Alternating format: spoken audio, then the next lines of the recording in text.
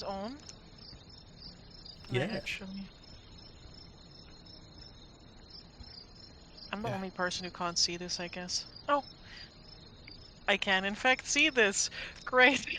Fantastic. Hello, In Amber. that hello, players and people. Hello. I don't actually know if Krypton's here yet. No, I am.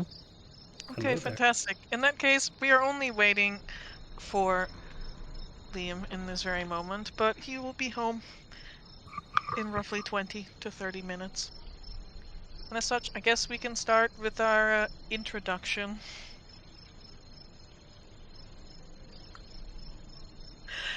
Normally what would go here is one of my players going over the recap, but I guess since this is the first time that we are actually doing this, I should probably do a little bit of talking about this game thus far. As this is not the first time that we are actually playing. We've been playing for roughly a year, and I think we're approaching a year and a half at this point. Yeah, something like And that. yeah, and my players have gone through quite a bit of trials and tribulations already.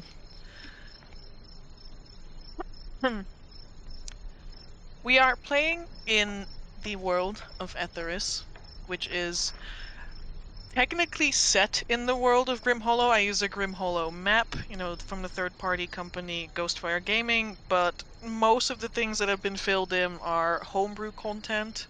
This is heavily modified 5e. I think my rule list is a little bit extensive and probably a very, very large mountain that might scare some people, but trust me, it all grew over a long time, so my players are sort of used to it.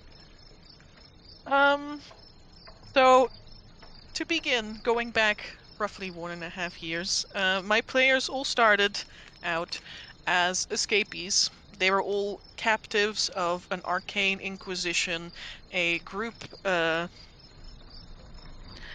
basically a group of people who hate magic. They hail from a country known as Castanella, which is a theocracy.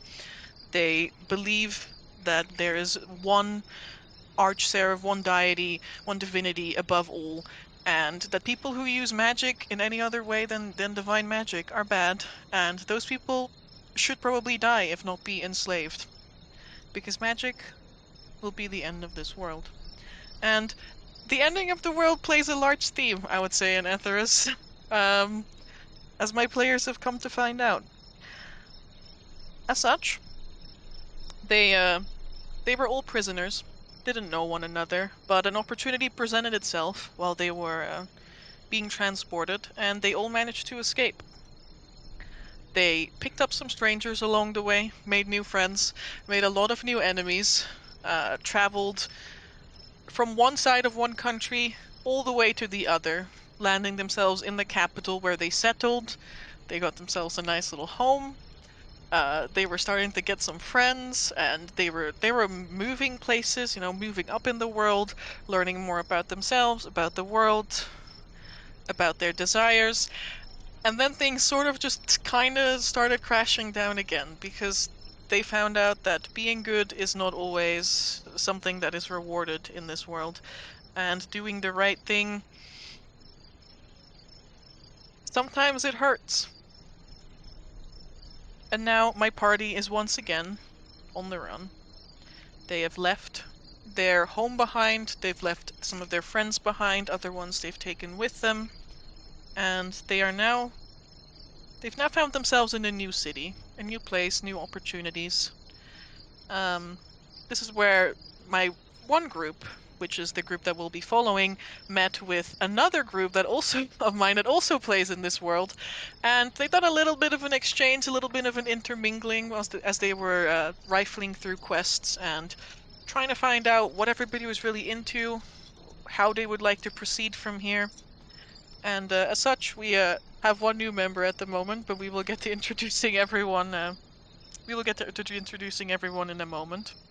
But this group, the Stargazers, will be delving down into the ruins called the Batramus Ruins of a huge mountain called the Black Claw Mountain, just a little bit south of the city that they are currently all staying in.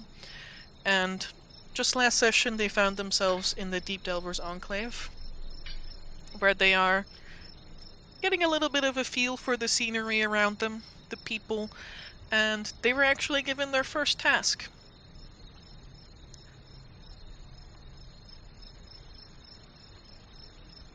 I think I'll begin with introducing people. Actually, I think I'll begin with letting people introduce themselves.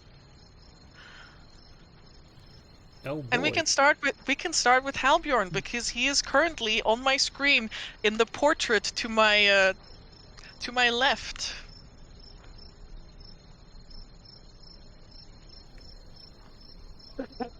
I do believe. There are some technical difficulties behind Halbjorn's player. So That's you, Zarius. You're fine. okay, I'm fine. I play Zarius Shalran. I am Mark, by the way. I will introduce me with my own name because if you've been on this channel before from other streams, you might know who I am.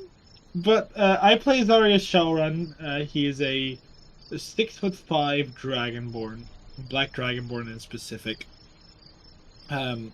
He is a primarily warlock, now finally also a druid, also a druid multiclass. I am very flustered for some reason, which I normally am never. It is Zarius has had a dark past, and he's trying to become a better person nowadays, and I think that is good enough for now.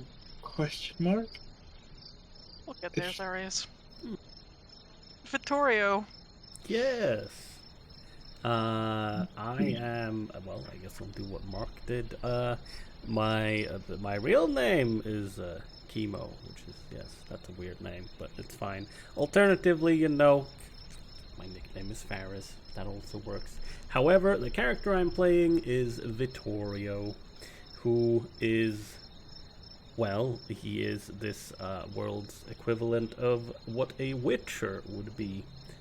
Namely, yes, we take young children and mutate them horribly. Maybe some of them turn out very good. He was in fact sold off to the Arcanist Inquisition, as Amber mentioned she mentioned the Arcanist Inquisition briefly.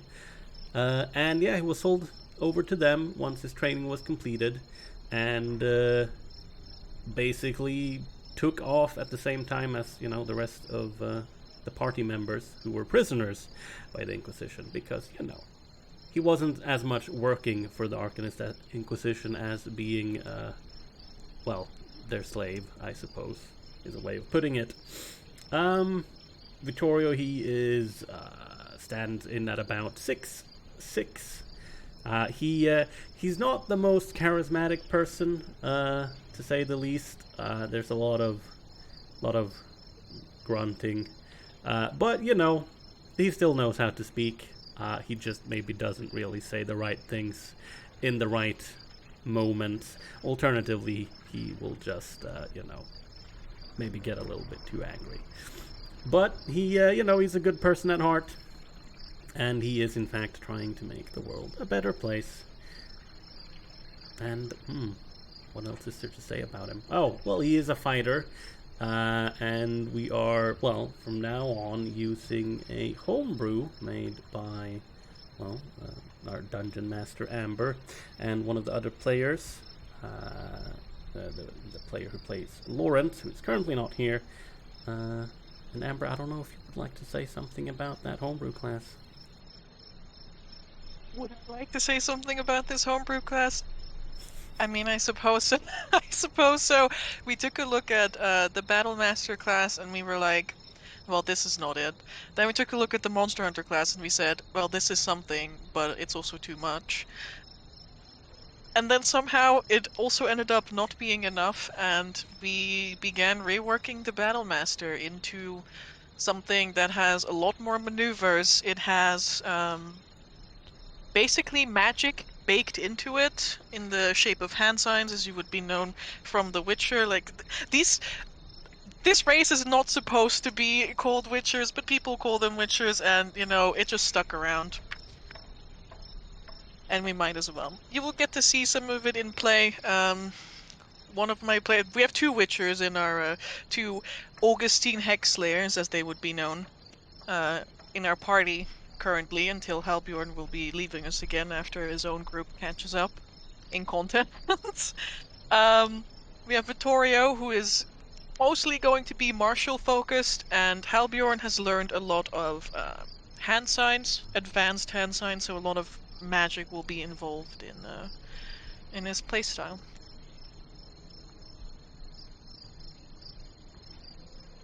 Now, Lawrence isn't here yet, but he can introduce himself later, so Halbjorn, we're just going to circle back around to you and hope this time that you're here. I am indeed here. And I suppose it is time to introduce myself. Correct. I play the character known as Halbjorn. Much like Vittorio, I am a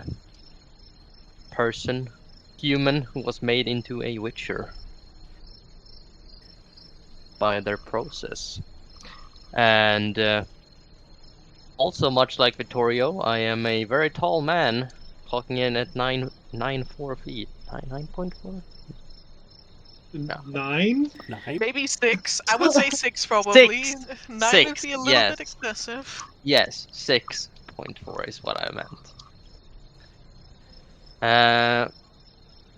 And he's very, what's it called? Musculous in English. First. Muscular? Yes. No, yeah? Yes, it's very very muscular, like Vittorio. Unlike Vittorio, he doesn't have the stats to back his looks up, so to speak. Oh. He's doing his best, and that's what matters. Being a good boy. Exactly. Can I also just quickly, I just realized that I find it very funny that at a solid 6'4", Hellborn is the second shortest in the group. Yes, Yeah, at well, until Yes. Tokas returns, the group has a much higher average height. Yeah, everybody in this group is super fucking tall. Excessively so, and you wonder why you are hunted. Wow, that's rude. Yeah. But he's a very muscular 6'4" human, or Witcher, I guess, with the long blonde hair, yeah, with a big bushy beard, the same color as his hair is, and he has blue eyes with the slit pupils, and a very, very large tattoo on his back, indicating the batch he was made in. Oh yeah, that's a fair point. I also have a tattoo on my back. Technically speaking, Halbjorn is older than Vittorio. I mean, What? not just technically, for all intents and purposes, on all levels, including physical, he is older than you. Yes. Wait, I also got a tattoo on my back. Vittorio is not so keen on showing people his tattoo. Sometimes he even forgets that he has it. What? You know what? It is literally in the first page of my notes, so don't be like that. Wasn't before, but that's okay. On that note, would you like to give a recap, Chemo, Yeah, sure. of the last session in Deepdelver's Enclave? Yeah. Hey, if you want, I can try and stretch it 15 minutes, but that's gonna be a hard sell. It's gonna be a very, very hard stretch, and I'm sort of wondering how you would do that, but at the same time, I don't think I want to know. That's okay. Well, last session, which Amber, if you would help me with, the actual session name and not this is what I call the session in my notes.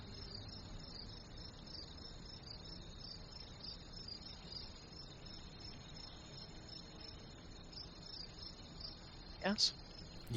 Yes, I was waiting for you to tell me what the last session Oh, was you want me to called. actually tell you what it's called? I Yes. mean, it's literally called Deepdelver's Enclave. It was the Okay. day that Was you this called? arrived. All right. Today's session is called Call of the Starsong Tower. There you go. But yes, last session, which was 55, the Deepdelver's Enclave, we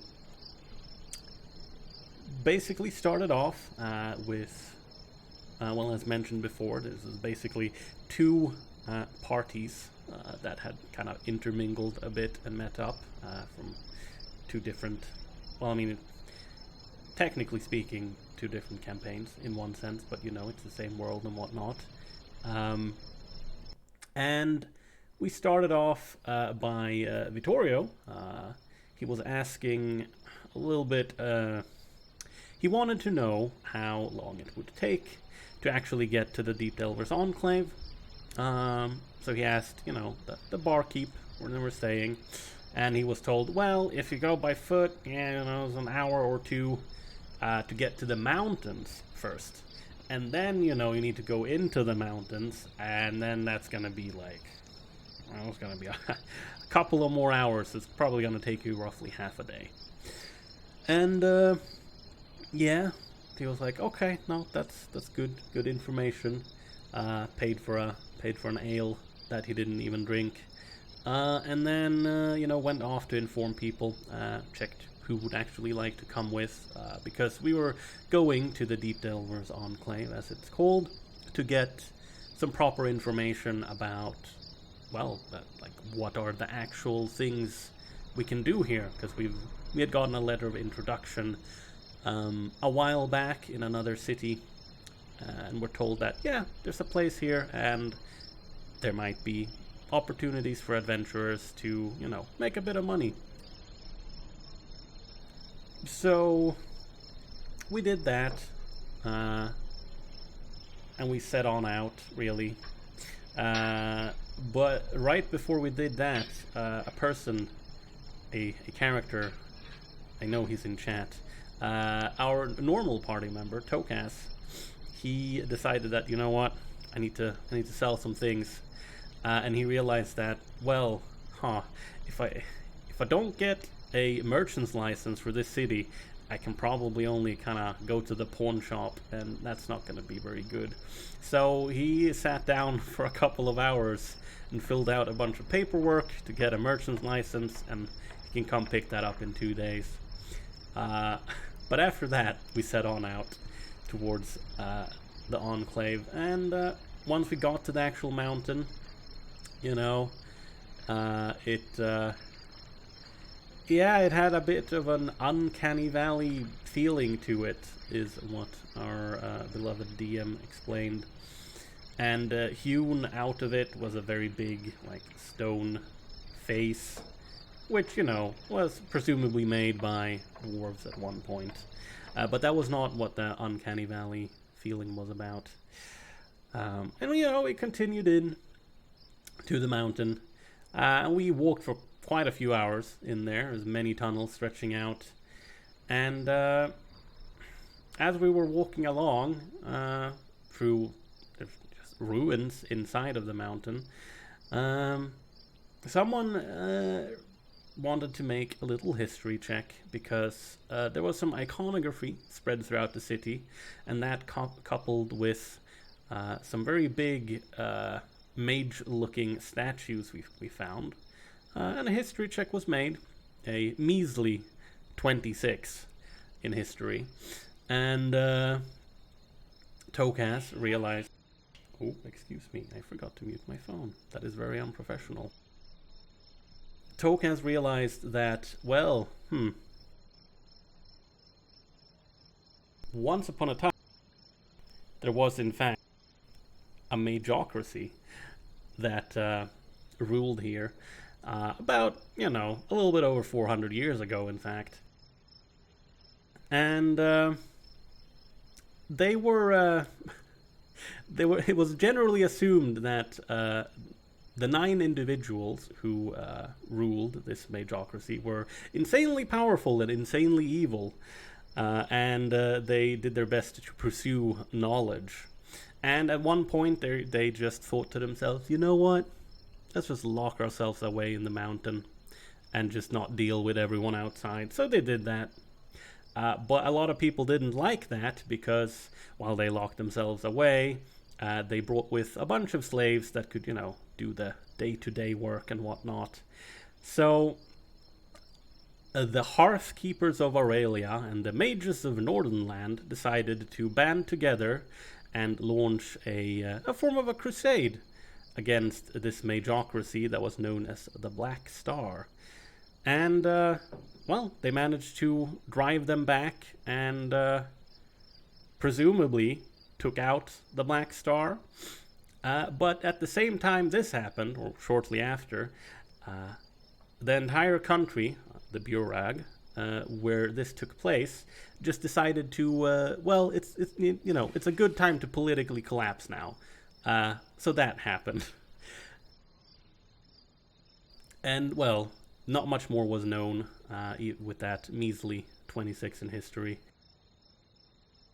And after that little revelation, we continued onwards, and we reached the Deepdelver's Enclave, as it can be seen, or should be able to be seen currently on stream. And something that was noticed immediately was that, it's a very big skeleton on top of one of the main buildings that caught the eye of, at the very least, Vittorio, which turned out to be, that's a very big bullet. We talked a little bit about what a bullet is and what it does, and then we decided to check up on, there was a man sitting close to that building, and asked if, is this the right place to go? If we would like some information about, what adventurers can do here. And of course it was, as we met Balon the Beardless, who is, now, after knowing, is indeed a beardless dwarf. I believe. Amber can correct me if I'm wrong. You are not wrong. I am not wrong. That is good. And he, he lost his beard in a little adventuring accident. It's very sad. Doesn't have any hair on his head either. He does, however, have a pipe with a nice beard on it, and a wooden staff that also has a beard on it. And we have a conversation with this Balon, and that was also a name that was mentioned when we got our introduction letter, or letter of introduction. And we converse with this man, and we basically give him the letter.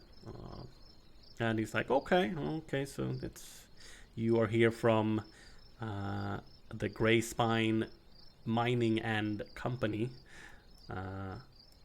to, deal with some of their things, because they are quite interested in a rare, very rare type of metal or mineral called Shadowsteel, which can be found here, but you can't really mine it because it is kind of indestructible, but you can, however, find shards of it every here and there, but very small amounts. And this particular material is used in very, very high level curses, which makes it a bit suspicious that they want it, but the country they are from do really like to curse people and are quite big on vengeance, so I suppose that makes sense.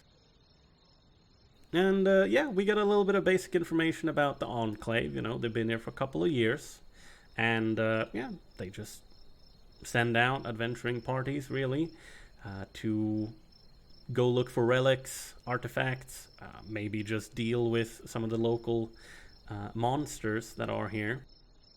And you can always go to the bazaar down here and try and sell off your finds, or findings. And every now and again, they actually have tasks that, specific tasks that needs to be done. And those, you can get paid for those, ranging from 25 GP to 200 GP per person.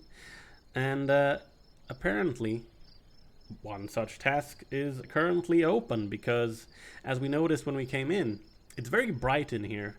And that's because there's a giant beam of light shining up from one of the ruins, making it effectively be daylight in this entire cavern.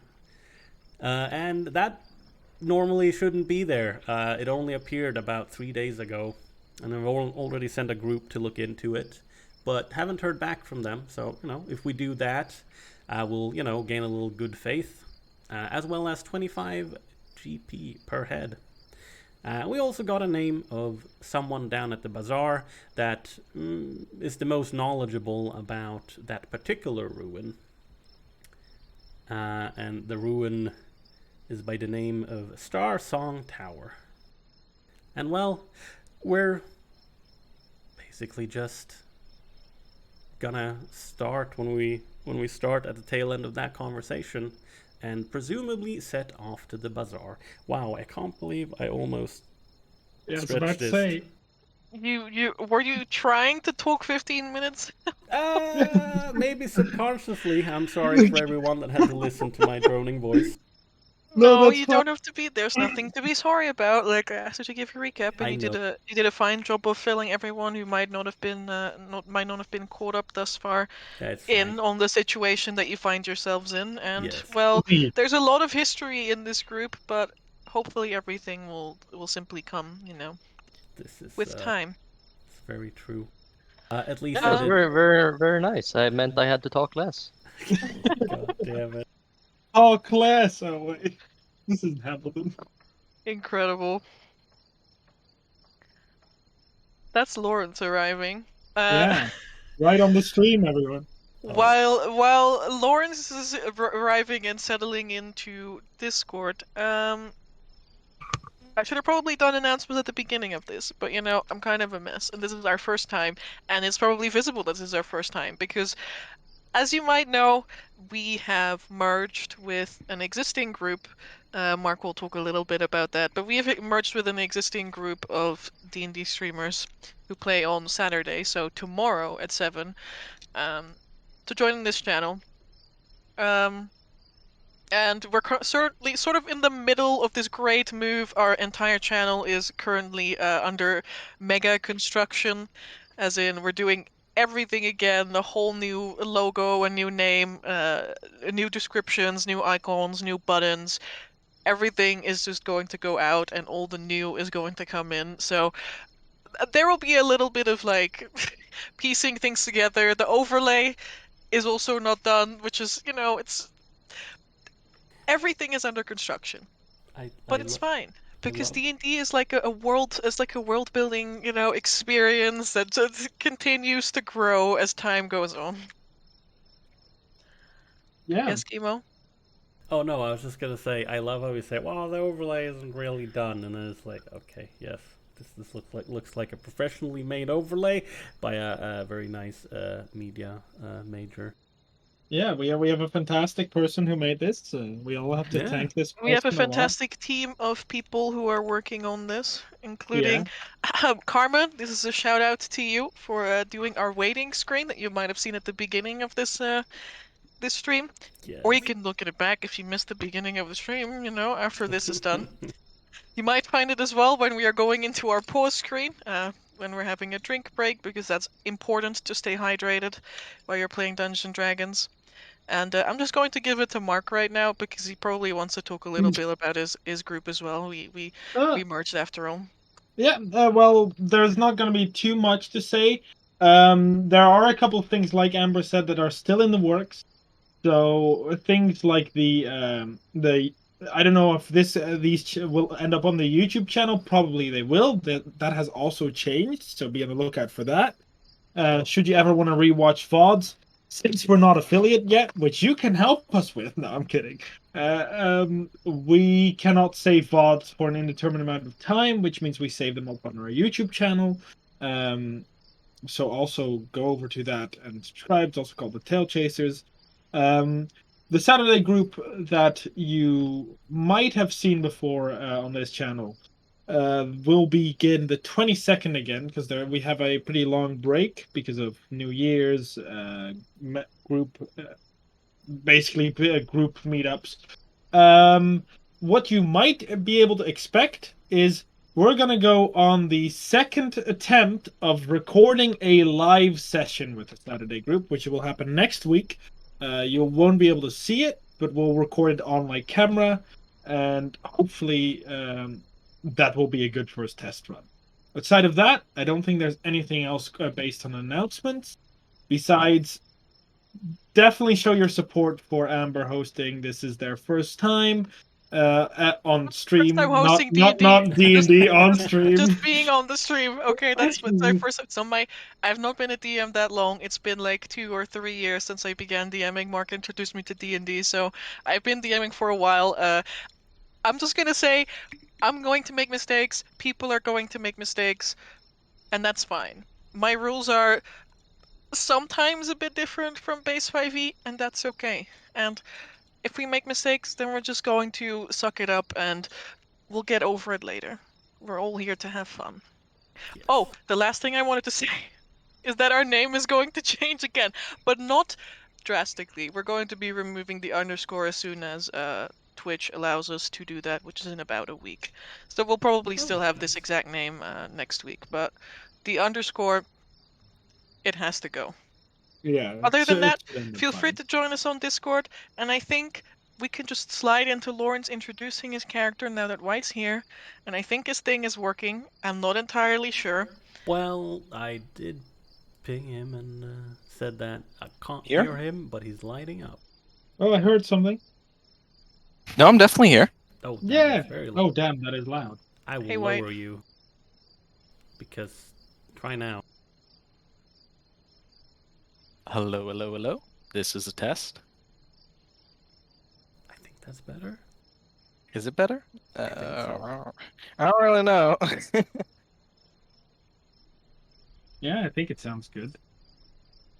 All right. Yeah, okay, sound is great now. Alright, thank you. Cool. Do you want secret lore or no secret lore introduction? Give an introduction that you want people to know without them everything about your character that they shouldn't know. Great. I've got a 40-minute lore presentation. So we're Already not going to do prepared. a 40-minute lore presentation, but you can do that tomorrow for PowerPoint night. Damn. If you insist. You're the DM after all. Mhm. Yeah, so Lawrence is how would we describe him? You can imagine him almost as monasteric. He has a very much an Athelstan kind of vibe. If you've watched the Amazon series Vikings, going for him, very much like wholly into the kind of like the calm, soft-spoken, priestly kind of vibe. He's young, male. He has kind of like dark. You can imagine more. Is Italian the right word I'm looking for, Amber, to describe Castanellan? I'd say Mediterranean, you know. Yeah, more Black tea. Mediterranean-y.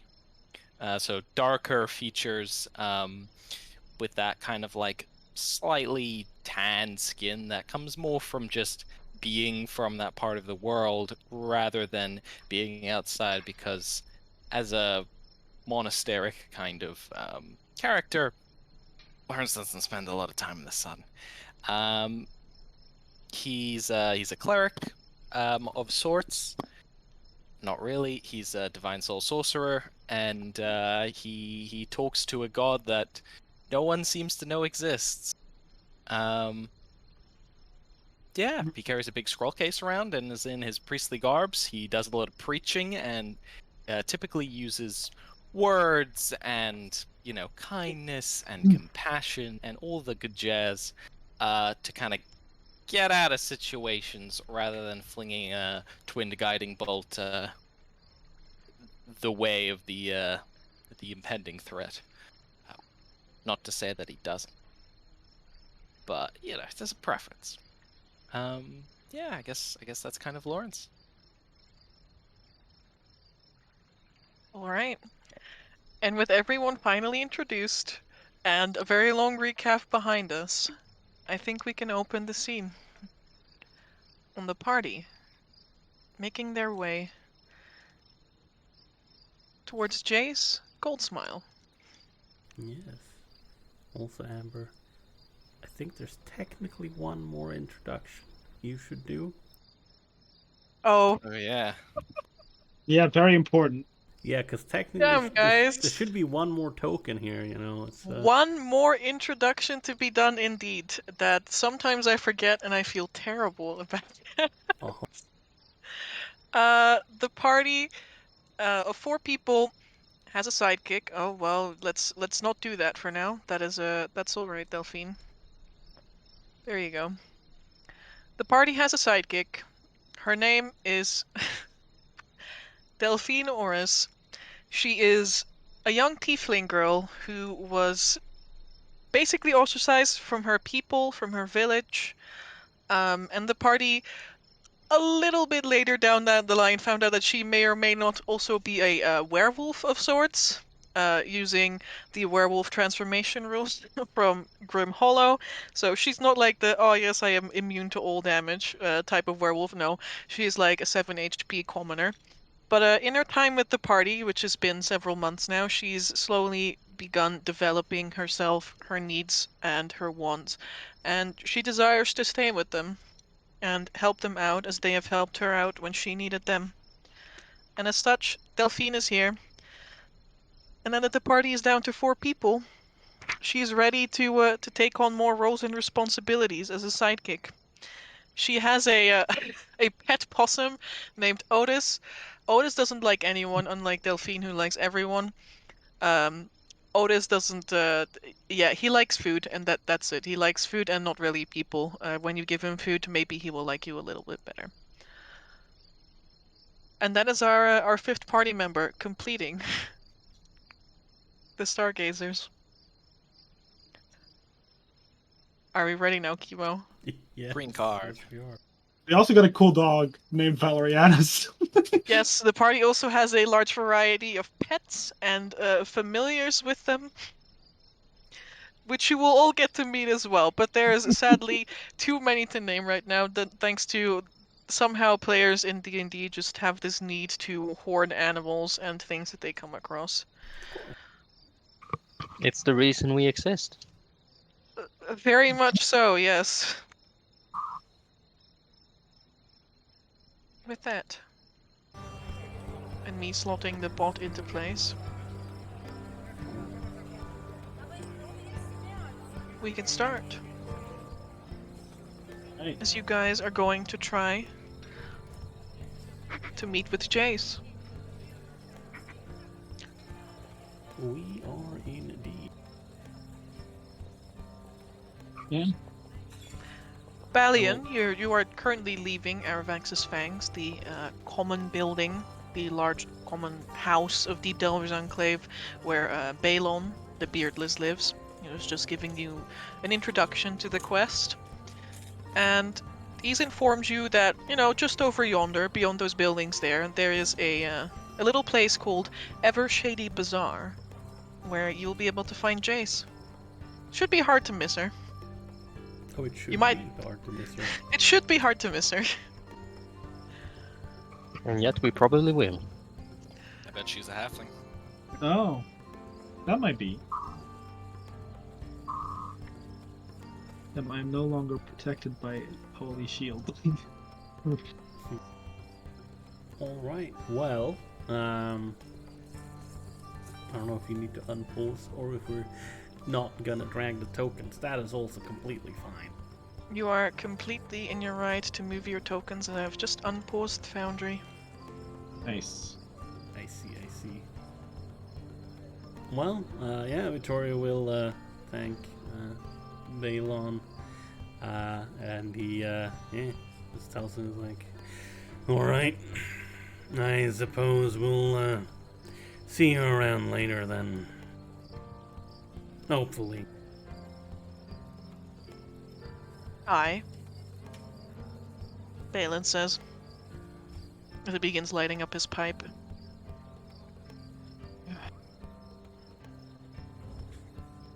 Till next time. Victoria looks over. Thank you at- for the words of wisdom.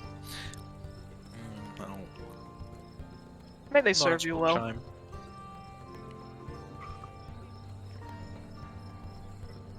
There's a number of buildings outside here.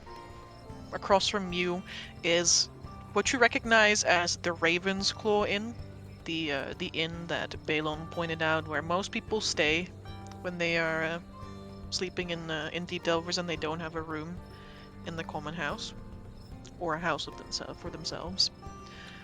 Next to the Raven's Claw Inn is the Lucky Lute, from which the cheerful music that you've heard pretty much since the moment you set foot in this humongous cavern seems to be constantly pouring forth.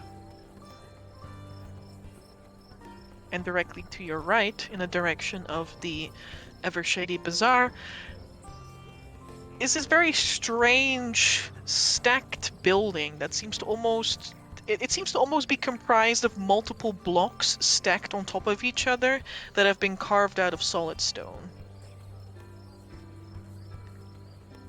It is labeled Audra's Library. Ooh, a Hmm. library. A strange place for a library, but maybe worth checking out. Yeah, I mean it is. But let's Well, focus you on the matter at hand first. Yeah, Yes. we can spend our free time later. Let's do what we need to Where do first. where exactly was where was Yace? You'd be able to find her at the Evershady Bazaar, which Balon has pointed out should be around there. In Alright. that direction we head off into. Yeah, I'll Let us go. You pass So- quite a few people at this moment in time, this time of the day. It would seem there's not only adults running around, moving from house to house or in and out of taverns and inns, but there's also children here. Some of them wear little mining hats, and others look like certified miniature adventurers. Oh, Thank God I'm not here with the Dreamlanders. They would have tried to kidnap one at this point. oh my God! What are the Dreamlanders up to? Every child they see, they think it's an orphan, so you know Yeah, they don't know better. They're all orphans. Literally, that we was taking care of this one child, right? His mother was hurt and she was healing, and they were like, "Well, we can just adopt the kid, right?" And I was like, "What? Why the fuck would we do that? She's literally alive and she's just healing, resting. Leave the kid alone for God's goodness sake." I wanted to ask, is Valerianus getting weird looks? Because this is one of the first times I'm walking with him through towns. Is he getting like weird looks at all? Some of the people like give like a look or two, but they don't seem to care. One child comes up to you and asks if they can pet your doggy. I'm gonna look at Valerianus. Valerianus, wizened in his age, gazes upon the child and knows that all the goodness in the world begins with the smallest pet, and so he will suffer through this, despite the fact that he is not a dog. Look at the child. Yes, but be gentle. Oh, they reach out reverently with this tiny nubby hand and gently stroke Valerianus. Incredibly, like feather soft hair. Say thank you to the dog. She looks at you and then at the dog. Thank you. They look at their hand that they just pet Valerianus with if they can still feel the hair. They touch it with their other finger. Okay, thank you. And then they run away. I smile. I smile a bit. Like you see Zarius melt a bit. Like his more depressing outlook fades a little bit as he smiles at the child and then stands back up. Valerianus lets out a dignified huff. Mhm. And he gets back on his 3 legs. Yeah, I will Hobbles keep after my. the party. I keep my walking speed so it matches Valerian's. Not that he has to hobble alone. You can have a leisurely stroll there. And you will soon reach, yes? Oh no, I was just gonna say some of the yes, you said some of the children they look like quote unquote geared up. Correct. Are they I guess like teenagers or younger? There is a couple that are teenagers, like, the ranging like around 16, 17 years old. Mhm. There's also a couple ones that are literally, they might not be 3, 4, or 5 years old. They might have even been born here, given how long the Enclave's been around. And they're walking around with I don't know, like what? They have these like little like leather like pants, and, like straps around them, pants with lots of pockets, little belts that have got pouches on them. Some of them have like the little miner hats. They have like swords, but they look kind of, non-functional. One of them has a miniature pickaxe. And another carries around a child-sized lantern. Most of Yeah. them are accompanied by adults. Yeah, okay. Well, Less. yeah, if they're accompanied by adults, I guess. But Victoria still again looks in the direction of some of the like really young ones that seem to have a quote unquote sword, and he like looks at them and frowns and like, well, can't say that fills me with confidence about this place, but I suppose we'll see.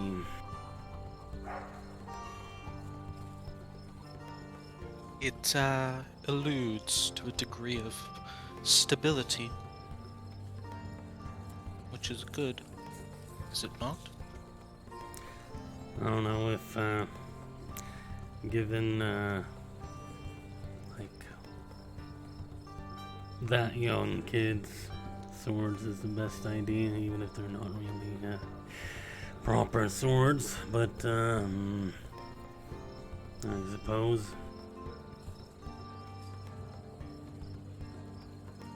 And yet, Delphine. Yes, but, the kid's a teenager. A little bit of a difference. Why?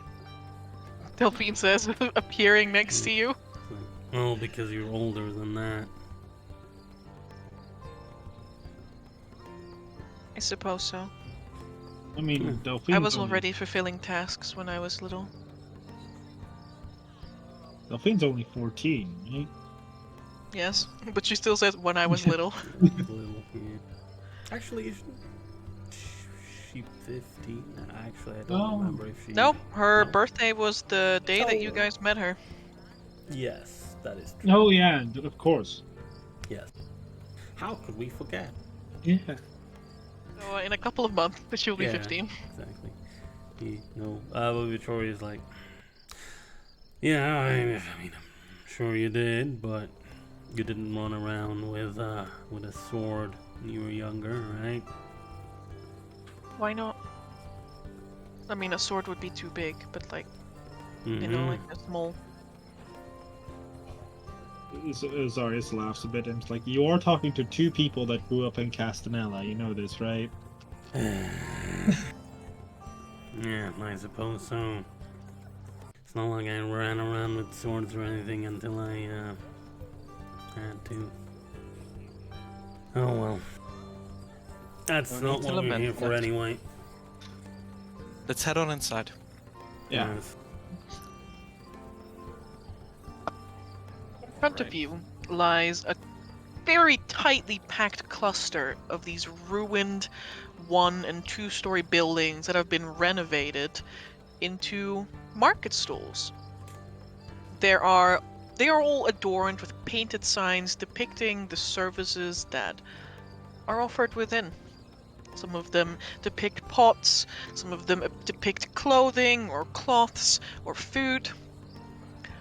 And you can see that out of the ground in the center of the street, almost in front of Halbjorn at this point, there's this huge black spire that thrusts up.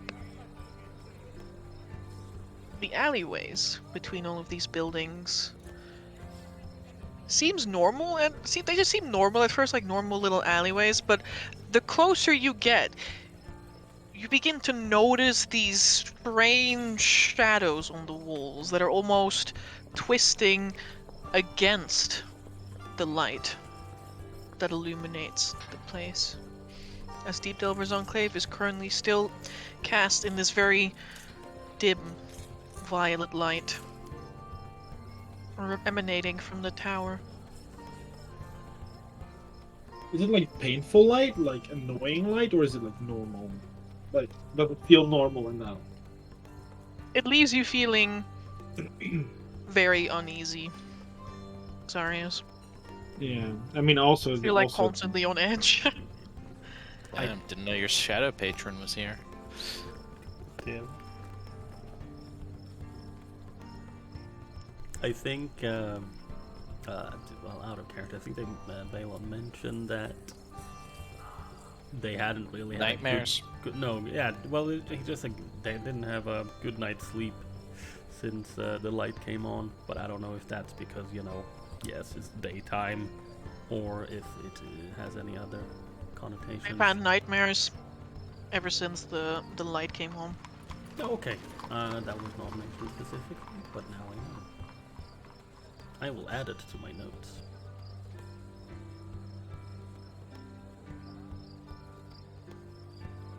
Alright. But yes, if we are outside of the marketplace, I do suppose we should look for a certain gold smile. Yeah. Hopefully they have a golden smile. You enter the bazaar, and there's only really narrow walkways that you can squeeze in between. But these walkways are defying the space that they take up. And you feel that from looking at the handful of buildings from the outside, there are far, far more alleyways in this bazaar than there should be. The shadows cast upon the walls twist and turn in odd directions, either with the light that you bring or with the light that the spire continually emanates. And you imagine that's probably how it got its name, the Evershady Bazaar. You continually see different shops and different stores, until at one point you run into a little store, half built out of the side of a broken building, with this colorfully painted sign that reads "Gold Smile Artifacts." Standing in front of the store, next to a little wooden counter, is a woman, a halfling, who wears her hair in these two very large ponytails that are almost as tall as she is herself. And she has this jeweler's loop that is fixed on one of her eyes. She's currently looking at a little... It looks a little bit like an oval, but with like little hands and a head sticking out of it. And she's studying it closely under her loop. How do you proceed? Call out to her. Jace? Would it be? I have posted her picture in the Ether's media dump. Oh, damn, she looks crazy. Damn, she's like Jinx if she was a Yordle. Oh my god, Let's see, can I? that's too accurate. He looks up from what she was doing. Gives a sniff. Says, "That be me. Yeah. Don't believe I've seen you around before. Are we gonna keep shouting at each other from across the alley, or Lawrence will shimmy closer. Albion follows behind them. Yeah. Mhm. I suppose that wouldn't be very polite now, would it? He says, only once he actually gets within, like, normal talking distance. He otherwise doesn't say anything. Certainly be strange. I put But, up We an are image these of parts. Jace You on get the used to street. it, you know, working with adventurers. Not all of them are very talkative. Or aware of social norms and conventions. Of course, Lawrence says, smiling as if she said something funny.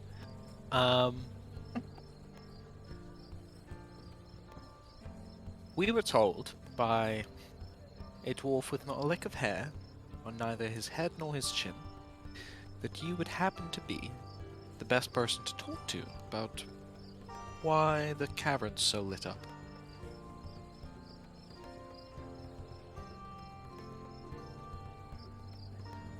You want to talk about the tower? A Most dwarf certainly. without it. You're talking about Balon? You can just call him Balon, you know? Very well, if that is what you are comfortable with. I think I would be comfortable with you using his name, yes. Yes. Balon it is. Oh, that is a fair point.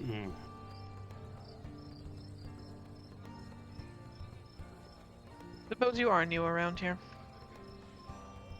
Mm-hmm. Clean as a whistle.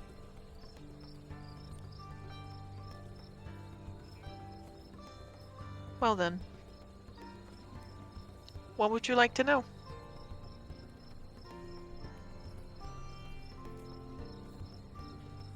Lawrence mouth opens, closes.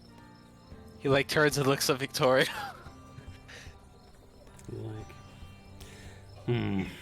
Well, you said the light came on, what, 3 days ago? That is correct. I would say roughly 2.5 days, maybe 3, you know, nights included. Mm-hmm. Anything... Well, I don't know. Anything like this happened before? Or anything in particular with the tower itself? You like raise her hands, does like a jazz hands, no, you know, like a denial sign. She's like, no. No. I don't actually. The tower has never, you know, lit up. I mean, from my research, I have concluded that it would have been centuries ago that this tower would have given up this beam of radiant light that, you know, would penetrate the great crystal above, she says, pointing up at the skies. It's in the ceiling, she says. I look up and squint. You squint through the darkness, but you can't. You see the beam of light disappear. It definitely hits the ceiling, but you don't see a crystal there. Okay, I was expecting it to say gullible, but you know. It does not say gullible on the ceiling. Only inner shop. Okay, good. The crystal's light, it would like wax and wane, and it would like mark the passage of the days, you know, so that people who are living inside the mountain would have like, you know, like a decent sleeping schedule, a biological clock, if you would call it that. It was actually super fascinating. But I believe that with the coming of the Shadowsteel here, and, you know, the subsequent destruction of the entire city, in the cavern, that the crystal may have just stopped working. Something, you know, may have broke it, maybe. But yeah, then you know, about 3 days ago, this unsettling violet light began pulsing from it, and yes, the people around here don't usually really go towards the tower. It's like when you go there, when you enter it, you can just feel this malign presence. It kind of gives me the heebie-jeebies, and it gives you awful nightmares if you stay there. But I suppose now that the light is shining, you get awful nightmares out here as well. So I guess that's just everywhere now. What kind of nightmares, if you don't mind me asking? Me personally, I have been these horrifying cyclopean nightmarescapes, just eyes and upon eyes upon eyes, even like in eyes inside of eyes, in ways that I had never even it makes me. I'm usually not a squeamish person, you know. I've done a lot of like delving and adventuring in my time, but something about it just makes me really uncomfortable. Eyes within eyes, within eyes, within eyes. Recursive eyes, she says, Recursive. tapping the sides of her head. Can I make a religion check to know perhaps if there's any kind of that kind of symbology rings a bell? Sure. Hmm. You may very well do so. Hey, you could make a religion out of this. I don't know if a history check could be made by someone else.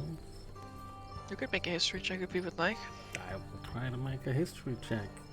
Let's I mean, see. all I know is Arkhona. I don't know what either is. I don't know Arkhona anymore. It's very sad. I forgot. Well, that's a 4.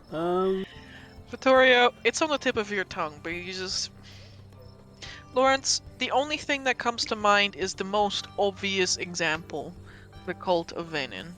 The archdemon of deceit. The great deceiver, the lord of lies, the dusk tongue, the hooded one, whose domain is illusion, lies, and insanity. I suppose Lawrence. having cyclopean nightmares could drive a person crazy. Lawrence was correct. You can make a religion out of this, but you shouldn't. Bad religion. Because religion bad. Correct. Religion bad. Lawrence Well, goes, like, huh, make a cult out of this. yeah. You know what? Cult bad too. Mm-hmm. Lawrence, after a brief, well, we'll look into it and hopefully not conduct insanity or see any eyes within eyes within eyes within eyes. Hopefully You're those eyes are only there when we hopeful sleep sleep. there, you know? Or, well, anywhere here at this point. I believe that has become my top priority. Good. Well, the side effects aside, anything else you could tell us about the ruins? Well, something that should be of note. I can talk about these ruins for hours. Would you like to know its history? Would you like to know its architect? Okay. Maybe not hours. Okay, maybe... I have a shop to run. Well, I can tell you about the ruins. I can tell you about Starsong's Tower. that would be appreciated. Hour first, though. He leans in conspiratorially. I would like to make a perception check to look around and see if anyone's watching us. Sure you may. I don't like conspiracies. Why don't you, like, look left and right? You notice Sus, man. that, like, a little bit off, like maybe 40, 50 feet, there is an onion-shaped tent Oh no. in the bazaar that was not there when you got here. I'm filled with fear and apprehension. Please don't be the Onion Knight. Is indeed an onion-shaped stool. Anyway, Jace, she leans in and she says, so each of the wizards, each member of the 9 built their own tower, their own stronghold inside these ruins. And Starsong Tower is none other than Waverlin Starsong's sanctum.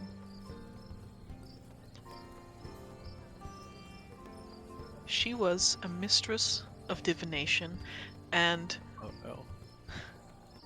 I believe, I've had many discussions, but I believe not everybody believes me, but I believe that this was a beacon.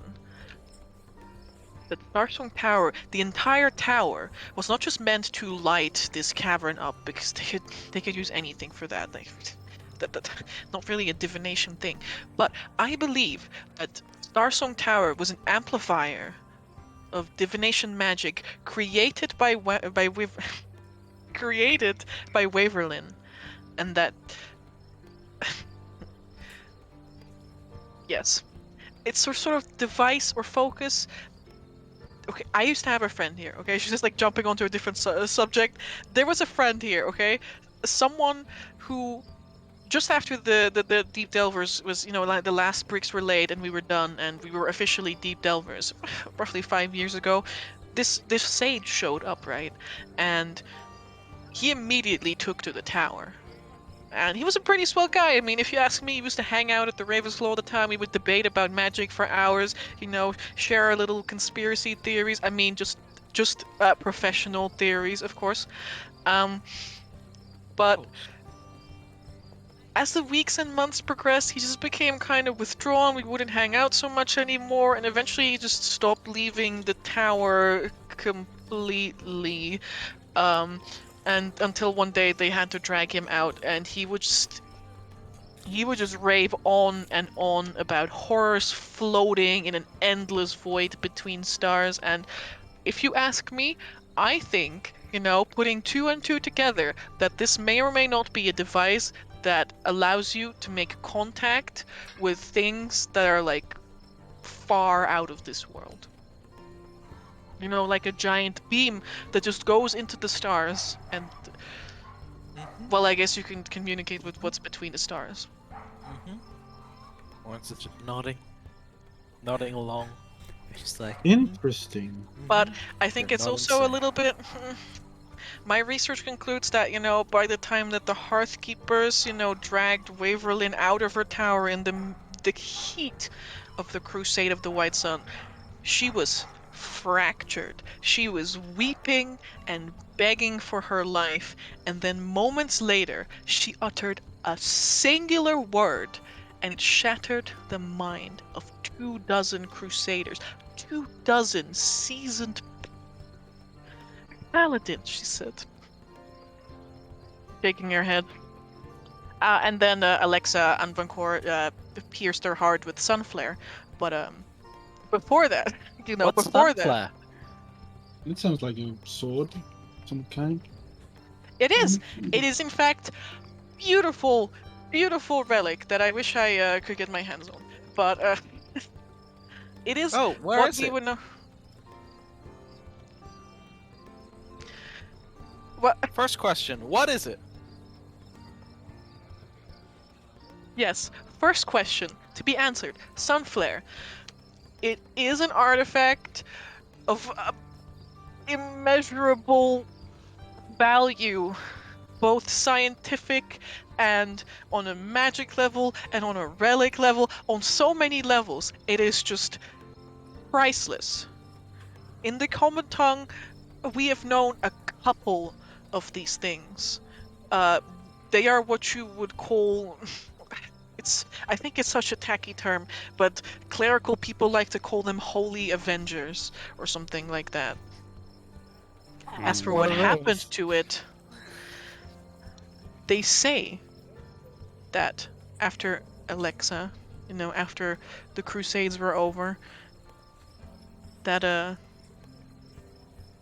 after the Crusades were over and God's knows what happened to the rest of the White Sun after the whole Birag started going to hot hell after the assassination.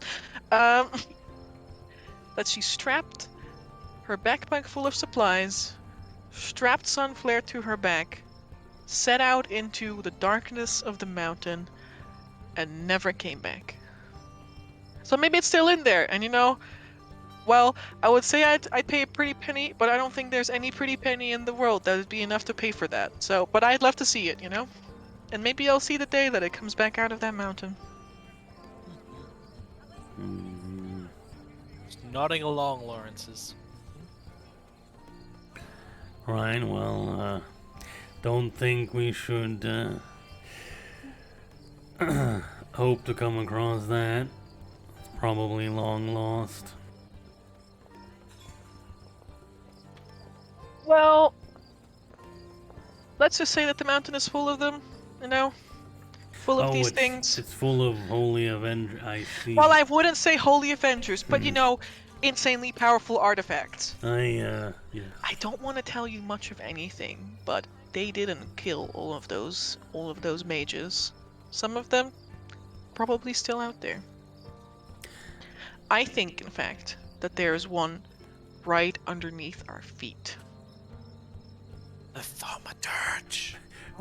Victoria just kind of squints at this lady.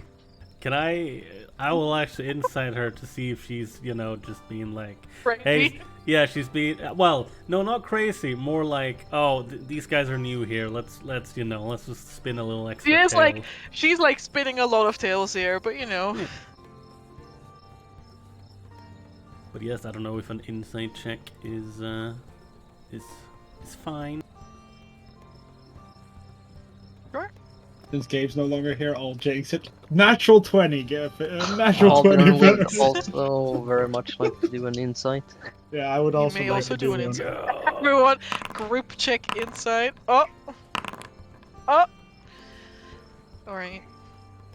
Oh, are we doing a group insight check? Well, Gazing don't mind if I do. upon Jay. Jesus Christ! Guys, What got the a plus fuck? 7. Gazing plus, upon Jace, what you can infer is that she's clearly very passionate about this subject. And she may be getting a little bit carried away in it, in her theories or in her tale spinning. 100%. But she's clearly very passionate about the subject, and she's clearly also very knowledgeable about the subject. Victoria's like, right, well, I swear it, she says, like, after you all, like, give her, like, a suspicious look. It says, okay, if you go out of the bazaar, right, and then take a right, there's a river that flows through from the mushroom caves. It goes into a hole. We call it the drop, right?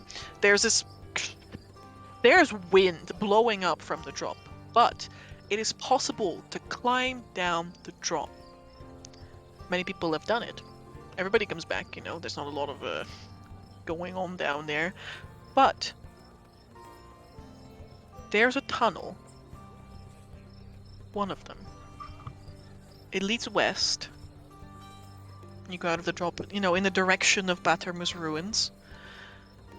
And it ends at this very large black iron door, which has been decorated with these images of undead knights and wizards. And I believe that it is the vault of the Lich, Yolon of the Void. And nobody can tell me anything otherwise. Until one day they crack it open and then a Lich comes out. But until that time... YOLO of the Void? YOLO. I'll type it in the chat. Yes, that's My exactly man. it. She said the Lich, Yolon of the Void. oh wow, I got the name right. Yolon of the Void. Yolon. I would like to, after we finish this engagement, look up this vault on our maps of the ruins. But like on the DL, On the down. Yeah, On the down low. there might be a mention. We should definitely do that. Remind me when you are done here. As Anyway, you wanted to go to Starsong Tower. We're getting into like a lot of here, but like this mountain is so big, like I could literally sit here for years and we would still not be done talking about it. Any advice before we go there? Because we're going to go there pretty soon. There's 3 ways in. You can go through the front door.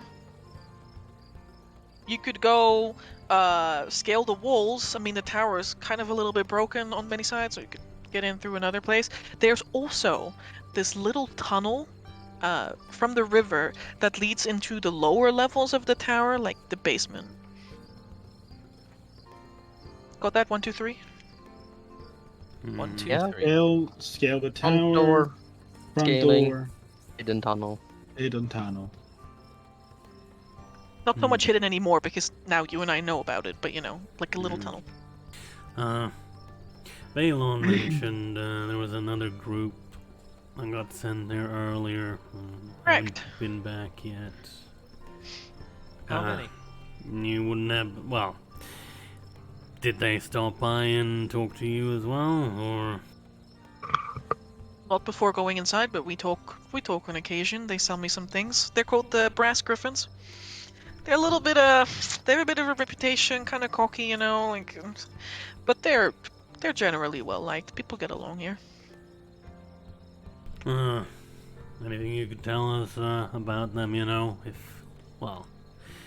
you run into them, or if for whatever reason we run into remains, which would be unfortunate, but yes, would be good to know what we are looking for if we see them. I could identify them. Oh, you want to know? Okay, I understand. We will provide you with a description of the people, which I believe there is one woman, and I think the rest are 3 men. The woman is a dwarf. The men are 1 dwarf and 2 humans. 1 dwarf and 2 humans. Yes. Oh, no, And another dwarf, but female. I typed Yes. dwarf. 2 dwarfs, 2 dwarves, 2 humans, 1 female. Dwarf. Yes.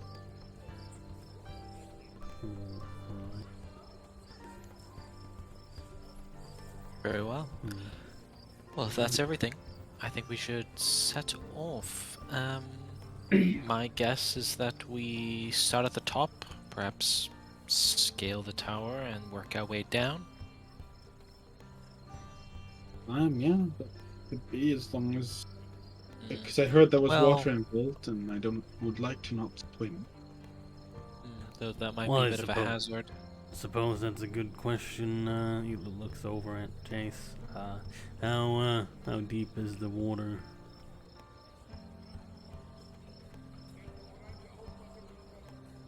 Say it's not too bad.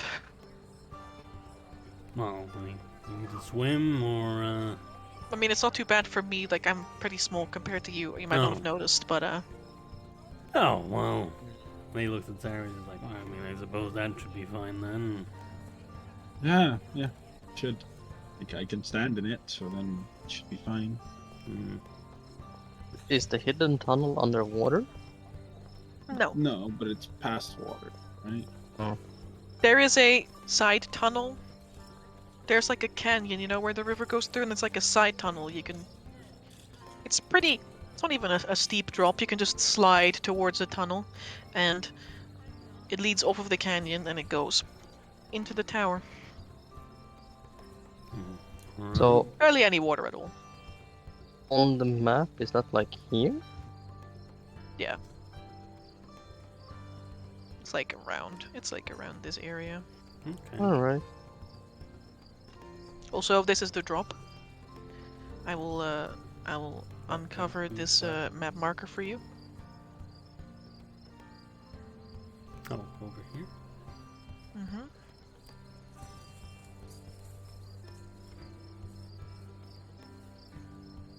Frantically searches for map marker. Don't worry, I'm like uncovering it. I was just making since you picked up the rumor, I was just making the rumor not invisible. Ho ho. You should have observer status now on the drop, and then also on the Ever Shady Bazaar. Ah, that's the drop. Oh, yeah.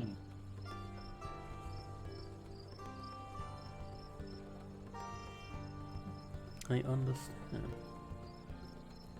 So nobody technically owns that building, right? That we're going into. Nope. It is considered a ruin.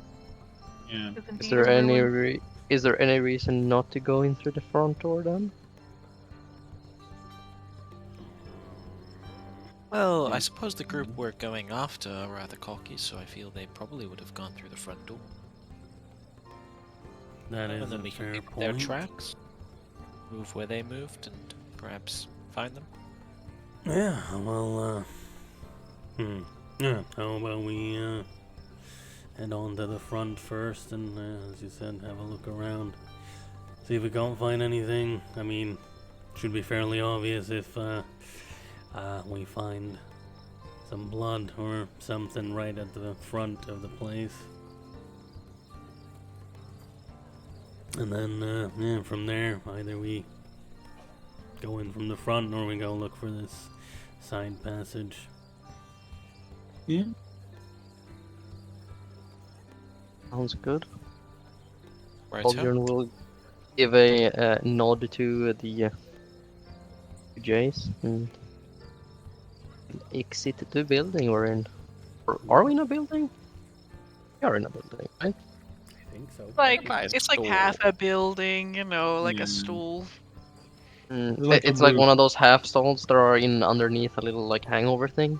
Yeah, it's like what you can imagine is that it's like the three walls of a house, and the front of it is like open, and she built like a stall into the front. Oberon will just give her a nod and he'll say thanks for the info. Yeah, For exiting No and problem. waiting at the road for his party. yeah. Before he gives her a nod as well. Suppose we'll,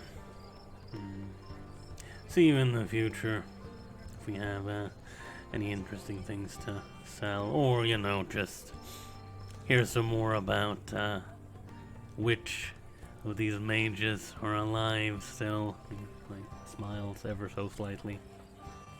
I'm always here to talk more about all the wizards that I believe are still. Well, until then, Jace. Until then. I have a question, Amber. Mm-hmm. Has she noticed either clemency or darkness at the moment? Because she doesn't own like an artifact shop. yeah, Maybe that's she would have seen those two. Which That's a fair point. You've not made a note of them. okay. They're worthless. You're trash! You guys are pretty tall, though. Yeah. If you have a shield and a sword strapped to your back, she might not even be able to see into to the ankle. Yeah. Absolute halfling moment. Is fair. Alright. Well, Why? How tall is your character? Lawrence is not very tall at all. I think he's might be like 5'6".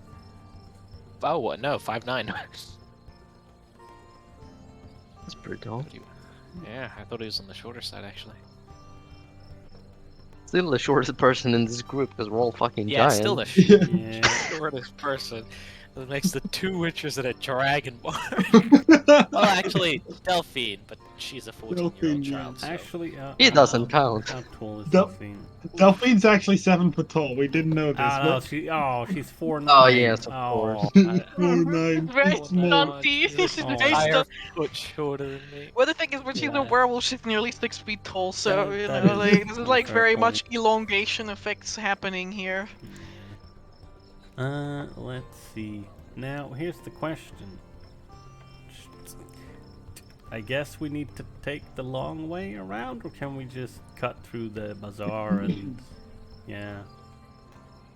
If you would like, you can cut through the bazaar. Alright. This is a... Like video games, Faris, these buildings do not block our way. this is a very fair... Yeah, we actually just have no clip on, we just That's to be. No clip at all. Alright. Making your way up. Oh. Change the track real quick.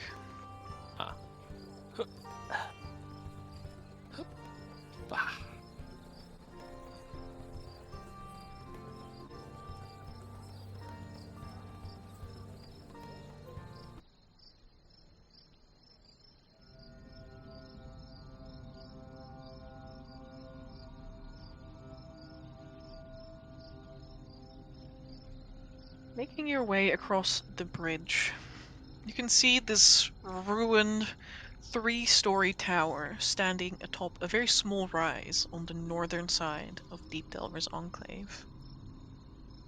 Carvings of sinister hooded figures decorate the corner of the tower's square walls, and halfway up one side, those walls have cracked and fallen away, leaving the tower's uppermost floor exposed. There's a large stone door that leads to the tower's first floor. And in front of you, where you just passed by, a river of clear blue water is channeled through the canyon. The beam of wavering violet light shoots up from the top of the tower, and as you're getting closer, you can indeed see that it's striking this humongous crystal that has been embedded in the cavern ceiling high above, which causes it to pulse in this unsettling violet light. Can I do a big squint at it? Try to see if I can see anything else? Now that we're at like a better angle, or would I need to move maybe up the top of the tower? Would you like to look at the crystal or the tower? The crystal. I understand. You might be able to get a better look at it from the tower, but it's still several hundreds of feet up in the air.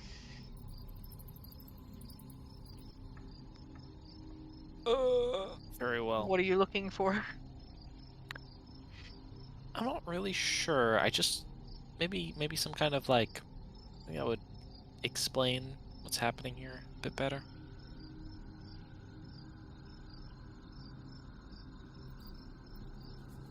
I was gonna say, oh, you want to make a logic test? Yes. This is not the game we're playing. I'd like It's to a make very a different toughness You logic can make a test. perception check, yeah? Okay, great.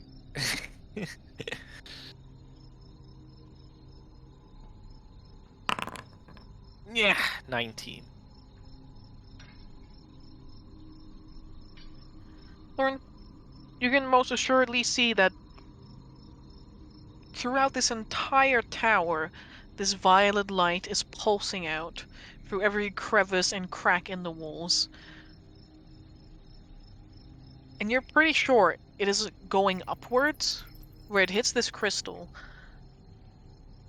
And you're not really sure what it's supposed to do beyond that, because it just simply seems to pulse up there, forming almost like a strange refracted disco ball. But it's only violet light. Well, violet is the color of the bad magic. As we all know, magic bad. So Ah, yes, magic bad. Magic bad. magic bad, Everybody nods wisely. Mm-hmm. Magic's very bad. Well, unsanctioned no, magic bad.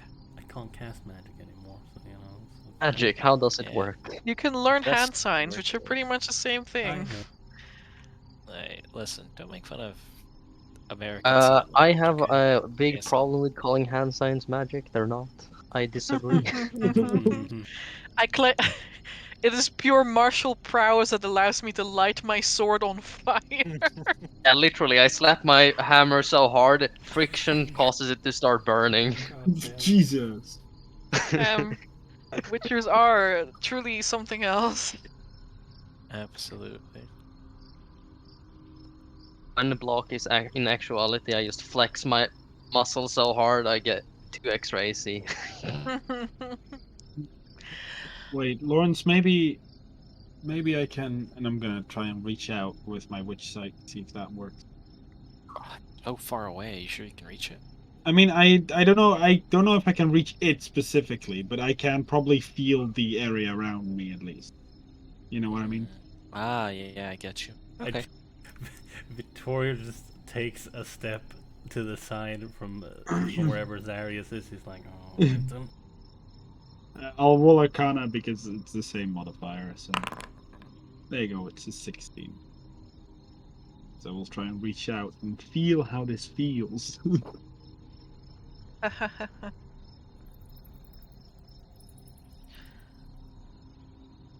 Zaris, you reach out through the weave, slowly expanding beyond your own being and beyond, blocking out your allies around you to focus on the area in front of you.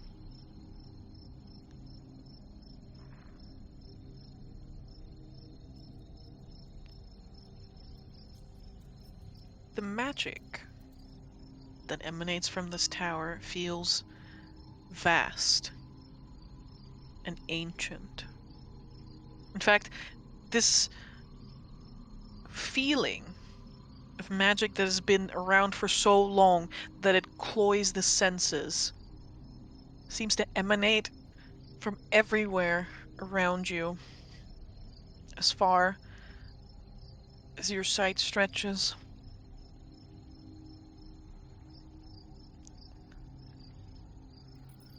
There's This something is strange and otherworldly about this beam that you can only really feel because a part of it is like certainly within the building itself, and you can feel that pulsing, like this. I don't want to call it a cataclysmic storm, but you can definitely feel the magic pulsing in this very strange, erratic pattern just on the edge of your witch sight. it's ancient erratic magic pulsating through the building like chaos. It's it does not feel very good. Oh yeah, no, that sounds fucking fantastic. It's at least not. It's better than Ostoya. I assume, right, Amber? I pretty much assume this feels better than Ostoya.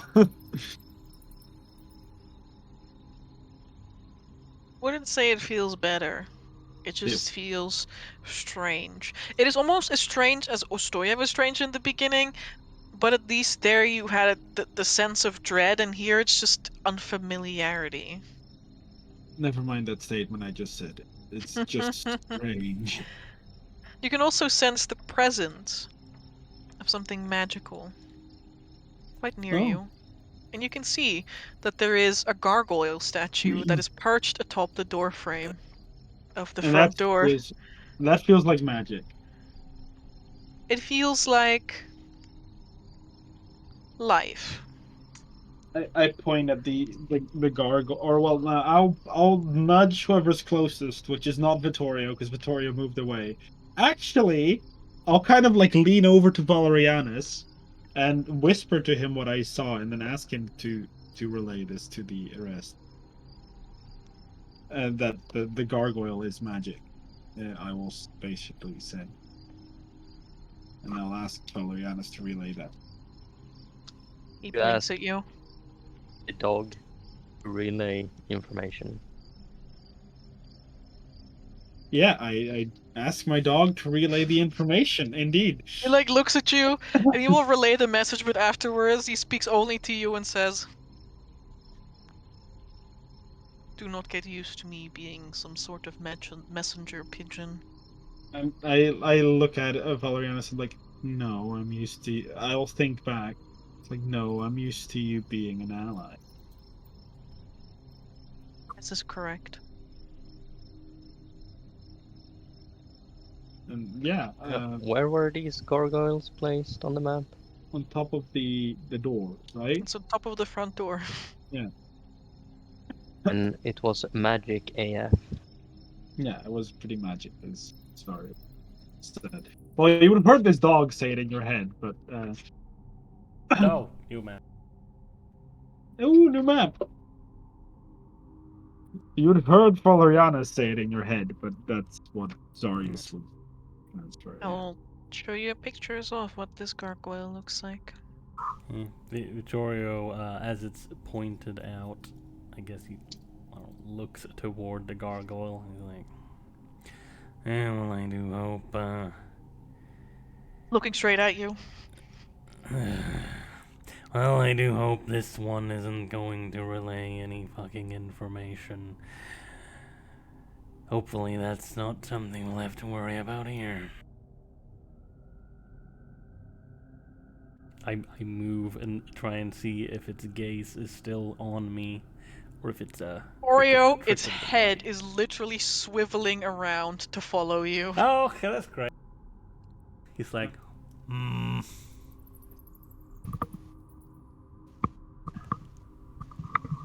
maybe, yeah, let's look around for some tracks and then, let's, go somewhere else, maybe. He says, while not breaking eye contact with this gargoyle. I think it might be a good idea, yeah. Alright. Yeah, Victoria looks at Halbjorn and he's like, well, let's put our heads together and see what we can find.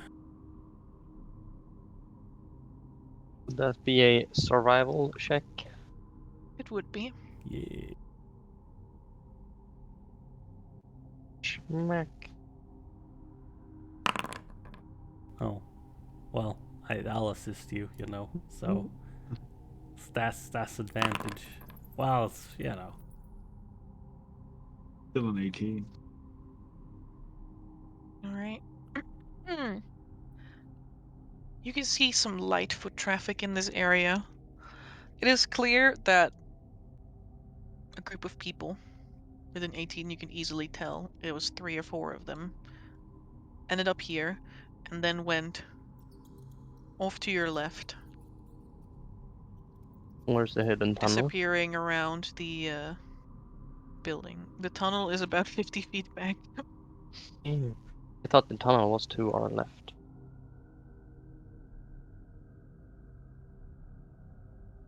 Oh wait, the tunnel was to the left of the bridge underneath us, right? Yes, Maybe which we'll is walk- back. actually follow the tracks, I guess. See where they lead. The tracks will lead all the way around the building to the side where you can see that there's been like, you know, like they've stomped around in a circle a little bit, and you can see climbing gear, or at least the remains of climbing gear, hanging off the side of the building and reaching all the way to the top. Well, I'll just gesture towards the climbing gear and say, well, it looks like they climbed up. Might have seen the gargoyle like we did and went magic bad, yo. Decided to take this way instead. Yeah. Oh, I that's wouldn't good have idea. qualified such a thing either way. So. Can't say, it's a good sign that the climbing gear is still here, though. Well, I mean, I assume they're still inside the building since they haven't come back and this is still on here. I mean, that's what I mean.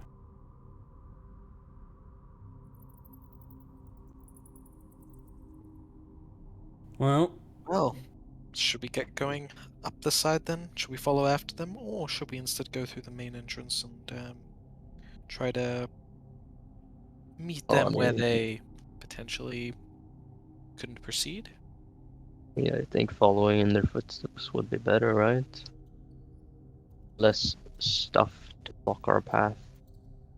So they would already have cleared it out. That is true.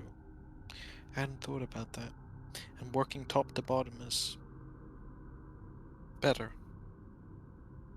Yeah, Huh. Let's go up then. right. I suppose we'll go up then.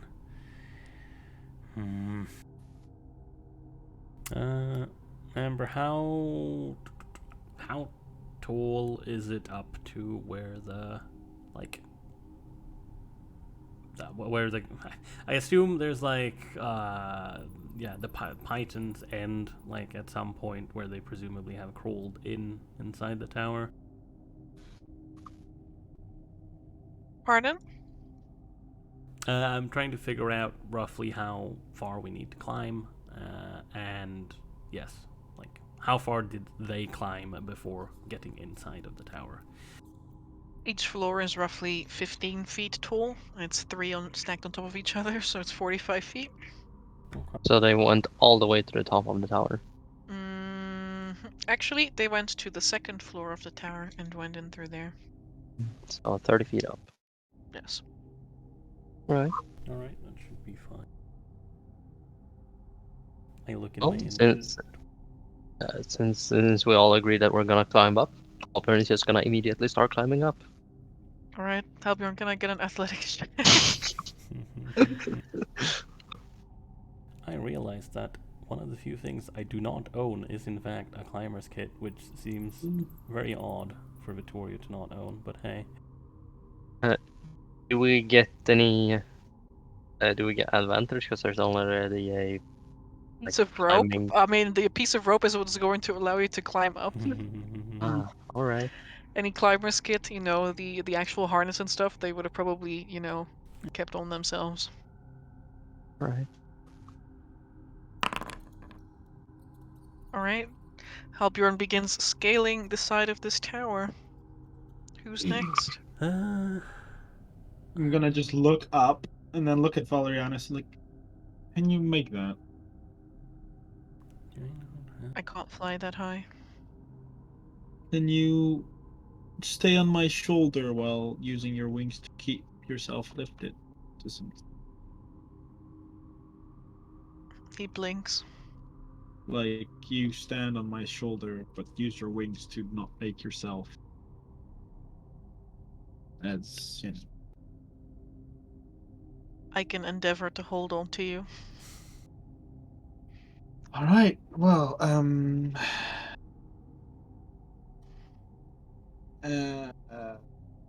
let's try it. I'm not too physically capable, but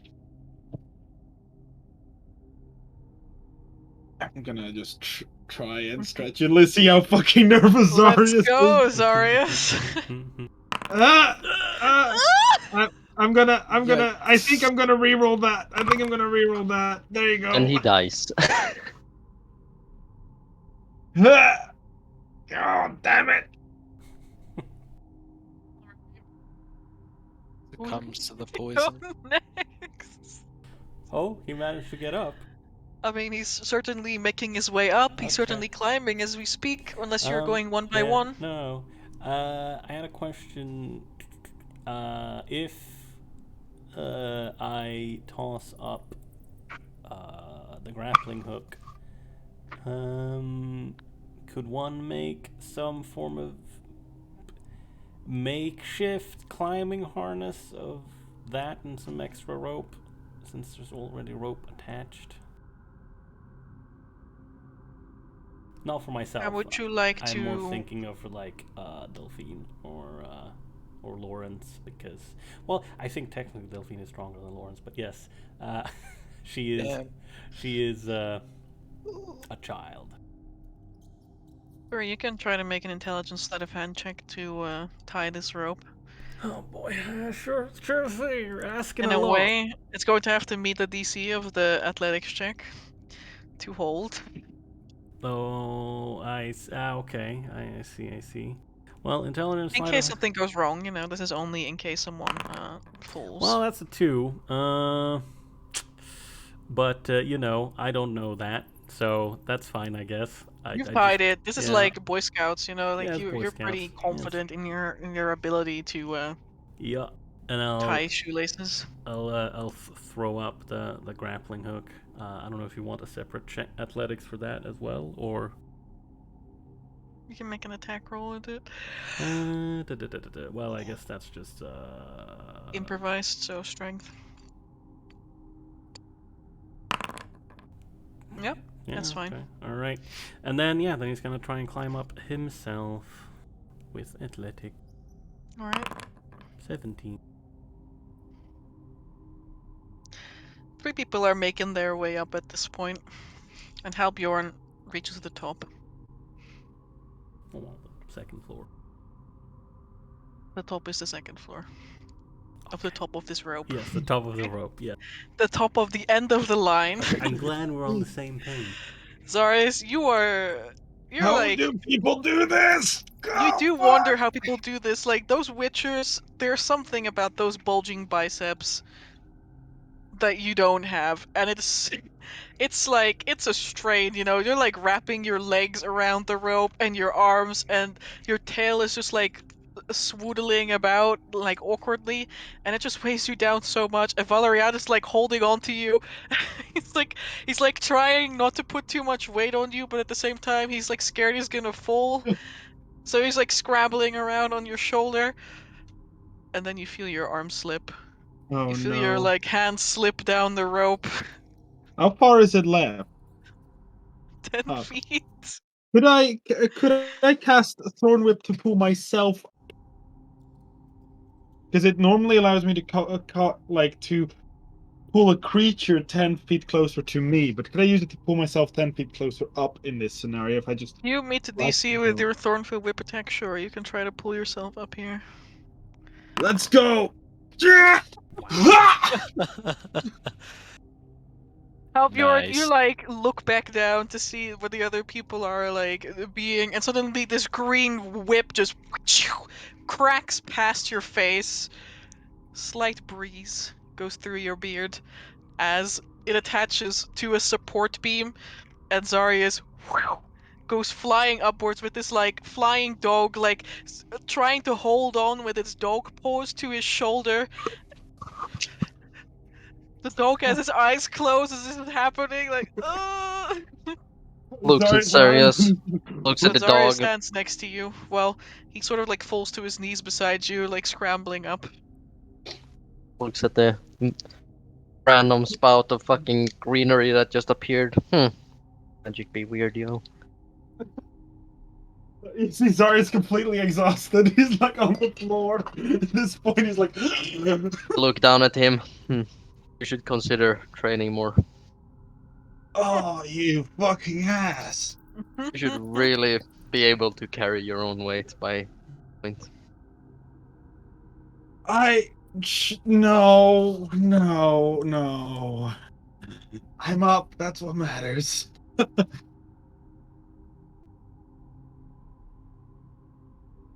Oh boy.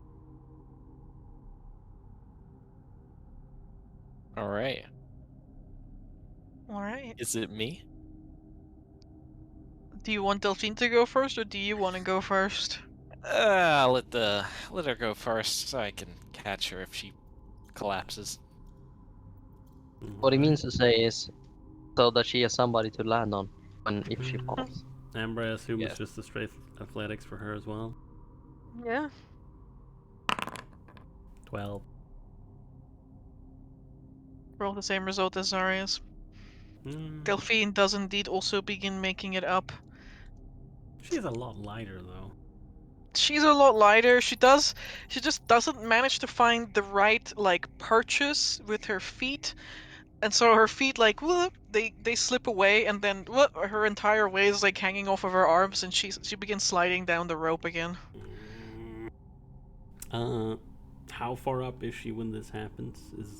Can Victoria like try and extend a hand down? See how far she makes it up.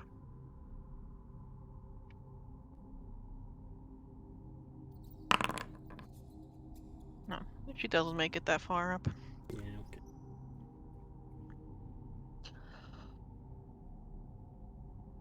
Lawrence, catch her with your body. I Why don't you got see them. Delphine climbing, and then she comes down again after like climbing almost 10 feet. Slides down the rope. I ask her if she's okay. Yeah, I'm sorry. It's all right. He says as he pulls out his healer's kit, takes out some bandages and like wraps them around her fingers so she doesn't, her like hand, so she has like some more grip and doesn't get rope burn. She fucking slides back down again. Lawrence is like, this might help you, as he casts guidance as well. Now try again. Once more. Remember? Yes. Seeing, her fall down and then while Lawrence is doing his thing. Could I take out my own rope and lower it down to them so that she can like tie it around her waist or something? And then I can pull her up as she is holding the first rope to like just help her along. Sure. Lawrence, do you let Delphine tie the rope, or are you going to tie the rope? I'll let her do it. Alright. Delphine's gonna tie the rope around herself. Incredible. Delphine, the absolute giga brain, ties the rope around herself. She Wait, thinks it's a Amber. pretty good knot. She made an ability check. She has guidance. God damn it. So anyway, she ties the rope around herself. Oh, can you make an athletics to pull Delphine up? Uh-huh. Delphine, let's go! Let's go. Oh no, Delphine! Come on, Delphine. Let's go. Jesus Christ. So what's going to happen is that this time Delphine is going to be She's got to be what? pulled up. Okay. She makes it further this time with some help. And then there's catastrophic failure. God fuck damn. As her terribly loosely tied knot, which is literally just a ribbon, it comes undone, and Delphine falls. Now, My cat. here's the important question. How far up is she this time, and can I try and Wait. grab her? Do you have 10 feet of reach? I mean... I'm pretty tall. Nice mean, try, in- Witcher. In a way, I do, but also that's not what I'm gonna do to this poor girl. Yeah, I don't think One with her. Thorn Whistling is a good choice. No. Lawrence, you want to try catch Delphine? I'll catch her. I don't think I have anything else that would... Let's go, Lawrence. Albin just looks over the edge, seeing her fall. Like, pulls up the rope as she is falling. He's like, no. Whatever. Whatever, man. Ugh. He'll pull Kids. up the rope as she's falling, and then while they're doing their thing, he's gonna tie his own like loop thing that she can just put underneath her arms when on the third try, I guess. Oh boy. What am I Lawrence, can you making, make me some athletics? sort of check to catch her? What would you like to roll? Ooh. I mean, like, maybe A maybe dex save to get there fast, a strength save to not get Yeah. knocked over on your dex ass. save to kind of like react quickly and just be like, Alright, let's go. huh. Alright. You react quickly the moment you see Delphine begin falling down the side of this thing for a second time. Reaching out with your arms, she crashes into you. You both take 4 points of bludgeoning damage. I'm dead, guys. That's me. She's knocked on her ass. And so are you. They don't complain so much. You're not Siren. That is true. Dead Siren pissed. will always be dead.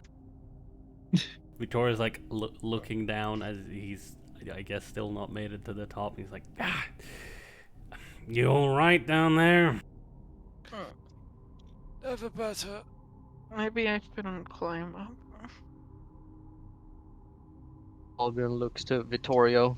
You should really teach your child to climb a better. I'm gonna just take a step back. It's gonna have a Witcher fight. Oh, right, no. right now. Victoria's got looks up as he's continuing to climb. He's like, well, she is normally quite good at all kinds of things necessary. I've slipped in my time as well. Lawrence, she will help you up. Of course. Yeah. She's like, I don't "Oh, want to maybe I climb should-" anymore. How Amber, about we both climb together, and I'll be with you right there until you get back through that window. Okay. How does that sound? Delphine stands there looking at her like bandaged up rope burned fingers and her scraped knees. Oh, actually, I don't know. I don't like this. Okay. I have to put a hand on her shoulder like the father Can we go she another way? Is there no other clearly way? there are other ways, but this is the best way. We've got to go this way so we can help people, and I know that's something you, like me, I'm not very much going the careful. best way. I believe in you. And you know what? I believe in the you that believes in yourself. So really, we can't lose. Go on, third time's the try. I'm going to twin guidance the two of us, and we're gonna go up this rope together. Delphine has tears in her eyes from embarrassment.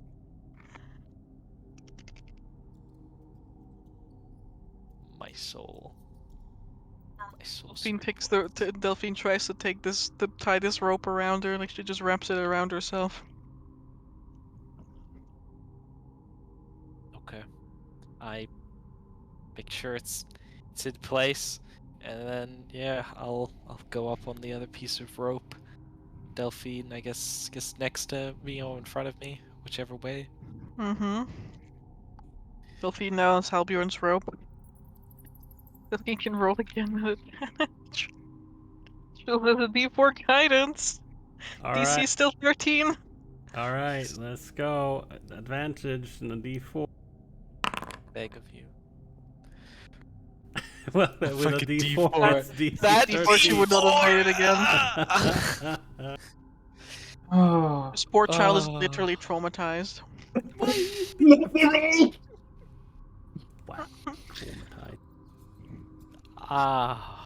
From rope climbing. I was traumatized when I was in high school as well, doing gym class and climbing ropes. I hated that. Poor Right. Delphine. I'm still surprised that Vitor didn't own a climber's kit. I don't know why he has a bunch of other necessary stuff, but no, not a climber's kit.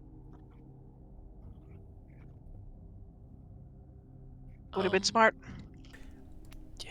Yeah. I'm gonna. Oh, I know why. Because it's 25 GP, and I probably never felt the need to get it because we were doing a lot of climbing and we were poor for quite some Because time. it was expensive. Yeah. And then you were rich. I will Alright. definitely Lawrence, can you make your check? believe in the heart of the cards. I always believe in myself, even when there's no reason to. God damn it. Guys, our biggest enemy is this fucking wall. That's just. I'm really gonna use my fate on this. I might just die of embarrassment. Amber, Yes. I use my fate. Let's go. Fucking LeMayo. Amber sitting here like, oh, well, No! it's too bad they're using all of their fates already. Well, I guess. Well, sometimes you gotta fade up. Alright, Lawrence, you're about to give in. Sometimes God But is sometimes, good. sometimes Castor just reaches out through that connection, that warmth within your chest, and he helps you be competent. Damn. And you make it up. I imagine my head canon is that yes, Castor, the Lawrence just hears is like, no, this is how you do it, champ. My Lawrence's little punk bicep champ. bulges, Yeah. and it's just like, ah, yes, so this is the arm of a space marine. Pulls myself up. Whichever you want you together. Oh wow, Oh that no, is don't some want to put another Halbjorn. that's some wacky light. I'm looking for another person. Is everyone here? Yes. I think so. Yeah, I think Well, we are. Valerianus as well. Valerian is right Yeah, here. he's right Yeah, here. there, I He's didn't like, see him. he's like hanging in there. Yeah. So He's those of you who are already up on the second floor, you can turn around and you can see that time has certainly not been kind to this tower's second floor. Collapsed walls reveal ruined bedchambers and storage rooms. There's this cracked stone staircase in the northwestern corner just behind you that extends to the floor above. And in the southeast corner of the floor, the ceiling, both the floor and the ceiling have collapsed, exposing the floor above and the floor below. There's this circular hole in the center of the room that matches the one in the ceiling, and the violet light beams up floor to ceiling through this place.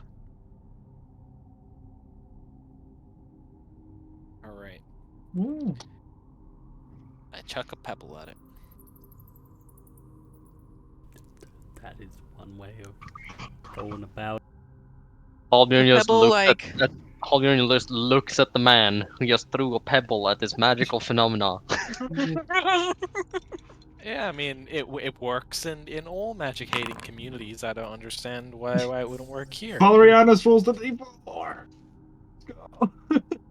Lords, you throw the pebble into the beam, and it like shimmers as it like impacts, and then almost as quickly, it immediately bounces back with a lot of force, and comes right for you. Oh no. I'm gonna look around. Should I sense it?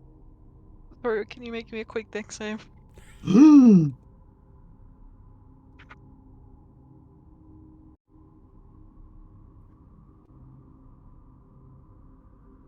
Suspense. I assume it was A quick one. a quick Yeah, a quick one. deck save. A quick Really one. quick. You're Yeah, not really being quick enough. If you don't succeed yourself at the deck save, your character also fails. Oh, Says me. For clarification, Amber, was this Lawrence that was doing Vittorio. Vittorio? I did not hear my name very well. That's alright. Yeah, I was like, who's supposed to roll this? Well, You? that's a 6. I don't know. Do I have anything I can add on this? No, I don't think so. Not anymore. Actually, I don't think I had that before either. I could re-roll, but I don't know if I would like to do so. I was gonna hit you like a truck. You You're know, gonna get isekai'd really hard. it's fine. Nice. Vittorio, he's like he was He's like standing there. yeah. He was in the motions of like as we all came up and whatnot. He was just about to turn to Halbjorn and be like, well, let's look for, and then, well, whatever this is happens. You turn to Halbjorn, and the rock that Lawrence lobs like in an arch over your shoulder comes pelting back, and it hits you in the face He's like, ah. with a magical impact, dealing 3 force damage to your cheek. Yeah, he's like, It then clatters to the floor. It's like a Uh, bad magic missile. that My was eyes had been following the stone since Lawrence threw it. I just looked at Mhm. him throwing it, went there, went into Victoria. I'm like, I'll look back to Lawrence and go, and that's why you don't randomly poke magic. do you guys? That's a very good point Halbjorn has there, Lawrence. I can. My apologies. I can do a ritual to detect magic. Well, I mean, it's pretty obviously magic, but Might tell us a bit more, like what yes, type. it might. And in the meantime, me and Halbjorn can look for any physical tracks. See, maybe they went down or up or, well, wherever they went off to.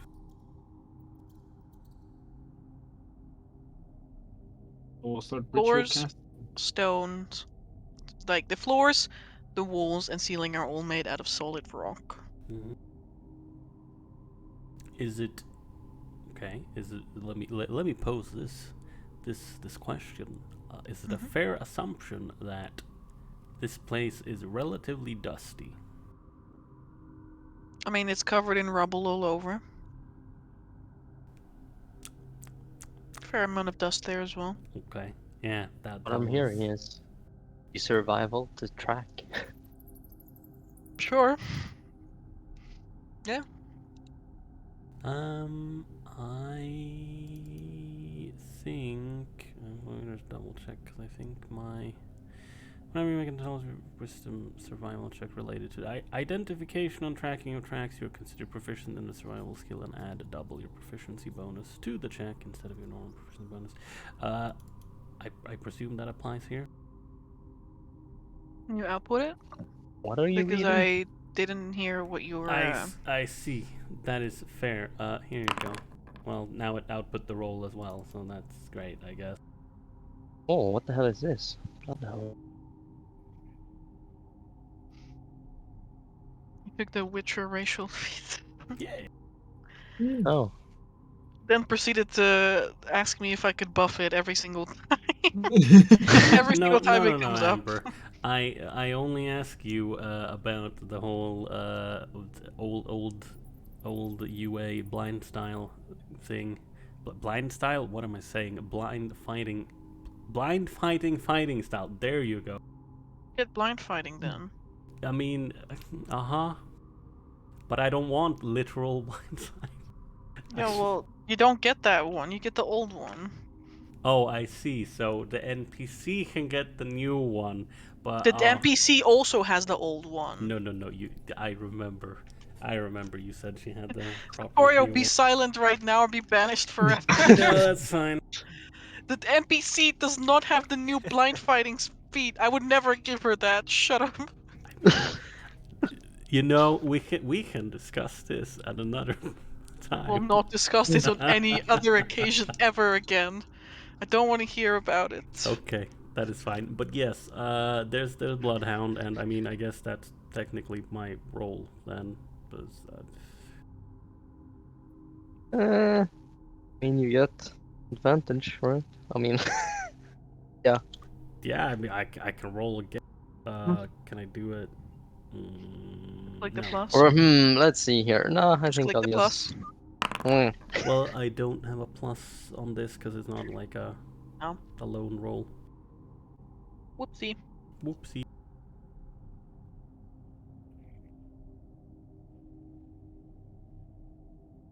In that case, you can clearly see that through the rubble there is this set of tracks. Not quite tracks, almost like someone like shuffled or moved through at like rapid speeds, as there's a lot of dust and grime and rubble that has been tracked going from the right side of the room to the left side behind you.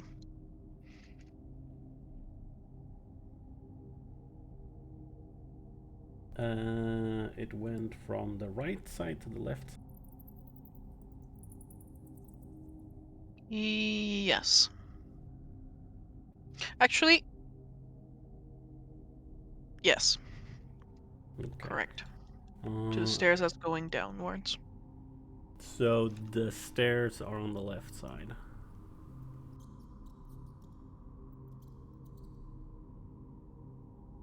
Mm-hmm. Okay. And there was no tracks specifically visible from, like where we came in. No, I mean, there's just a whole bunch of tracks there now from you guys standing on top. Well, I mean, of course. A lot of shuffling in this area, especially after you just got bonked in the head with a rock. Yeah. How did that happen? Hard to tell. Okay. Yeah, I mean, I am let people know, and I imagine that Halbjorn with his 17 also probably finds most of that. Yep. Okay. And there's like, well, don't think they went up. Might have gone down to the left. Well, I suppose we could have a little bit more of a look around here while Zarius tries to concentrate. Yeah. Amber. So While Yes. while Zarius is doing his ritual, can I do my own ritual, as I'd like to cast Prayer of Healing? What ritual does Zarius want to cast? Detect magic. Alright. Sure, you can do your own ritual. Cool. And as part of that ritual, I would like to sip from the sippy cup of goodness. Oh no! Alright. Is this the time where it's like? Lawrence loses all language, Yeah, I yes. was about to say that. Yes, you can only fucking speak Celestial. Go, you drink from you bring your bobble, your unique item, Pyrene, to your face, and take a sippy. Big sippy. Let's see what we get. Just slap out Prayer of Healing so I can mark off the spell slot. And then roll the number 3. Yes! Oh. Lauren learns a celestial language but cannot speak it. Oh my Language. god. I already know. We should Okay. certainly change his language, but there's At- no other language that is fitting for Pyrene. I mean, that's fair. This is fair. At least it's not. Yes, it's not number 5, so it's fine. That is true. number 5. Also, speaking of prayer of healing, Amber, would you like to enlighten the, well, not listeners, the viewers of? I will enlighten everyone to the fact that healing works different in my game. I have buffed most, if not all, of the healing spells to give a lot more healing than they normally would, with the trade-off that healing spells that don't use an action, so bonus action healing or healing over time, don't actually heal people, they instead stabilize them. But any action healing heals for a lot.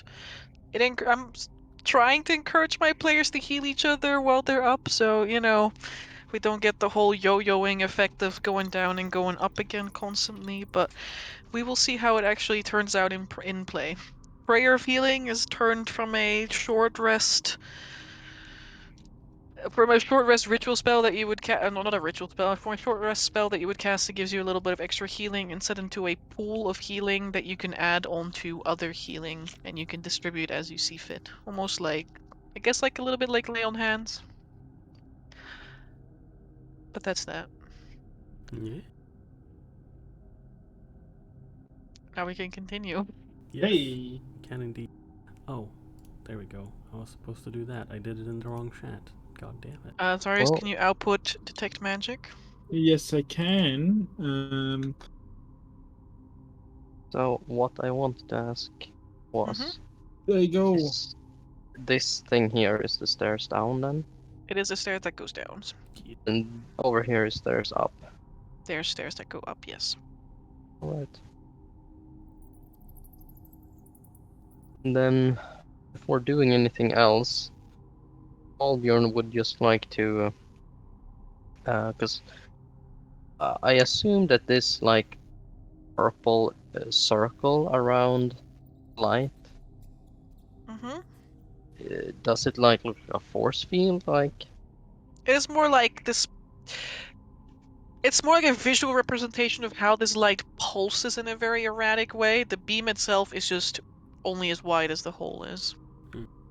okay, so when Lawrence threw the stone, did it go all the way over here and Yes, hit and it hit hit it him, and and it then hit the bounce? beam, and then it came bouncing back. Okay, then I understand. So this area here around the beam, you can still walk there. It's just like a pulsing thing. Yeah, you can just stick your hand into it and you feel nothing other than just a strange, magical, pervasive, like, I can only describe it as it makes you feel a bit wobbly inside, you know? Like tingly, like you have like, you know, like when your leg goes asleep and you feel the tingles all up your spine. It's like the uncomfortable kind of tingling. Mm.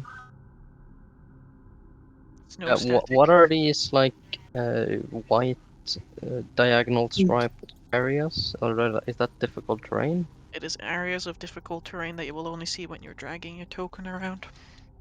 Indeed. Well, I think I'll. Well, I'm not gonna walk next time, but I'll join Vittorio in searching this floor or these like room for just general things of interest. Sure. You can make a big searchy search. I don't think any of us have. Is this a door here? No. Oh. Yes. What am I saying? There is a door here.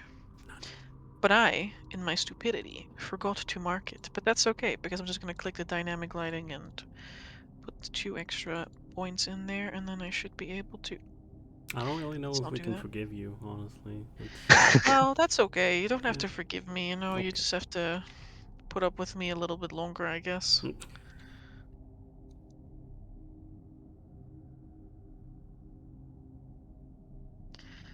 I would like one more breakpoint. Thank you.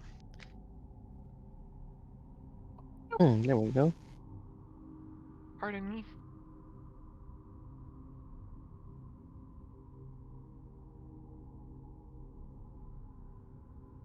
Do you want me and Faris to roll anything to see if we can find anything of interest in these follow? You make a things? roll.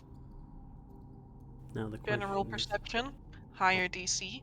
We can also make an investigation of certain areas. well then, Albjörn, are you proficient in perception?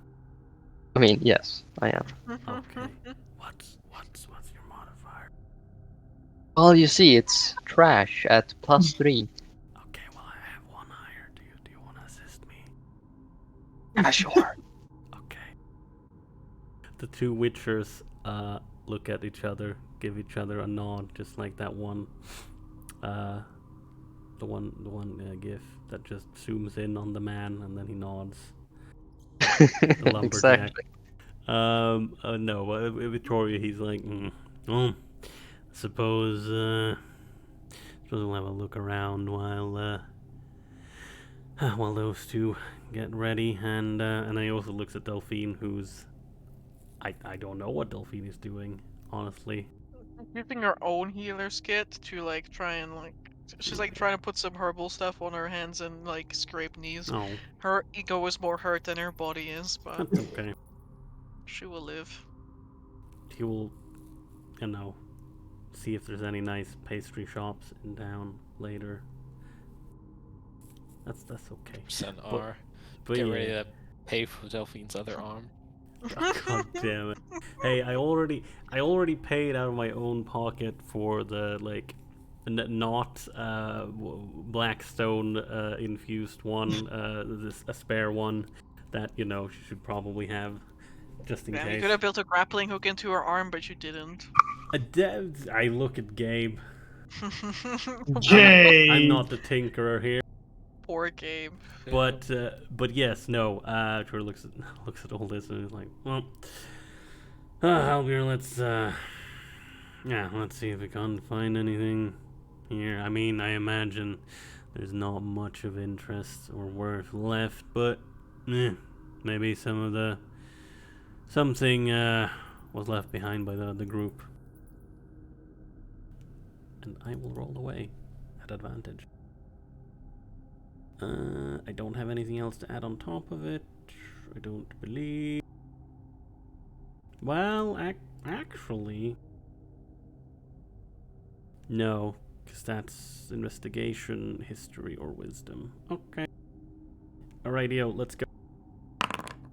18. the Witchers putting their Very heads nice. together. Putting their heads together like,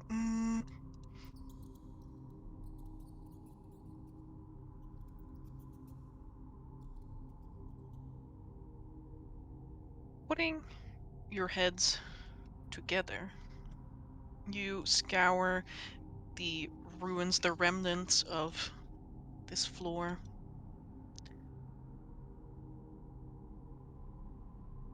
You see you find between the rubble some like very old bone fragments, so old that they pretty much crumble to dust the moment you pick them up. There's tattered pieces of robes, white robes. They must have been, but now they've been discolored, an almost like dirty beige color. Until finally,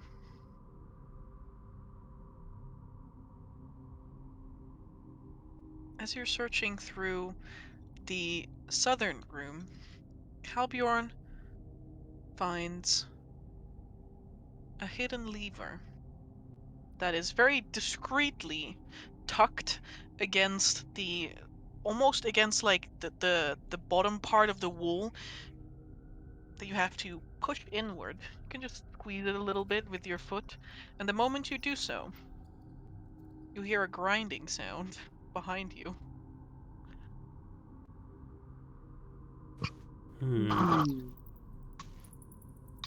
Sure, yeah, I look over.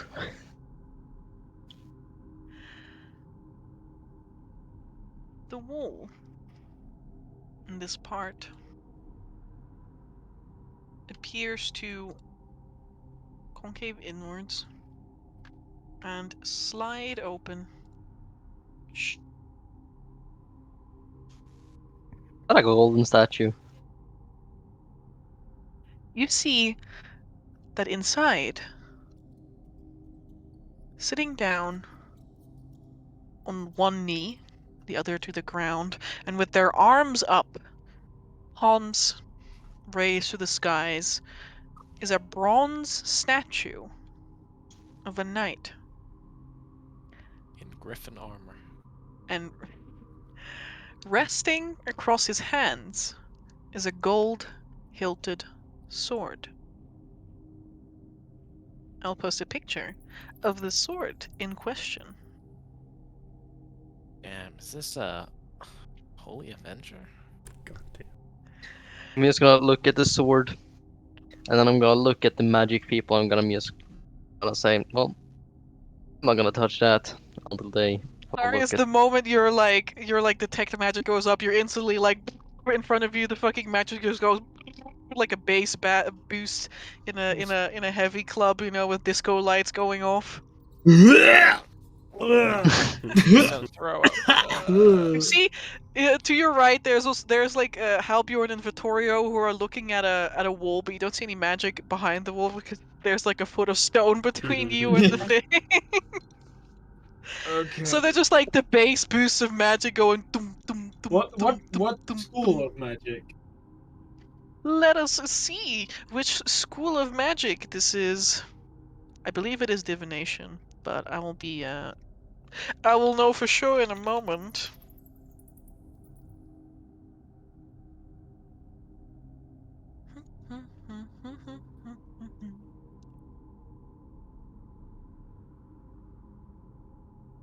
Oh, a combination between evocation and divination.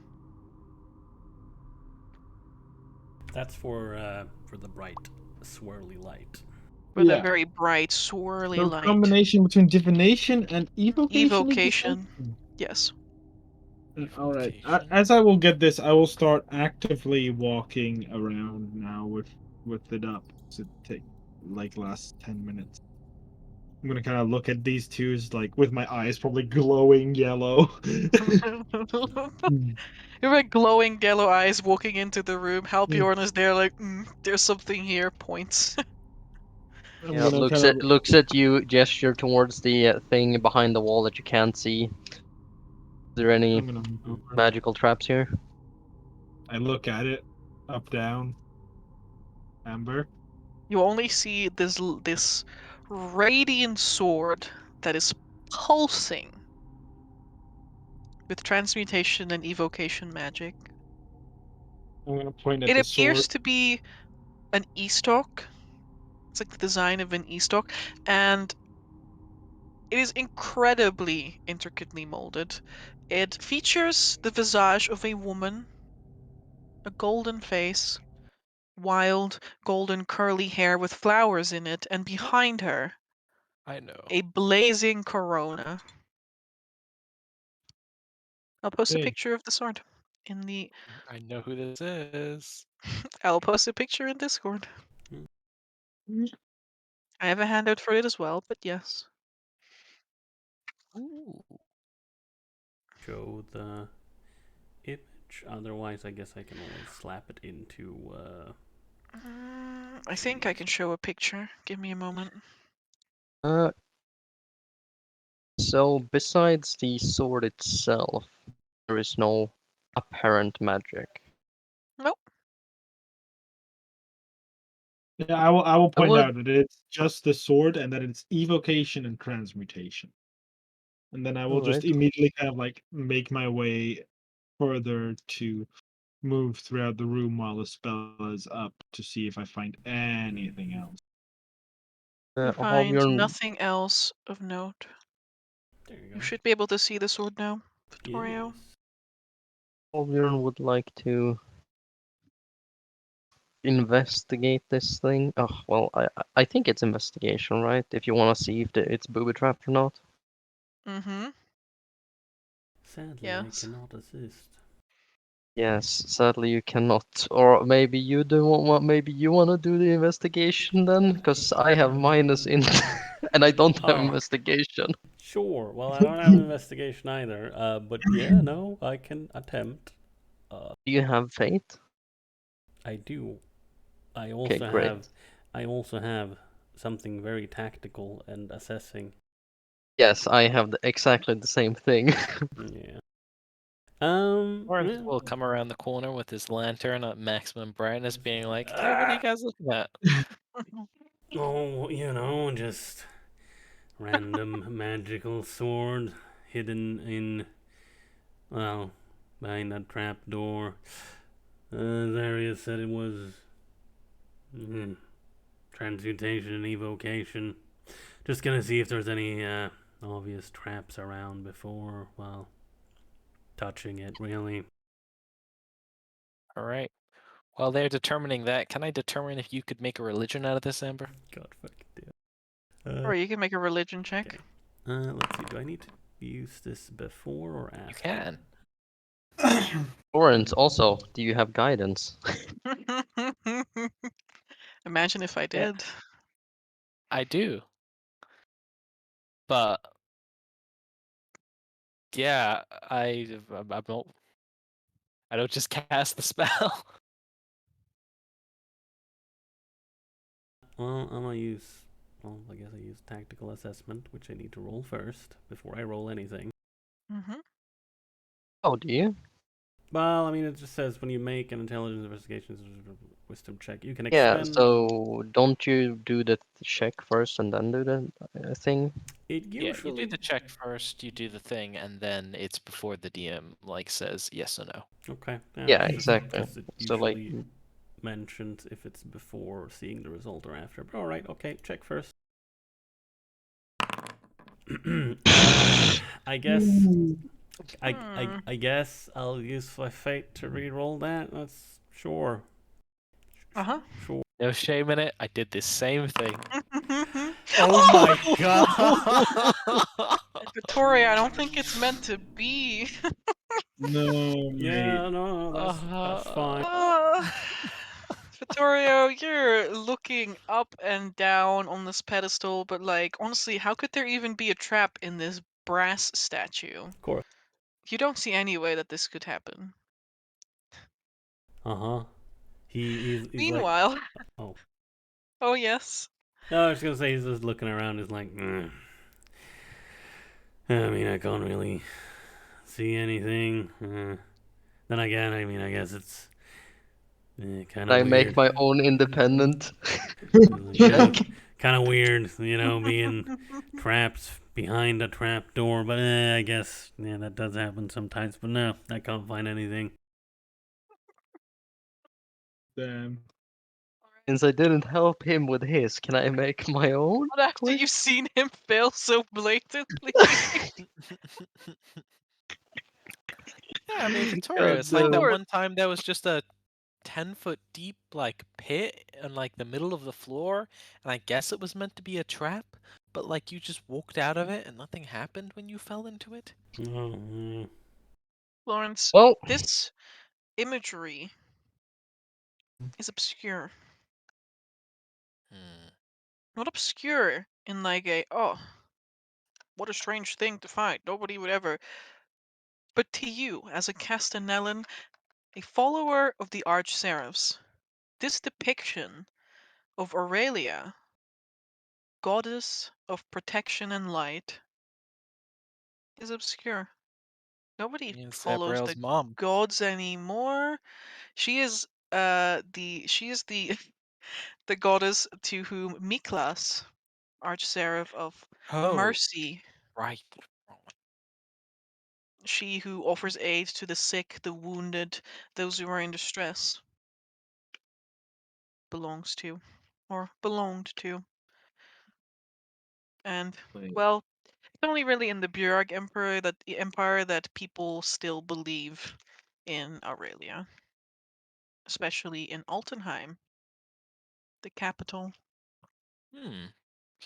We found some old symbology of that her in the Temple of Truth, didn't we? Nope. You found symbology of Typharia, goddess of knowledge. Oh yeah. She is the goddess with whom Zabriel belonged to. Yeah. That's why I'm getting mixed up. All right. Um. I look at the I look at the other person in the room. Um, I ask, I'm like, just look at the sword, look at Caster. You know anything about this thing? Is it one of the things we're looking for?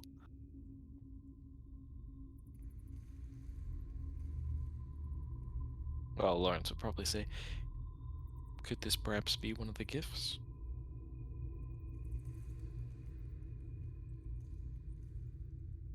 I'm honestly not sure what the gifts should look like exactly. All right. Well, But who's I to say that it guess will not help us? that is true. You don't exactly have your sword anymore, or do you? Nor do I have physical form. That is true. Well, Lawrence turns away from his mental, his like the I don't know, nice sitting room in his brain, um, and we'll say, I recognize the symbology. It is that of Mariel's. It is that of Mariel's maker, one of the old gods. I don't believe it to be benign. Sorry, malign. The other one. Important distinction. Mm. wait, what does that mean? Uh, evil, bad stuff. He does not believe it's evil. Ah, alright, well, YOLO, I guess. YOLO Uh, of the void, to be precise. the other Witcher said it's not booby trapped. The priests say it's not evil. Well, I guess Pick it we up. grab it. Yeah, It I is pick it magic, up. though. All right. Doop-a-doot-a-doot. I go over here. I pick up the sword. I back off. You pick up the sword and it hums with magical energies in your hand. No trap goes off. Nor does the sword lash out at you viciously. Looks slightly surprised. And I put the sword away. Alright. I'm sure we can have Tokas give it a look over, or maybe someone back at the Deepdelvers to see if there's anything particularly interesting with it. But, Yeah. good job finding that little nook. Yeah, good job. Now, let's get going. Up or down? Delphine is, I think we shouldn't leave her to wallow in her feelings for too long. That is true. Are we gonna go up or down? I would say go up, because there should be only one floor above us, so take a quick look there and then head down. Very well. All right. Delphine bumps into you, Vittoria. Sorry. You'll pat her on the head. Don't worry about it.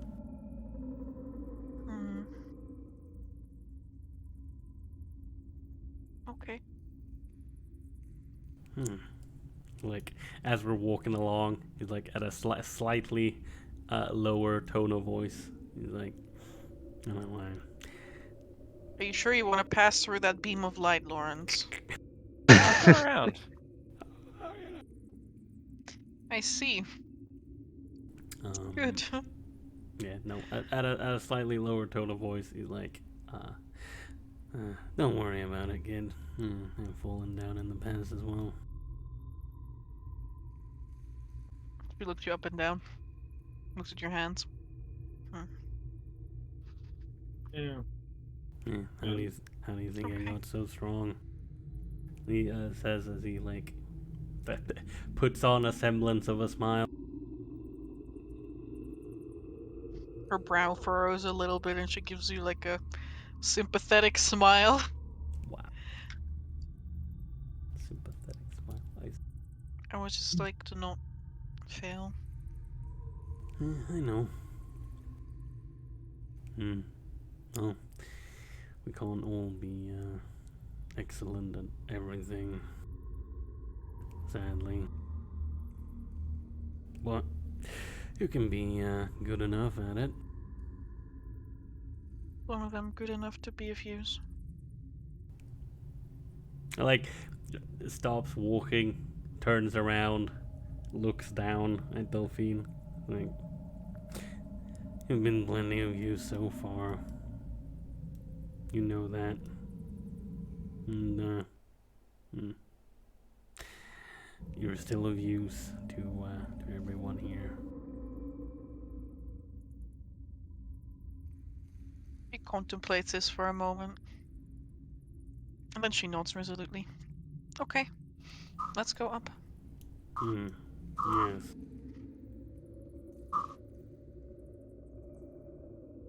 Oh no. We're in the wall. Go up. I'm in your walls. Amber, you'll probably have to drag my token along as well, because thank you. Because I have access to Delphine's token, which meant that I got teleported to Delphine's point of view first. I don't know if I can, but I'll go with. I don't know where to move. Up the staircase like anyone else, Mark. Oh, Right. okay. I couldn't see the staircase. Valerianus, come with me. Multi-drifting! Let's go! Schloop. Oh, wow. Smooth transitions. Hey, can I make a general Is perception this still within check, the like, 10 minutes? Sorry. Yeah. Alright. What you see right now is that the walls and ceiling of the upper level of the tower have long since collapsed, leaving the area exposed to the cavern beyond. There is this 2-foot diameter crystal bowl sitting atop a large pedestal of twisted green and gold metals at the center of the floor. The southeast corner of this room has also collapsed, revealing the levels below. You can see these swirling violet energies flowing around the base of the pedestal. A crack in the crystal, very evidently, emits this beam of wavering violet light that shoots upward to a much larger crystal. The one that is set high up in the ceiling of the cavern, about 100 feet above you.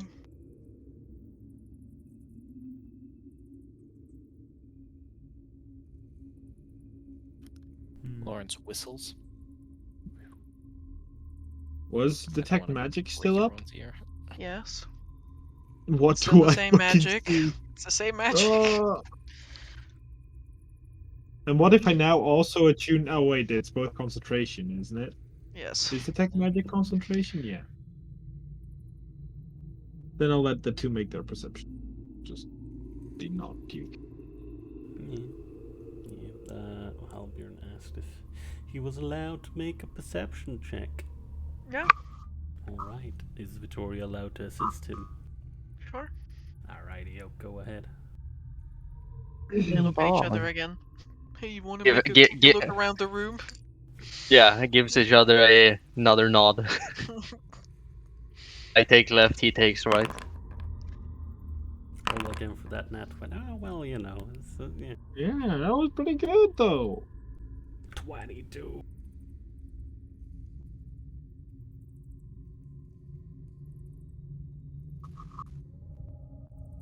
You two are looking around the room. You notice this, like, between all the erratic pulsing, the magic that has almost taken physical form, you can see this shape fluttering about, almost like a paper napkin caught in the wind, swirling around.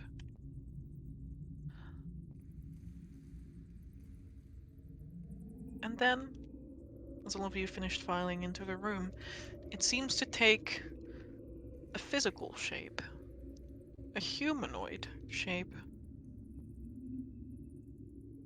Slowly coming into sight, into view, is a person.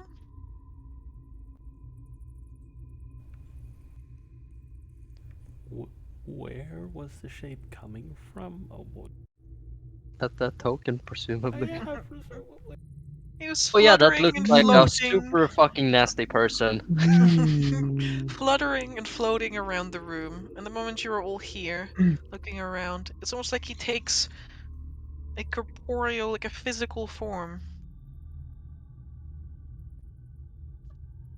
He wears these long, priestly, off-white robes, Damn, he's got style.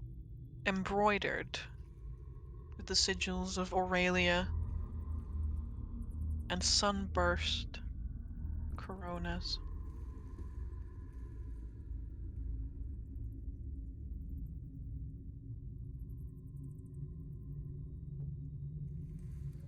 What are you doing here? He says with a Investigating voice that this. waxes and wanes. We're here looking for answers. What are you doing here? This tower hasn't been inhabited for a long time.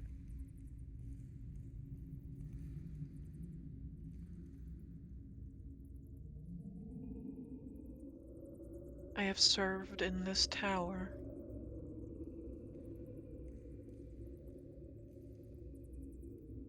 for as long as I remember. 700,000 years old, probably. And you served Starsong? He like he makes like he like does like this holy sign. He's like none other than our good lady Aurelia herself. I have served the Order of the White Sun since I was but a boy.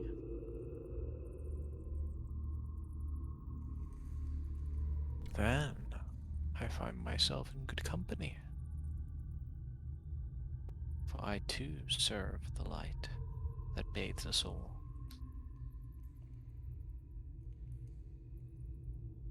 What is your name?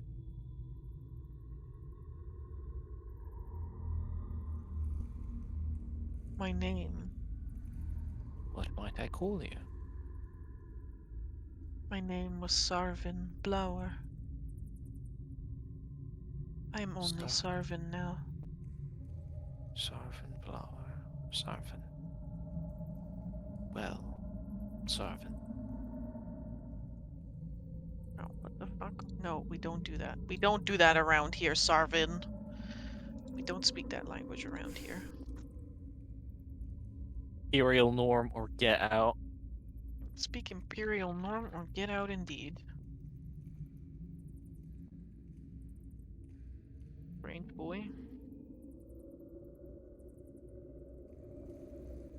Wow, I got his name right. I'm so proud. Mm-hmm.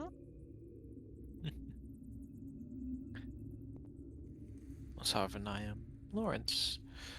Just Lawrence. Nothing more, nothing less. And these are my companions. What,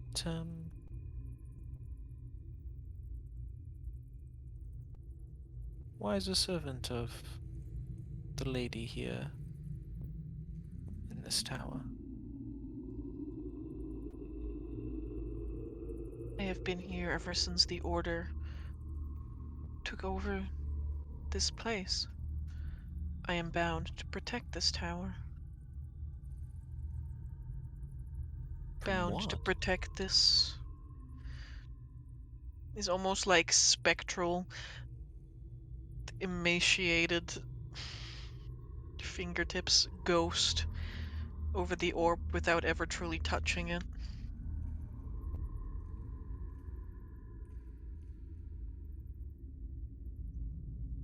From any you would see to take it. Ember, is this orb like obviously the source of this the big light pillar going upwards? The orb itself. You wanna make me a check? You wanna make me a little check? A little check. Little like investigation or arcana check? Well, I'm not good at any of those, but I'm gonna do a logic test. Nice try. With toughness? Either brain check. You can see that while the light emanates from the orb, it is clearly focused on one part, which appears to be this huge crack Mhm. that is almost splitting the bowl in two. Yeah.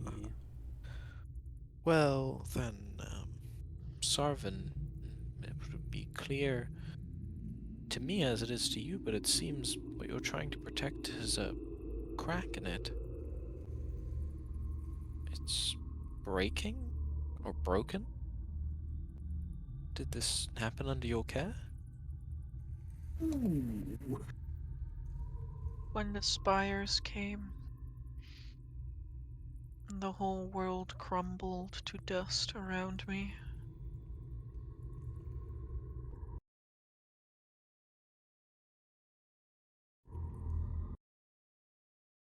The earth rumbled and shook and rumbled. And it split in two. Like a baby bird hatching.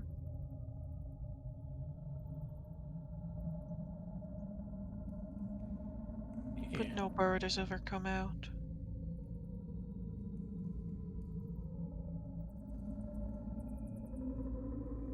And Sarvin, you say that you're protecting this tower and you're protecting this orb, and the orb is slowly breaking over time, and You serve the lady, but surely not the lady told you to complete this task. Or did she? Is it something else that brought you here? The task was appointed by me through the order.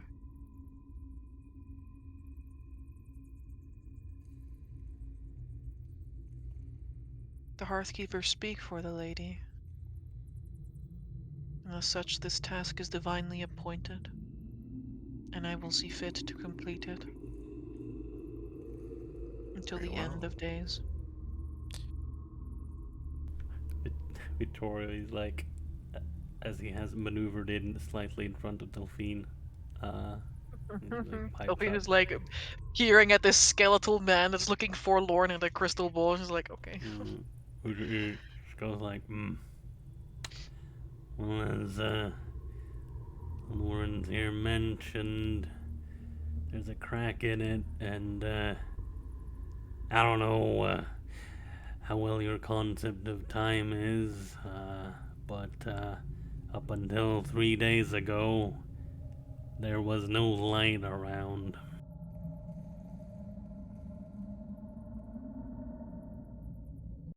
He like moves his head, it like cranes around with this like it's soundless, but you can almost in your very soul you can almost hear the popping of bones. Ugh. Despite the fact that this guy is clearly a ghost of sorts. But you can hear in your mind's ears the popping of bones as he turns towards you, and he tilts his head as though in confusion. I do not know where it comes from. Well, it's making it so a lot of people can't sleep. Seeing all kinds of things you shouldn't see in your dreams. I cannot fix it. But perhaps we can. Hmm. I mustn't let anyone touch this. Not directly, that is, of course. His hand, his like skeletal hand is almost like protectively hovering over this crystal. May I take a physical closer look? I will only take about 2 steps forward. I won't touch it. I wish to more closely observe it. That is okay. He makes like a very gentle motion with his other hand, this like slight turn of the palm upwards that beckons that you may approach, I will but move not close too far. to Caesarius. Everyone, because Caesarius is fucking terrified, but he's gonna take 2 steps forward. And can I make an Arcana check to You may. at the thing? Bam! No, that's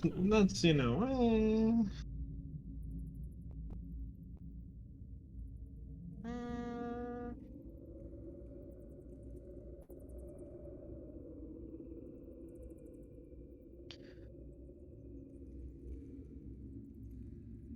all right. The crystal is very clearly broken in some way. And you believe that that has something to do with this like strange channeling of this light. You think it can be fixed though. You know exactly what kind of spell you would need. Something like mending? ah. But maybe you have the feeling that even without mending, you might be able to do something at least. If Sarvin would allow you to touch the thing, though. I'm gonna turn towards him and just. It can be fixed, either with magical spells or with just another form of technique. I can't quite get on it, but the mending spell might be able to fix the crack. You have access to it. All such means will require touch. I do not have the spell, but maybe the ghost itself. Pretty magical. Darius thinks back. He's like the hand that he had used to beckon you with is like making this like very gentle, like not like a squeezing motion, but like the fingertips are like slowly coming together and then like unleashing again. As he seems to be in like a contemplation. Can you guys make me a persuasion check to persuade Sarvin that you want to touch his orbs and ponder them? Hey man, I'm well. That's a Can I very ponder your orb, Sarvin? Are If we you making them? insist. charismatic people do Yeah. that. Are we making these individually, or is it? Either you make a group check, or you help someone, I know I or you can't make help an Lawrence, individual check. but I can give myself advantage on this check. Please don't intimidate this ghost. No, I can. My ability works on both intimidation and persuasion, not just Oh, I see. intimidation. If we both do it, then it becomes a group check. Yeah, I don't mind you doing it either, because I mean you're definitely a lot better at waiting. Alright. Yes, but no one can help Lawrence, I believe. It's fine. I'll just help myself. Oh, are you feeling? Old I one am is for sure not determined. doing anything. Oh yeah, yeah, of course. He's you're been determined. quiet this entire conversation. He's like, I'm not interacting with some fucking spooky ass ghosts, man. 26. I don't want to talk to no 26. ghosts. I ain't afraid of no ghosts. I mean, I clearly ain't afraid he of is. no bad. Bustin makes me puke. I mean, he ain't afraid of no ghost, but he sure is fucking gonna interact with none either. It's fine. Victoria can tell you about all the ghosts we've interacted with and managed to not get murdered by, and also managed to pass through to the next beyond. It's fine. It's a nice campfire conversation. Mm-hmm. Shimmy up to the ghost. You see the rhythmic pulsing of his like bringing his like fingertips together and then like unleashing them again, and then it doesn't cease. You also see, getting up closer with him, the slight tremor almost in his entire being, as though he is slightly convulsing. He contemplates for long moments.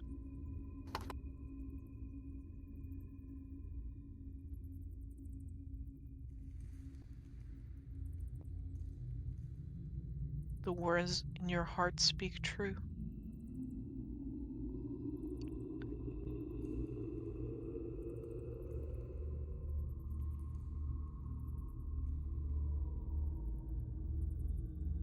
Smiles and nods.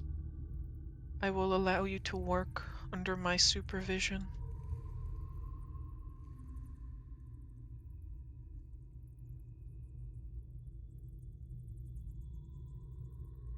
Please end this corruption. Don't He grits cry. out.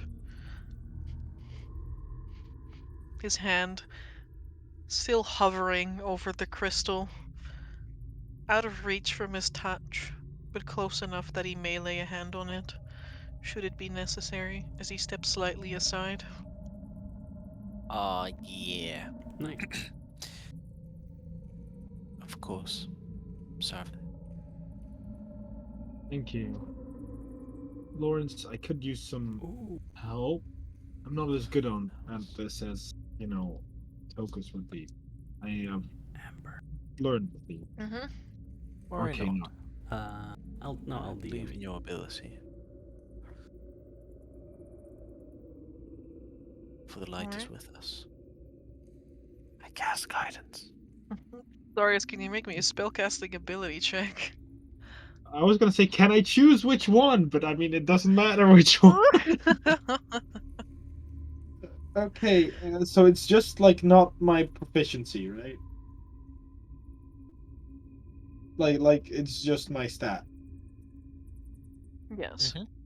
Flat stat roll. Hey, Bam! With that D4. Damn. 24. DC 30 It's pathetic. Ah! Good day. This is a joke.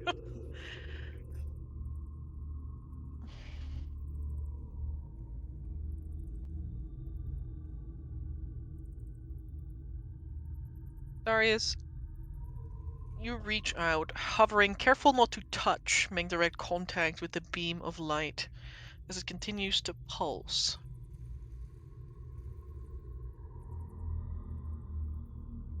You channel your magic, allowing a little bit of that which is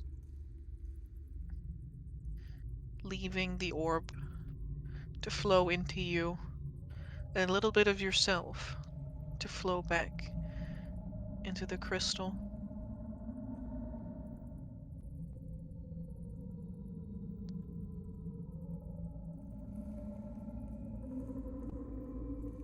Put a little bit of yourself into this strange object, and you can see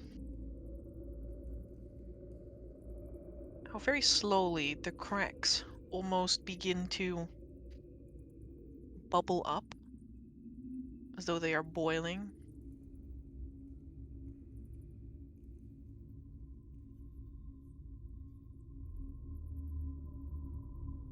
And then they pop one by one into these tiny little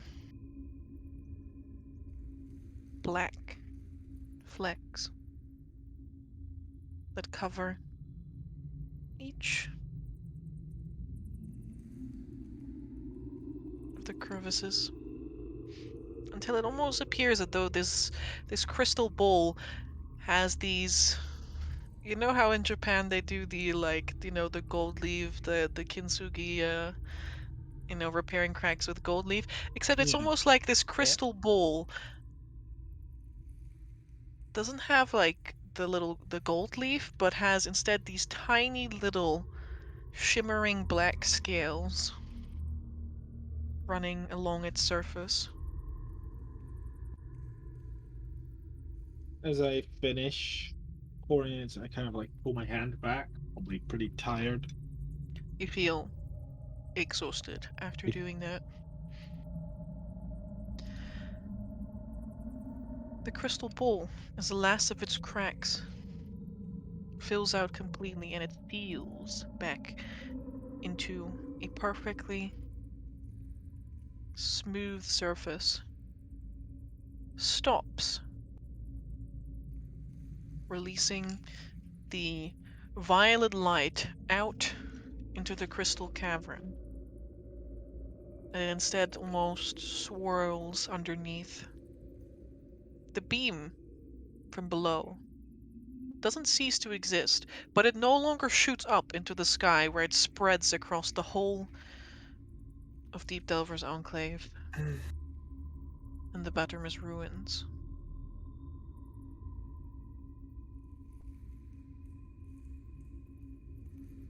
Kind of falls back on its butt. It's like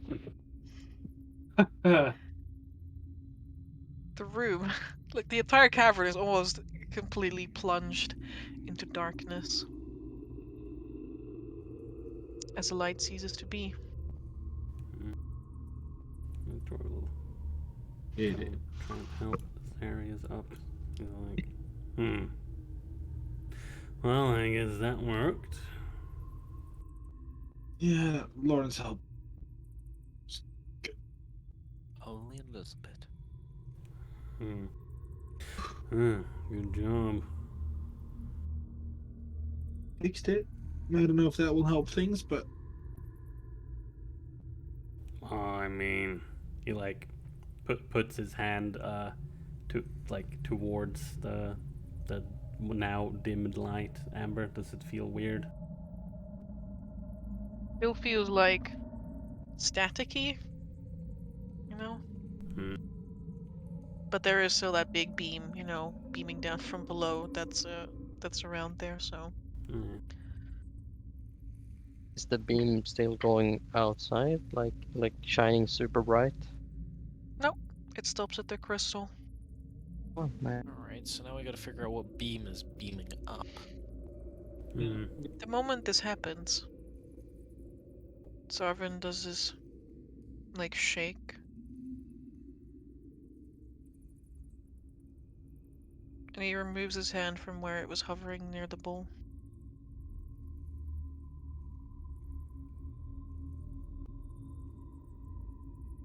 Did it It help? wanes.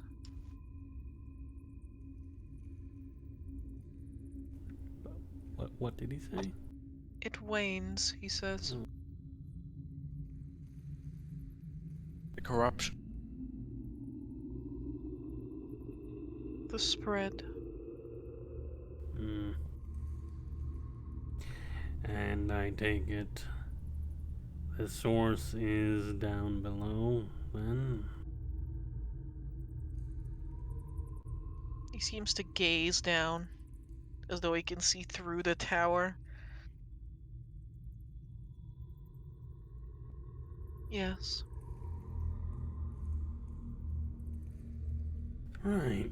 Well, I guess we still have some work to do. Out of curiosity, once we've, well, dealt with whatever the source is, since you're the, I suppose, caretaker, you wouldn't be able to, like, does a circular motion with his finger, like points up to this like ceiling, and then a circular motion around. Like, you wouldn't be able to keep doing the whole day-night cycle that happened, well, many hundreds of years ago.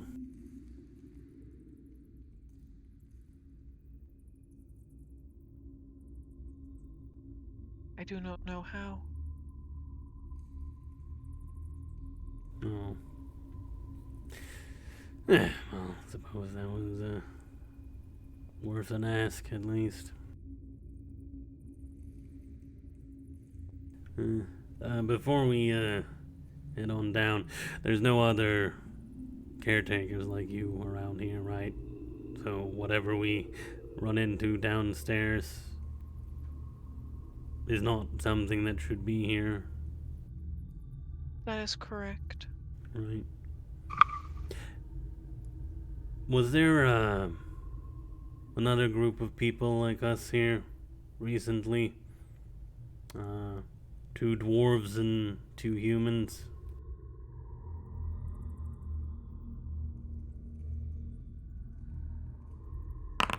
Garvin seems to stare into the distance past you. He almost instinctively reaches out for the orb.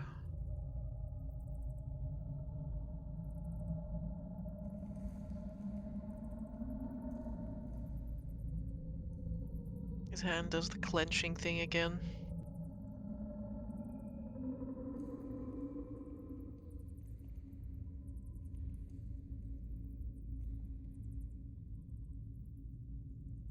And he remains silent.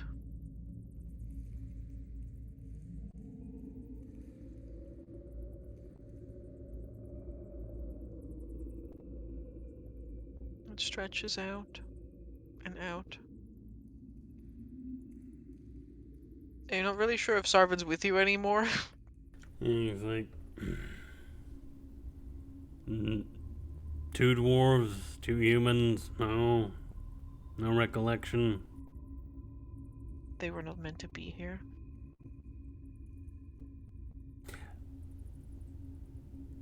Where are Right. they now? Sounds like you took care of them, and I don't quite know if I like it.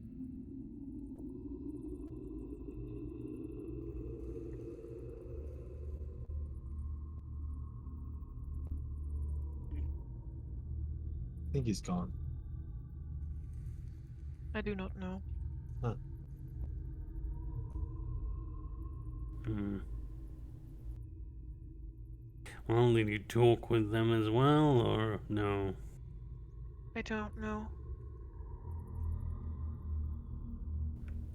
Turns Kyle looks at everyone that is not Sarvan with like a face of, oh, okay, well, yes, this is great. A demented ghost. That is. It's a very specific facial expression he is giving off right now. Yeah, I was about to Lawrence say. will give you a very specific one back of be nice to the ghost. Be nice Be to nice to the Nice. demented ghost. Be nice to the demented Yeah. ghost.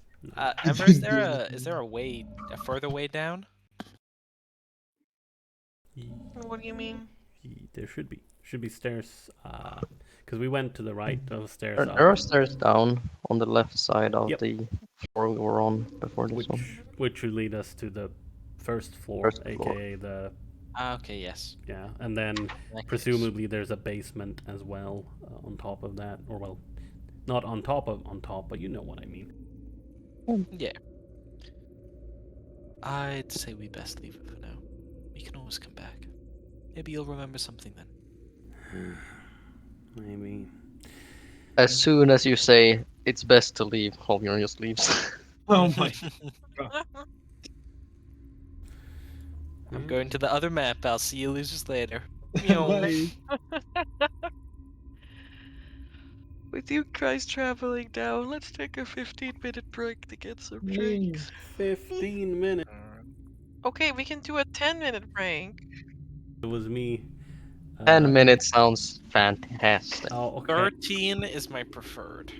I literally just want to go to the Okay, toilet 15 or and I want to 10. get I a need to drink know. and stuff. Make it 15, at least I can be sure to be back in time. Okay.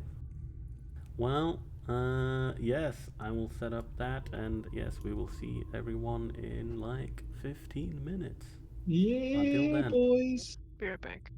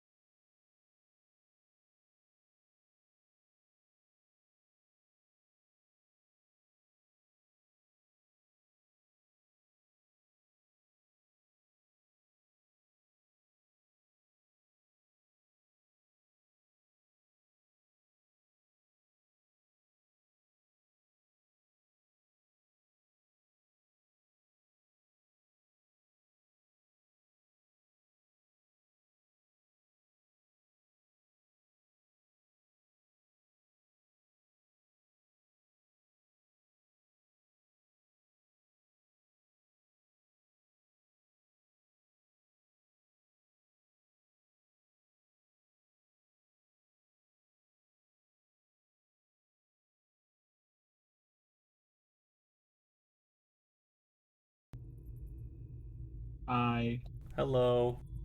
And we're live again. Yes. Hello. Indeed, we are back. So we once Alright. again find ourselves in Starsong Tower. As the party is getting ready to descend from the top floor down into the bottom, working their way down from the tower. The game is unpaused, guys. Well, let us go down again. Yeah. I think that's what we need to do to clear this place of Yeah. whatever's haunting. I'm gonna believe I'm gonna probably get to the end, turn back, and just give a little bow to Sarvin. It's the last ghost doing his duty. Still doing his duty. So best of luck to this guy.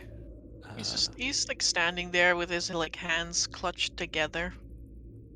If a ghost could look a little bit awkward, he looks awkward. Okay. What do I have? Just through my pack. I pull out a ball. I have a mystery ball that we found in the last dungeon we got to. You never told me what it was, but I Because you never put found out where to put it.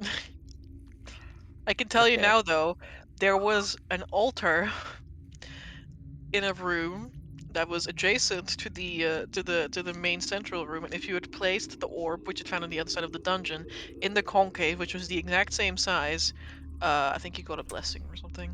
Oh yeah, I remember that. Yeah. Well, I put this ball here as a gift to this Huh. guy. You give him another orb to ponder. Mhm. I give him an orb he can feel more comfortable touching, and then I bow and leave him. All right. Meanwhile, I'm just waiting down here so I don't trigger anything while I'm alone. Yeah, I was just waiting for Lawrence to come to the second floor. Oh boy.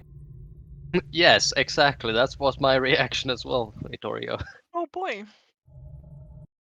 There's a lot of statues that are possibly, moving statues. Not very Oh, nice. damn! Crazy, what would make you say something like that? Oh my. Oh, here's the Yeah, door! what would make me say something like that indeed? I'd say just move over this little part of the altar to get to the other side. Oh no, it's paused. The Uh-oh. No, we're corpses dead. of 3 adventurers lie on the stone floor here, Oh man. withered and pale. A large, ornate throne sits atop a raised platform on the northern side of this chamber. Statues of unknown heroes stand at attention, flanking one another in 2 rows leading up to the throne. Rotting plaster on the walls is peeling away to reveal old mosaics that were once covered over. There's a staircase in the northeast that leads down further. The floor in this room and the ceiling in the southeastern corner too have collapsed, exposing floors below and above. And again, here is a large circular hole in the middle of the room through which the light is pulsing. To the south is the doors that you guys stood in front of before entering the tower. Alright. I Are the corpses one dwarf, one human, and one female human?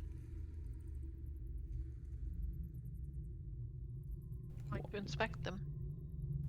I would like to throw my third hand at them because I don't want to meet the same fate as them. That is fair. I would like to roll a perception to see in what way they died. If they died by Medicine. oh fuck. That's why I was put in my familiar that I can perceive through over there to medicine them. Alright, well, you do that. I don't have medicine. I was just I trying only to. recently got it. Yeah, I was just trying to see, like, if there was blood from corpse on these statues. Yeah, I was also going to ask, like, whereabouts in the room the corpses actually were. If they were, like, in. They're scattered around the room. Okay, they're scattered. Like they were tossed around the room, or like they were, thrown, or they were separated and beaten, divided and conquered. There you go. Alright. Right. I pull out my little crawling claw, kneel to the ground, and put him down. And say, "Okay, Crawley, I need you to just go over there, and I need you to just, just be there. And if something jumps out at you, I'll pull you back. Okay." He gently tippy taps his index finger on the ground in acknowledgement. Oh, Excuse what a me, good but boy.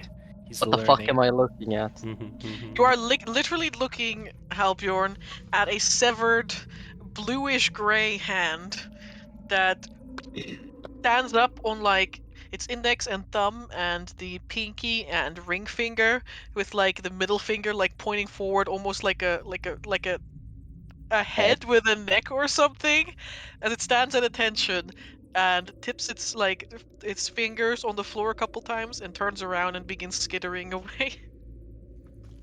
Excuse me, but He's so polite. what the fuck?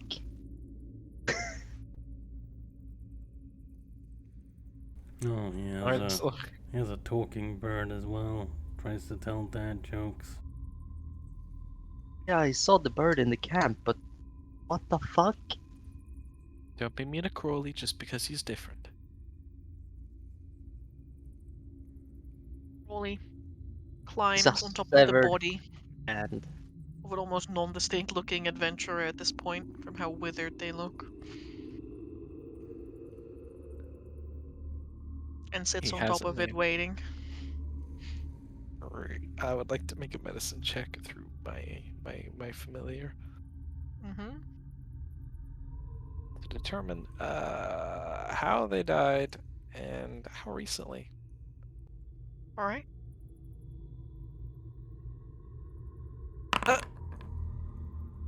Damn. I'm just rolling real good. Lawrence, you find it difficult by clues alone to figure out when these corpses died exactly, because it seems that they have all been withered away by an effect that you can only imagine is pure necrotic damage. Their flesh, muscles have atrophied, but with that medicine check you can make out that these are indeed 3 males laying on the ground here. One of them is a dwarf, and the other 2 have the stature of a human at least. You can only imagine they haven't been here very long.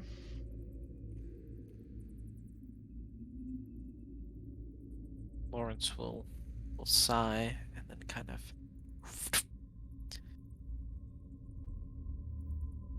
extend his pocket to the ground so Crawley can shimmy back into it. And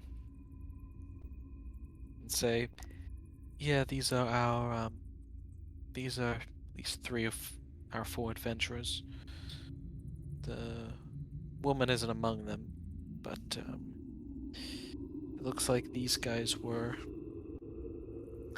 necrotized. You might remember the time when we were fighting those incorporeal wraith-like the ghosts that we couldn't reason with." Yes, well, calling it fondly is a stretch too far, but yes, I remember. Yes, well, it seems they're being necrotized. I guess we should move around the room and just be careful. Be wary of the statues, but I guess the light. I mean, maybe they're all around the center light, so perhaps they tried to look down the hole and got struck. Maybe the light is more concentrated here. Amber, could I make a perception check to see if the golems or statues have any sort of residual stuff on them from any sort of kerfuffle? Sure. You may. Perception. Well, that's trash. You don't I'll see live with any it though. residual stuff. No. You can see that the statue all have the same symbol. Like all the statues have this like the same symbol emblazoned on their chest. That's kind of where your eyes linger. Identical to the one on your sword. I look over to Sirius. Do they have any magic in them? How far away is it? I can't. I mean, all of these statues. So Oh, it's okay, like 5, these. Okay, yeah. I 20, mean, Zarius 5, can. I don't think at this point the detect magic's still on, but I can try on witch Nope. sight. So I'm gonna. This is my witch sight check. It sense nothing. Only the oppressing beam of magic that seems to swallow every other thing around you whole. Shakes his head. Yeah, he basically like shakes his head, and then he's no, not that I can feel. Alright. Hmm. It, Yeah, I mean, either the either something that's not the statues killed them, or the statues came to life and killed them. As for the necrotic energies, I mean, maybe that happened because they've just been lying around near the, well, whatever the fuck is corrupting the energy coming from below. Hmm. Maybe. Well, either we just go around and he like gestures, across like here. Well, I mean, I can try and grab the closest corpse. Yeah. Haldron says that we should. Well, we should.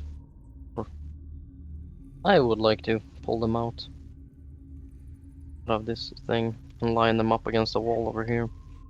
We can take them out of here easier when we leave. Yeah, I'll help you out then. So we go. I don't want to go into this circle. I just want to go to the edge and pull them out. And drag them, and then do the same for these two corpses. Just around the circle and. Victoria will basically go the same path that Albion is taking. So we can drag them out.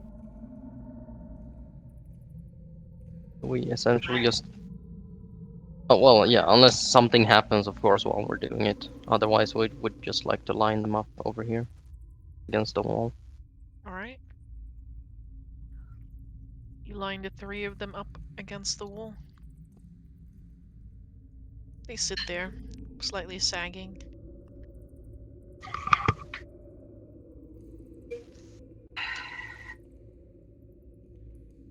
Alright. Well, let's see what the fuck is downstairs then, shall we? yeah, I'm quite afraid there's something terrifying. But the first problem was able to be fixed with just some magic. So maybe this one will also be a bit more in our favor. I imagine it's going to be a bit more complicated than that. Well, complicated. It's probably going to end with having to trying to not die. At least, you know, It's life. knowing our luck. All right. Well, Amber will move across the room and head downstairs then. Yep. Oh, The game Well, is no, paused. Bjorn wanted to It's unpaused. look through the boys before heading down. He said in text. Ah, okay. yes, exactly. Would you like me to roll anything, Amber?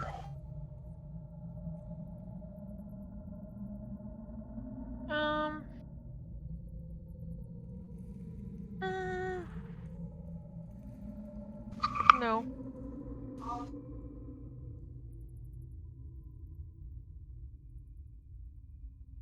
They all have some pretty standard adventuring gear.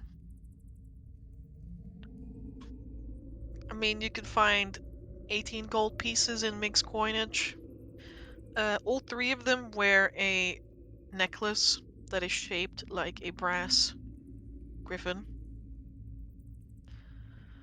And one of them has a wand on them.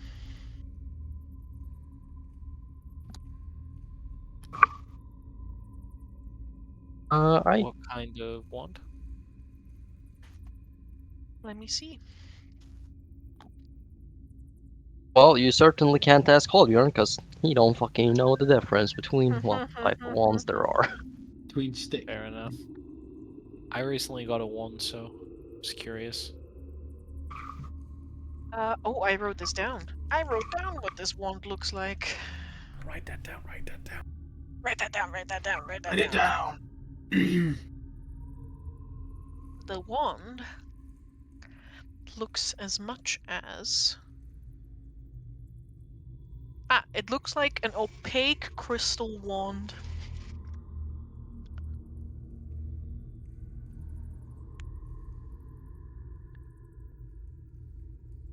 It is assuredly Alright. magical in nature. Crystal wand. Mm-hmm. Yeah, I'll just collect the coinage, the 3 necklaces, and the wand. Alright, Put them in my backpack, and then I'll follow the group.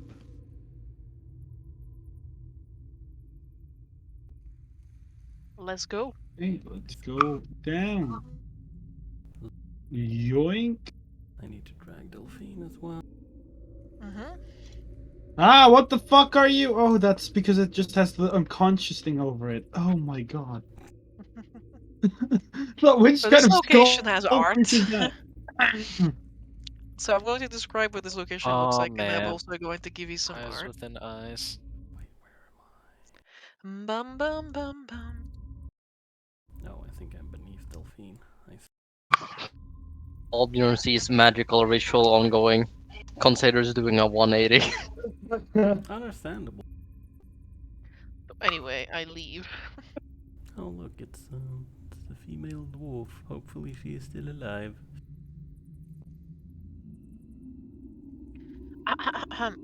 I'll begin with the description. A cracked stone altar carved with religious iconography stands before a ruined statue of the goddess of protection and light. The statue's head has been broken off, and a black liquid flows from cracks in its body onto the floor. The liquid pools around a large black spire that juts out of the floor in the center of the chamber, reaching upward like a great claw. Shadowsteel. Stairs behind you lead back up, and there's collapsed stone from the floors and walls from above that is spread in the southeast corner of the chamber. A beam of violet light shoots up from the spire and focuses through a tiny little hole in the ceiling into the tower above. I will give you the picture. You should be able to see it now. Also, I was just gonna add. That's some very, very nice art.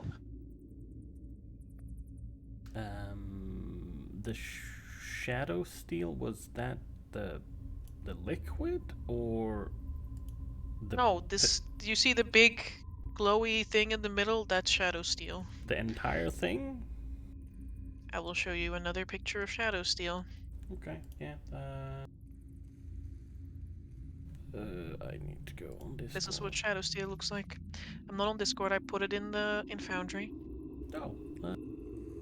I used show all. That should make it so you can see it. Oh, it opened up. You need to open monks. Yeah, open up monks. Okay, so so that is Shadowsteel. All right. And this is the scene before you. Ooh. That is very fancy. I see. I see. Danger. Very danger. And the Shadowsteel itself is jutting out through this entire, the entire thing in the middle. Yes. And the black liquid was coming. There is this black liquid that is pouring out of the statue and pooling around the Shadowsteel. Yeah. Is it also like running off in this direction? Yes. Okay. It seems to run off into this. It's kind of hard to tell what exactly is going on there, but like it seems to just be running off into like cracks in the wall that have just eroded away. Could be the secret passage, maybe. Could I maybe make an Arcana check about what might produce this beam of energy out of this? Any speculation that I might be able to deduce? In a moment, yes. In a moment you may do so, because you see a woman, a dwarf, lay on the floor with her arms stretched out towards the spire. And the moment you guys enter the room, she quickly like stands up, like jumps up from where she was like laying down, and she says, "What are you doing here? Did you too hear the call of the spire? Is that why you're here?" Yes, we most certainly were drawn here as a result of the spire. Lauren says, not technically lying.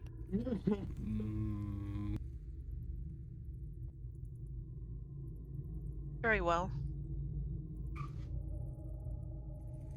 Will you pray with me? The spire? Yes.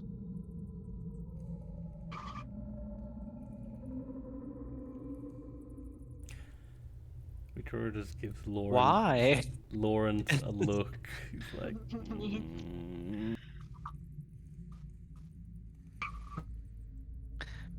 I'm gonna shimmy closer to this individual and be like, why are we praying to the spire? And its call, of course. To Why understand else? its call. Or do you not know what lies behind the spire? Why it sheds such light? She almost, she has this like a little bit of a crazed look to her eyes, and she's like her eyes are like darting left and right, like around the room. She's like, "No, I do not yet understand. I take it you understand? What is the call? I beg of you, please tell me what the call is." Amber, I would like to shimmy my token closer. Yes, that's what I would like to say. As I would like to, kind of talk to this person and slowly close the distance between us. Mm-hmm. Hammer, I'm just gonna move Victoria's token out from under Delphi. Yeah, on the one hand, Lawrence is like gesturing like towards them. With the other hand, they kind of like are doing like a move kind of motion behind their back. And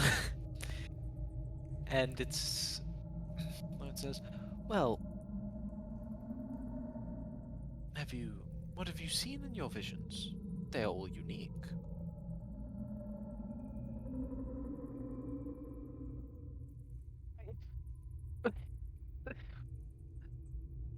Well, it is the great eye above all eyes, of course. Her eyes are like still darting around the room, like as though she's. It's almost as though she's like someone standing in like an audience hall, and she has hundreds of thousands of people looking at her. She feels put on the spot. The great eye above all eyes. Ah, do you know the eye's name? I do not yet know it, but I will know it. I must get back to my prayers. If you've already heard it, then there's nothing. There's nothing that you. There's nothing.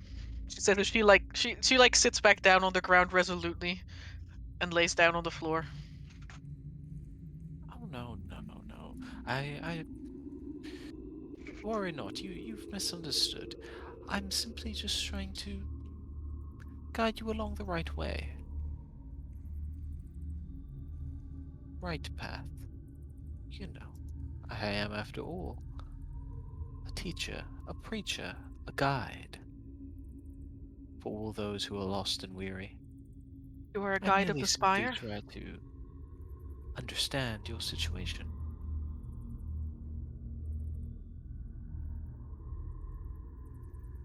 Yes, of the great, I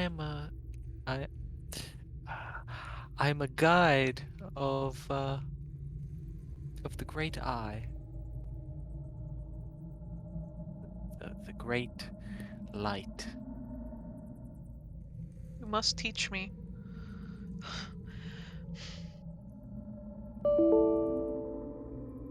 Just close your eyes, relax, and allow these soothing words to wash over you. Amber, I'm gonna She's not quite fucking. like hyperventilating, but she has tears in like her eye corners. I would like to determine out of my big old big old toolkit of calm the fuck down, might be able to help this person. As I don't know. I How do you felt think less. you'd be able to help this person? Well, I was thinking I could smack him with the protection from evil and good, or I could try to cure them of whatever their condition is with lesser restoration, or alternatively they might be, cursed. In which case I have a scroll of remove curse. These are all options that you can do. It's whatever Lawrence would think is right. Well, Halbjorn, next to you, like on the floor, like between the rubble, there's a couple of like what appears to be mostly eaten rat corpses. They're pretty fresh. As in, she has As been in eating. raw. As in She has these been are raw. eating raw rats. Disgusting. Ooh, well, delicious. I mean, she's clearly insane. Most likely from this thing. Yeah. Just let Lawrence do his thing. He's good at this kind of stuff. I'm not gonna interrupt him, obviously. Meanwhile, Amber. Yeah, what's Victoria doing? No, I was just gonna say. Meanwhile, Victoria's just kind of standing there like a cat, like literally a cat, ready to pounce and run in and grab her if something goes wrong. Just tensing. Meanwhile, Haldren is just considering, can I use my hammer and smack the orb to stop this thing? There's no orb, right? There's no orb, There's a only giant- a giant Shadowsteel spider. Yeah, it's Spider, just Oh. like spider. it's like a spine. It's like a point. Oh, what is the Like a pillar. what's the picture with the crystal thing, the ball? I was on the top of the thing. That's the orb that you just fixed. Yeah. Oh, okay, okay. 'Cause it was sent within such close. Yeah, because I realized I didn't send the art for the crystal, but you know. I see, I see. I yeah, I'm gonna hit him with a lesser restoration as I put a hand on their shoulder, and I kind of like tell them all is well now. It is okay. The true, the what's the right word? Mm-hmm. The light is here. Yeah, that's what Lawrence will say. I cast lesser restoration of him to try to Okay. end what Lawrence thinks is some form of like charm or frighten or some combination. Mind control. Mind control, yeah.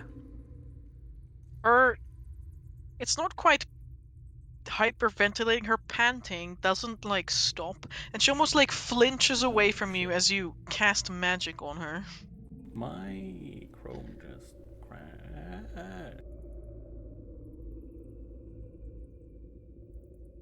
Oh yeah. She says, Did. What light do you mean? It is the light of the spire, yes? What are you doing to me? It is the true light within us all. The light of the heart. The light that burns within each one of us. But what of the light of the spire? The light of the spire is a reflection of the light. It is merely trying to imitate the light. You could call it a reflection, but you could also call it a trick.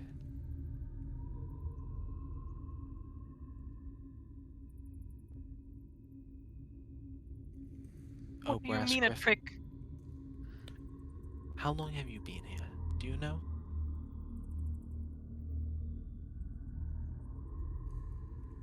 Her eyes well up with tears again. She brings her fingers, which you notice that her fingernails are like caked in blood.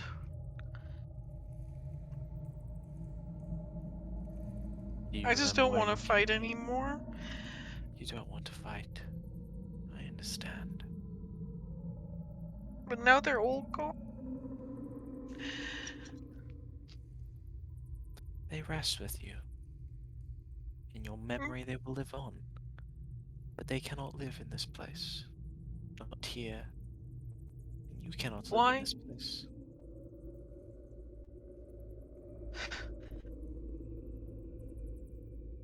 Why can we not live in the light of the spire? Because there is no living in this light. It is a reflection, remember? A pale imitation of the light that lies beyond. Allow me to take you to that light. What lies beyond? You will know when you see it. It cannot be brought into words. But when you see it, you will know. When you feel it, you will know.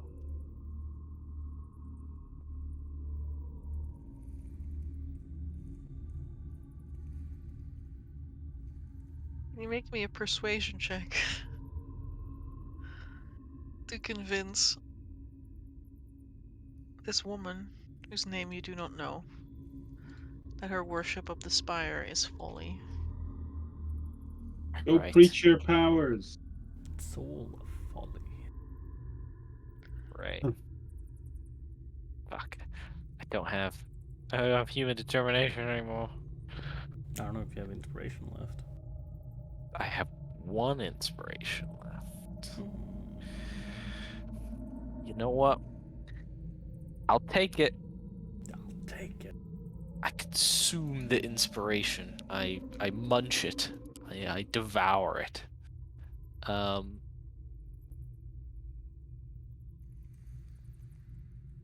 All right. And. Hi-ya! Hey. 27. That's pretty good. I'll take it.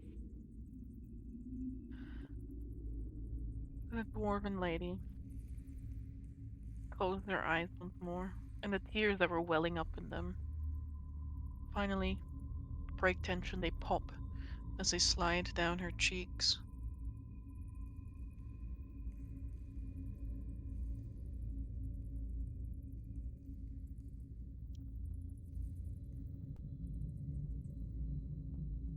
It hurts so bad.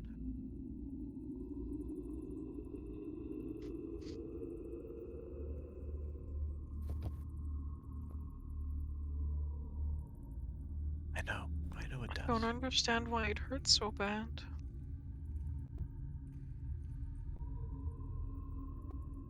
It hurts because you mourn.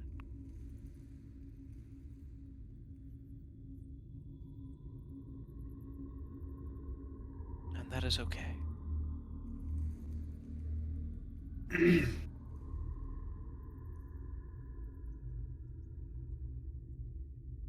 I feel tired.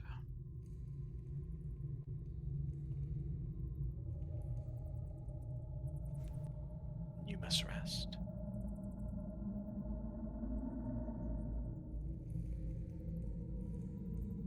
I will extend my hand to take that of this this dwarf's, and basically take her out of view of this whole spirey thing. Put her away from it, and kind of probably put her in a place where she's not looking at the spire. She's not within view. He And very That- weakly takes it. That means you and would have to shuffles leave along. this. You would have to go up the stairs. yeah, I'm just kind of thinking like I kind of take her to where the stairs are, and then I put her on the stairs. As well, yeah. Well, when Lawrence walks past Victoria, Victoria's like, he's already already taken out like a flask of holy water, you know, putting the teeth around the cork. And he's like, let's just, yeah, I'll wait until you're back. It gives you a very curt nod. um. Yeah, Amber, I will. I'll take her from this place and put her somewhere where she can't see her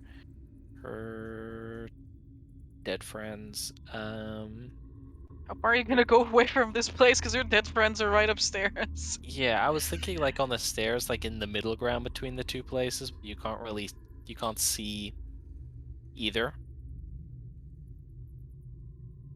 All right. Yeah. Sure. Okay. Cool. Put her there, and then yeah, I don't have to tell her to close her eyes and rest. Well, She sits there on the staircase, a shivering heap. I can give her something to fidget with.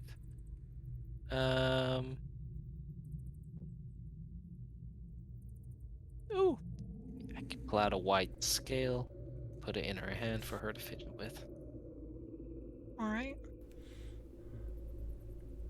Then we go back to dealing with this. well, Lawrence was going over to the stairs.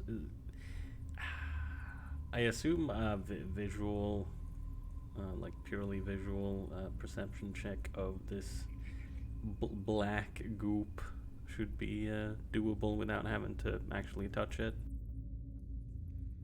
You can look at the goop. Yeah. Would a I don't know, would a visual alchemy check work in instead of a perception check for a different result, or no, just perception.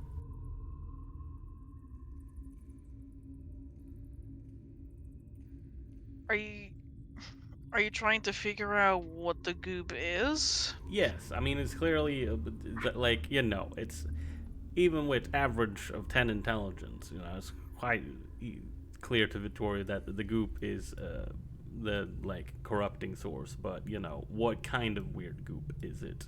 I suppose is what he's trying to figure out.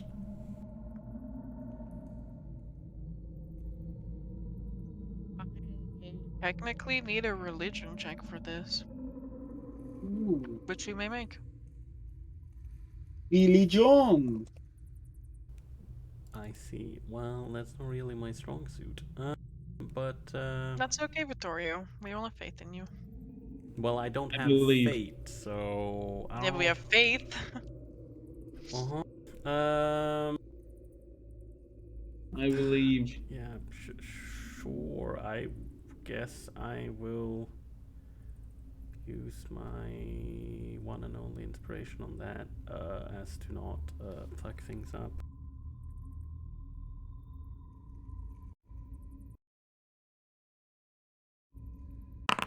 Which I did anyway. So, Jeez. Shit. You have no idea of what this liquid is.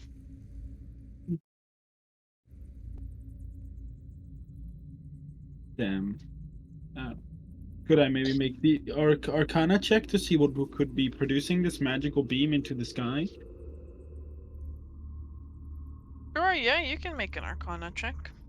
Arcana or religion to investigate the spire. There you go. 20. Alright. Tharius, you stare at the Shadowsteel spire, and for the first time you actually just look at the pulsing violet waves, the erratic, distorted magic, and then it clicks. It clicks, Zarius, and that clicking leaves you feeling something within you filled with dread. Because this is not just some erratic, wild magic. You are becoming aware, as you look at the spire, of the core of this spire.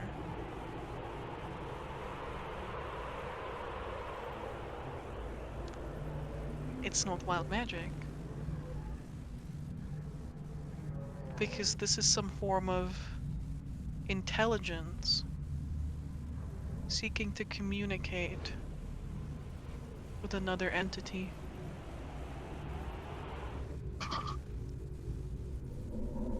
This spire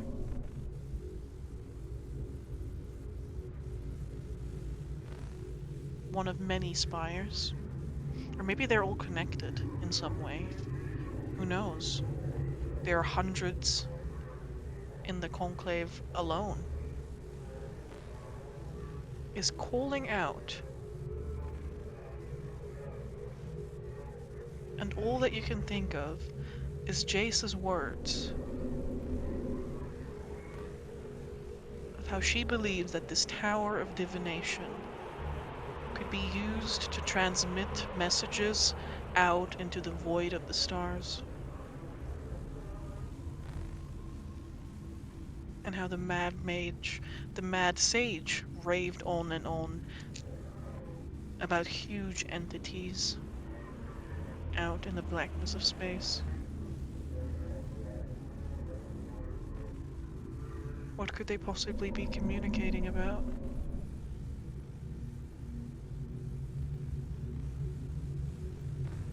Oh no. This is only bad. Are we smashing Everyone it? that wants it, by the way.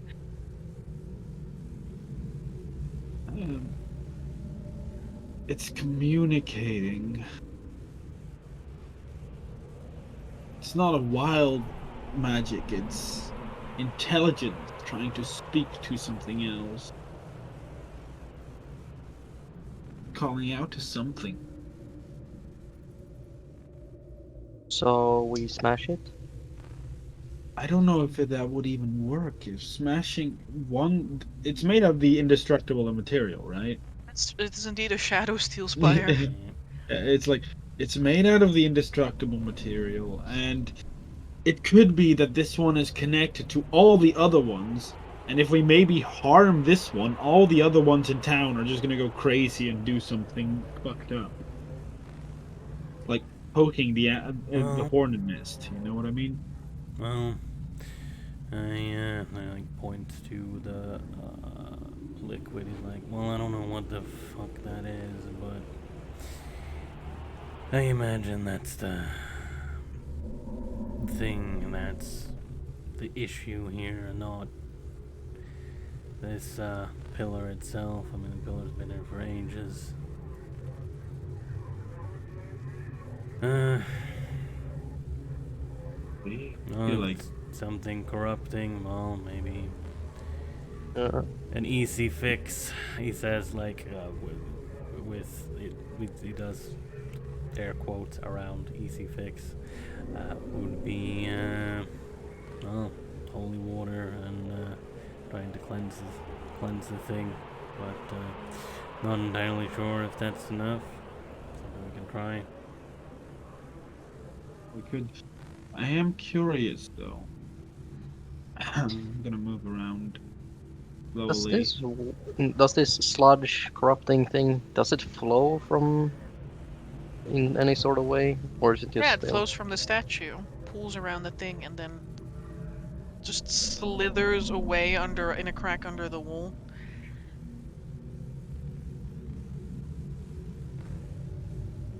I'm gonna move over to the statue without touching the goop. Is this goop coming out of the statue? Like the pieces of it, or Yeah, between cracks in between the cracks of the statue, yes.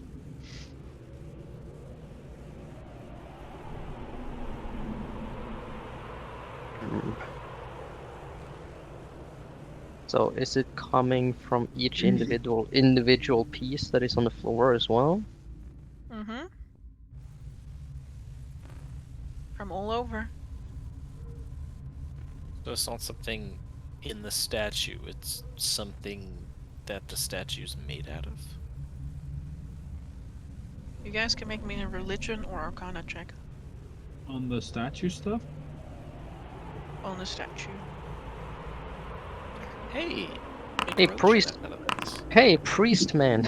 Take a look at this. Hey, religion.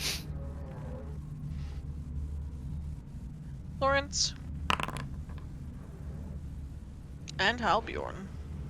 Whoa, I know something about magic, yes. Shit. Sheesh. This statue isn't just broken. It is purposefully defaced, defiled, corrupted. This liquid pouring forth even from the tiniest chunks that could not possibly hold as much liquid as is pouring out of it right now is corruption in a liquid, pure form.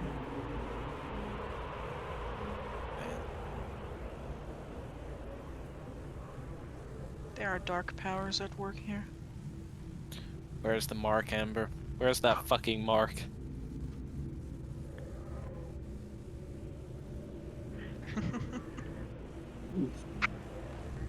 Where's the League of Super Evil Amber? Is this something that you could fix with mend if you repair the statue? It could be used. It could be mended. You might also be able to perform a cleansing ritual. It would take more time than mending. Because you can sure as hell, sure as day, find the iconography, dark powers, slathered painted in blood across the decapitated neck of Aurelia. Angry emoji. I'd like to perform a cleansing ritual like I did with the last shrine of the dark powers I found. Alright. I have the holy water. How I much do I can- need?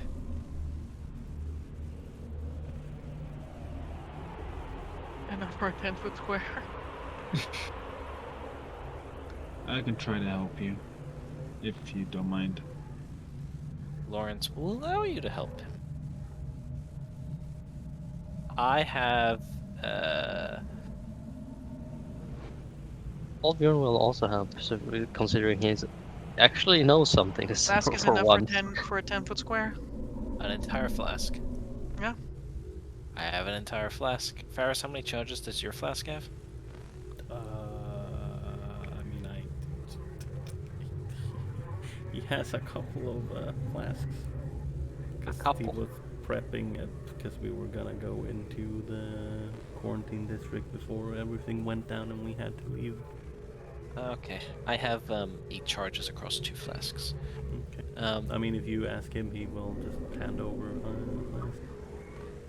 yeah, sure. Thank you kindly. Alright. With those checks, the holy water,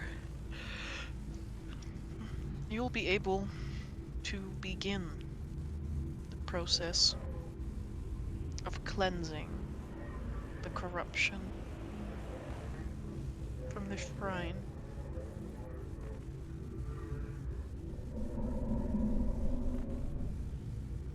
As you are doing this, do you hear faint voices? Quietly, muffled.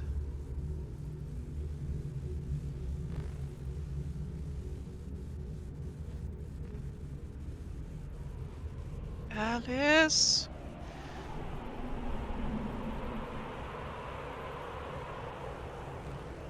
Alice? Alice, please help us. Oh man. Is he coming from the stairs? Can you make a perception check? It's the corpses! Presumably. Well, that's an 8. That's more of my good rolls.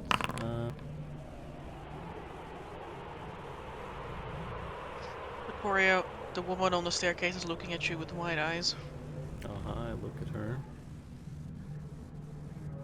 Get her down here. She gets up. It's like, no, you were supposed to take it easy. I'm like, hold on, I can't actually move. Oh, now I'm on top of her, that's great. That's fine, because she tries to push past you. Contested. Good luck. Contested, I don't know, grapple check? Yeah, contested grapple check.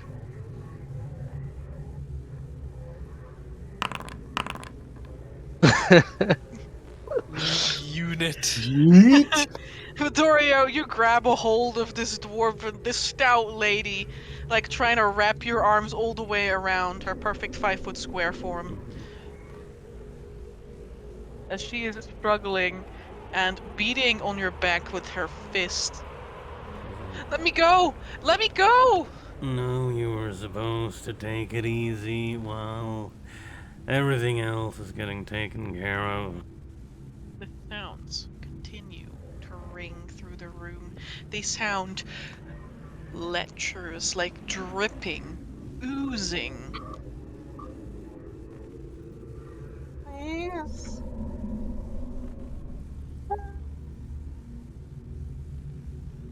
You like, they were saying Alice. Yes. Yeah.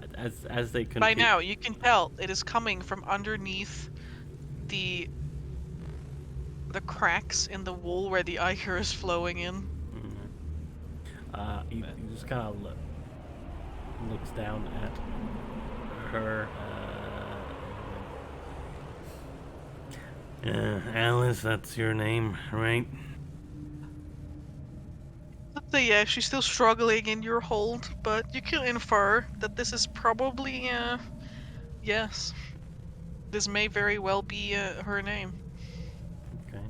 And he's just going. He's like, those are not your friends. You don't know. You don't know anything. It's Well, them. no. It's them. Listen. Let me go. Listen carefully and closely. Uh, mm, Let me.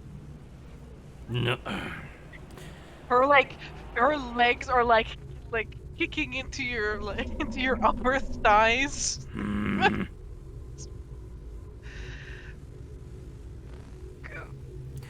No, we'll stay here until we are done, alright?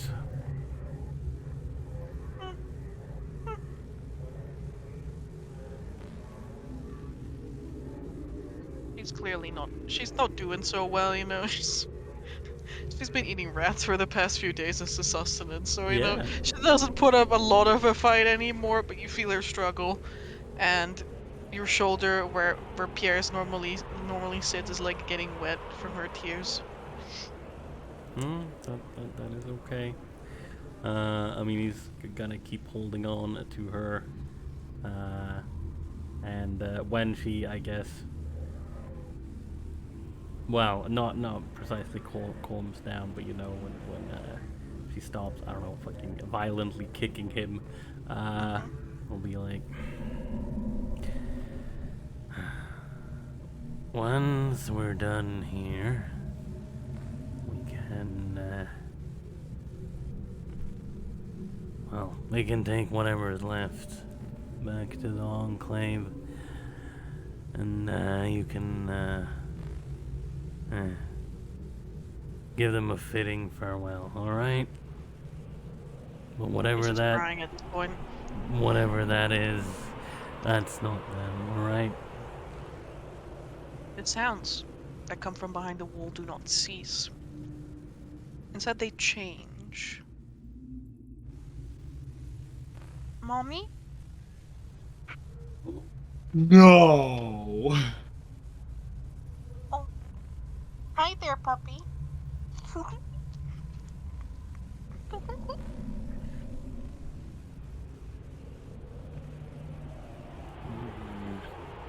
Very cold.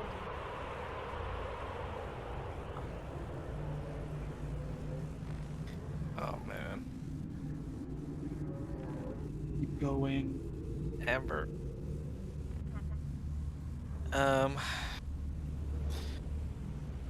Blood vessel almost fucking bursts at the side of Lawrence's head, and I'd like to use thaumaturgy to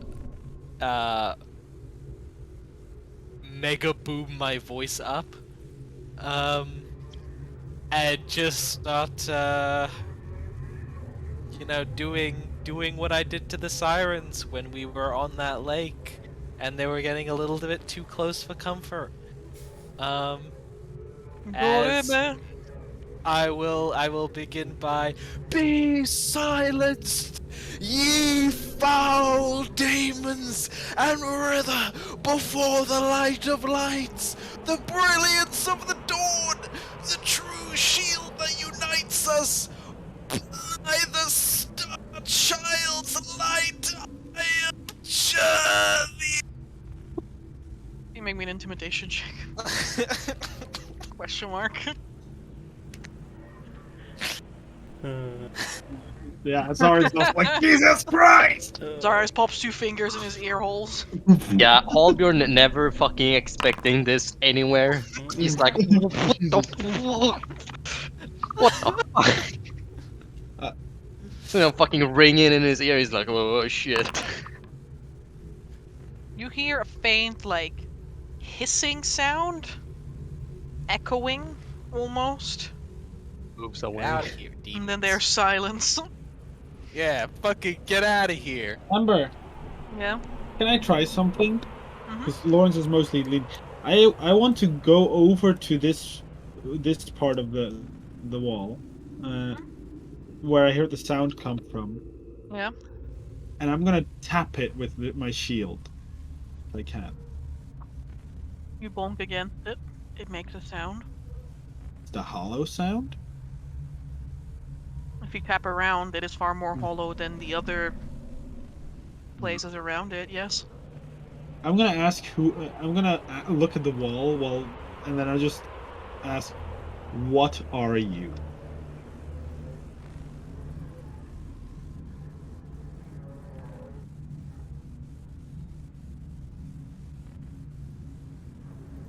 Lonely little. I'm hungry. I did not catch that. I'm only little. I'm I'm pretty hungry. sure that. Yeah, you're corrupted, whatever you are.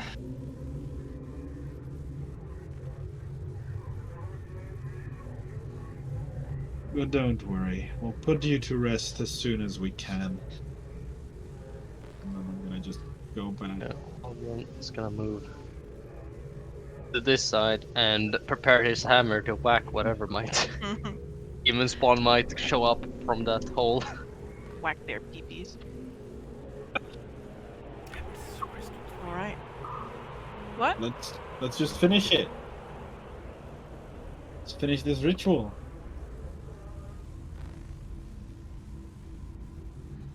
Yeah, I mean, I'm letting the priest take care of the ritual because I don't know fucking no ritual. Yeah, I'm gonna man, I'm max enjoy- volume. I'm going hard on this ritual.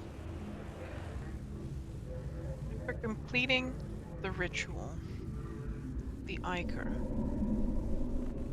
slowly simmers down and then stops flowing entirely.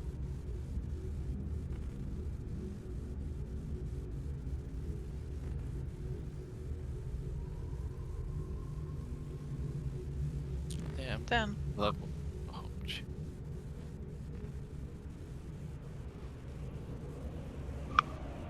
the light within the room begins shifting in color.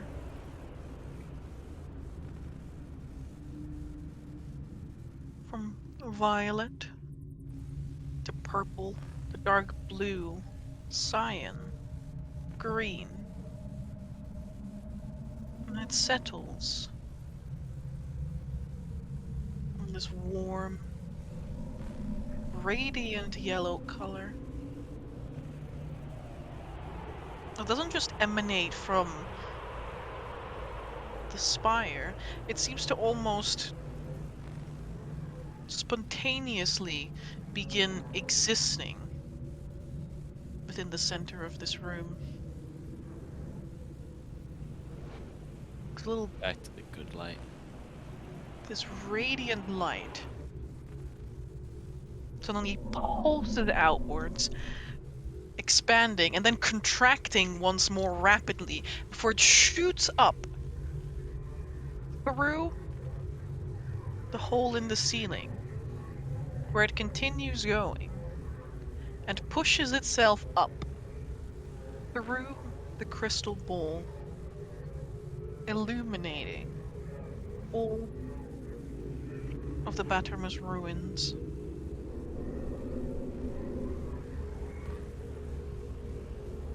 Encasing it in a warm, comfortable, almost sunny light.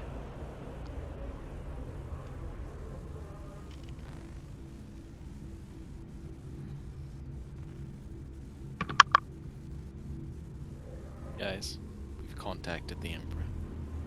He is with us. Before we go, can you help me look for something?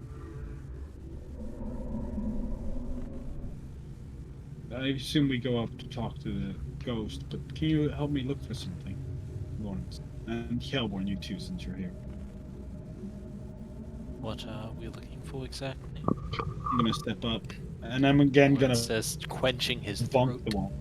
Yeah, I'm gonna walk up again and just bonk the wall, and then bonk the wall that is solid. It's hollow.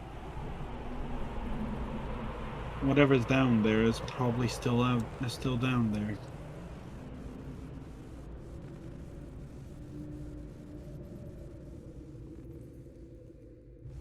I think we should stop whatever it is. If we really want to finish this, right?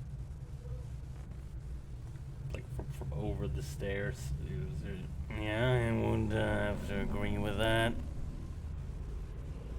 I want to see if there's a way to open whatever, if there's a secret door here that you can open, or if Hellborn is gonna have to smash it. Well, if you guys wouldn't mind looking at that, you can do so. I just want to make sure my own work is done here. At the spire, that is.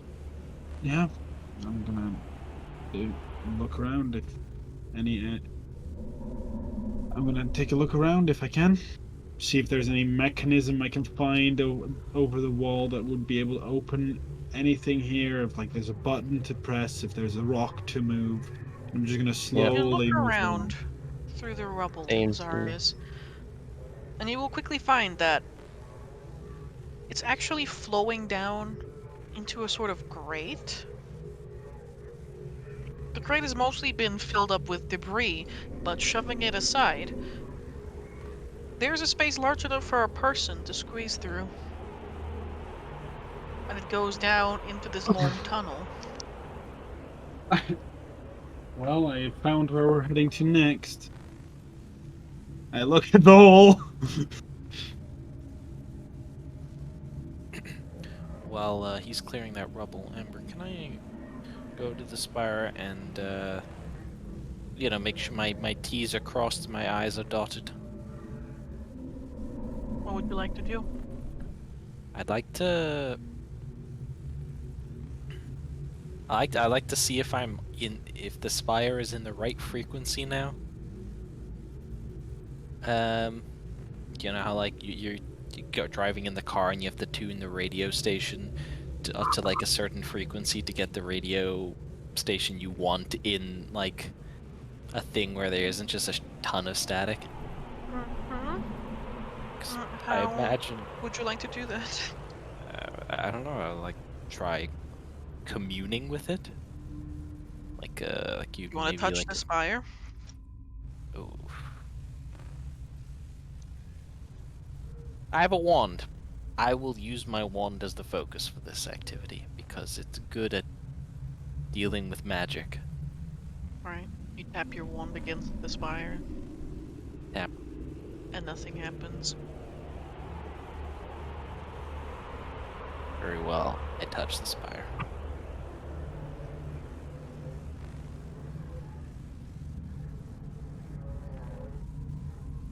The spire, like any other Shadowsteel spire, is slightly warm to the touch. It's also incredibly smooth.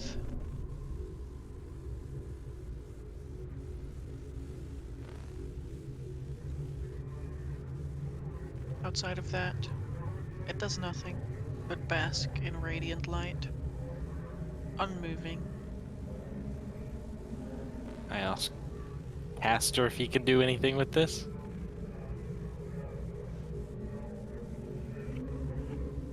Supposed to be like a big beacon. It's supposed to be quite a big beacon of You communication. feel like a slight like throb or like a prod, like a hey, this is me extending the neural handshake. Can I see into your memories of what transpired here? I connect the neural handshake. Ka-dunk.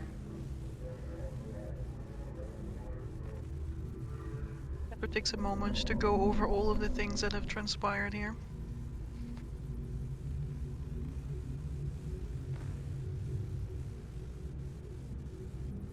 Has to turn down the volume at some point.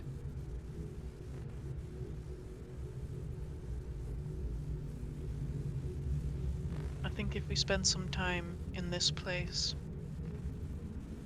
perhaps we could find a use for this. a use for the cause? Yes.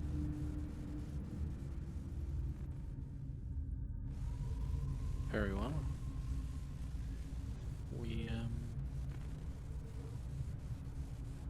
We'll see what we can do. Till then, we have to deal with whatever's been siphoning off the byproduct of this corruption.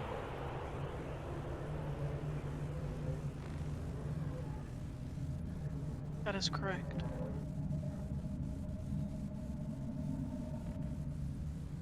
Very well. Turn away from Caster. My brain space. Be like, Turns what around. did you discover? I'm done talking to you. Sorry, there's like a place there, you know.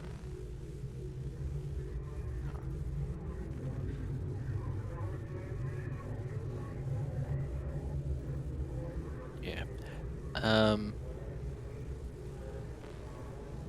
Oh, I was muted. I was gonna take a peek down, like through the great look with my very good dark vision, and then I will just yell, "Vittorio, are you ready?" I look down at the balloon and actually do it She tired herself out completely. I'll like release my grip and make sure that she, like sits down on the stairs. Do I have something I can give her? Is the question. Laris, you see in front of you a very long natural tunnel. And you see that the black goop is like dripping into this small stream of water. The water's clearly turned like a dirty gray color from the presence of all the dark liquid like spilling into it. There's also these very strange black pillars, you know, more Shadowsteel pillars that are sticking out of the walls here. Well, yeah, one. Let's wait for Vittoria. Well, I think we should go down all at the same time, not out. Yeah. Yeah, I wasn't planning on moving. Well, I mean, Victoria's just gonna pull out a ration and all right. Here, this. Stay here. The Delphine. What? I can stay here, says Delphine. Looks at her. You sure, kiddo? I thought you don't want to leave her alone. No, that's what I was thinking about, but well, I suppose it's kind of you to volunteer. Scrunches up his face slightly. I mean, we're not too far away from town. We can always take her back up quickly. Take 5-10 minutes. Sure. I mean, yeah, we'll just get her out the door. But I feel like we should not give this thing too much time to prep for our arrival. Yes, we should probably deal with whatever it is, right? Delphine's grown enough. Right. Looks at Delphine. What's everyone's passive? 15? 13. 14. 13.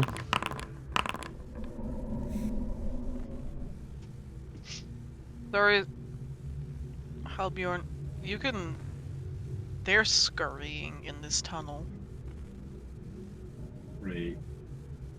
There's scurrying and slithering, and something small is like slithering down the wall towards you. Oh shit. No, it's not back. Javelin. Yeah. We roll initiative. Running in the 90s. There is no active combat Holy encounter. Ah! Rats! As 3 Shadowsteel rats descend upon you. Shadowsteel rats? Excuse me? Quick question: Bah, did I bah, manage to get off the javelin before initiative? The rats can see you coming, and you can see the rats coming. I think that's a no. POV, you now own many rats. Yeah. POV, you yeah. have 2 rats. Damn.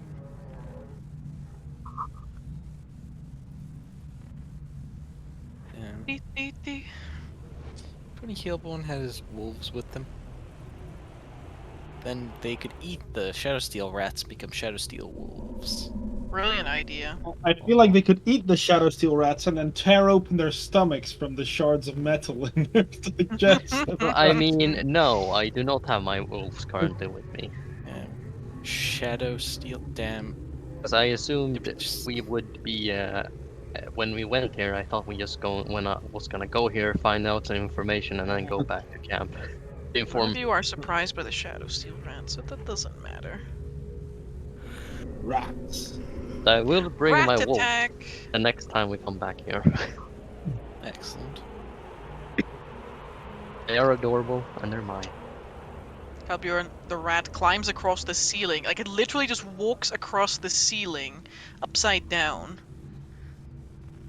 And then I will post a picture of it in Ether's media dump as well, of the little rat. Little rat. Of the little He's rat. probably very cute and very much not mean. It's probably the nicest rat you'll ever see. The cutest rat you have ever Very seen in polite. your life. Its eyes still Yeah. shimmer with this now waning violet light. Dude, it could have been the cutest rat in the fucking world. I would have still squished it because it came out of this tunnel with this corrupted bullshit in it. Damn. And Kalbjorn, the rat lunges for you. Mm-hmm. And as it does so, its body almost morphs mid-flight. And out of its chest region comes this, like, slimy tendril-looking thing. And it tries to whack you with it. Excuse me? Oh, you're no fucking rat.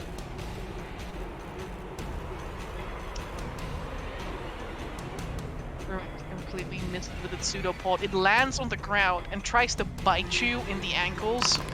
Is it next to me or does it have that much range? It lands on the ground next to you, don't Oh. worry. Zarius, it is your turn. I'm gonna look down at this rat. And you see Zarius for a moment and be like, I kind of want one. It's cool. Fucking but also, whack it! I'm not gonna whack it. I'm gonna spit over it and this other one. Because Alright. he'll kind of breathe in Whack for a it. moment, calming down, and just. And now breath weapon. Ha! 4. If they fail this next You hit all of them? 2 of them. But Wow, both one of of the them rats, failed. both of the rats are bathed in acid, and all it serves to do is coat them in acid, Oh my god. with mingles with the acid that drips off of the rats. Zarius And for now a deal moment. extra acid damage. Zarius for a moment looks at the camera and then looks back at the. I literally talked about this before session. I was like,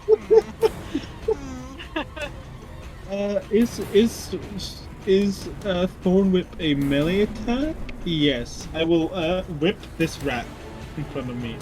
Because I Alright. realized I can also not use the weapon that I just bought. So I will Thorn Whip this guy one. Alright.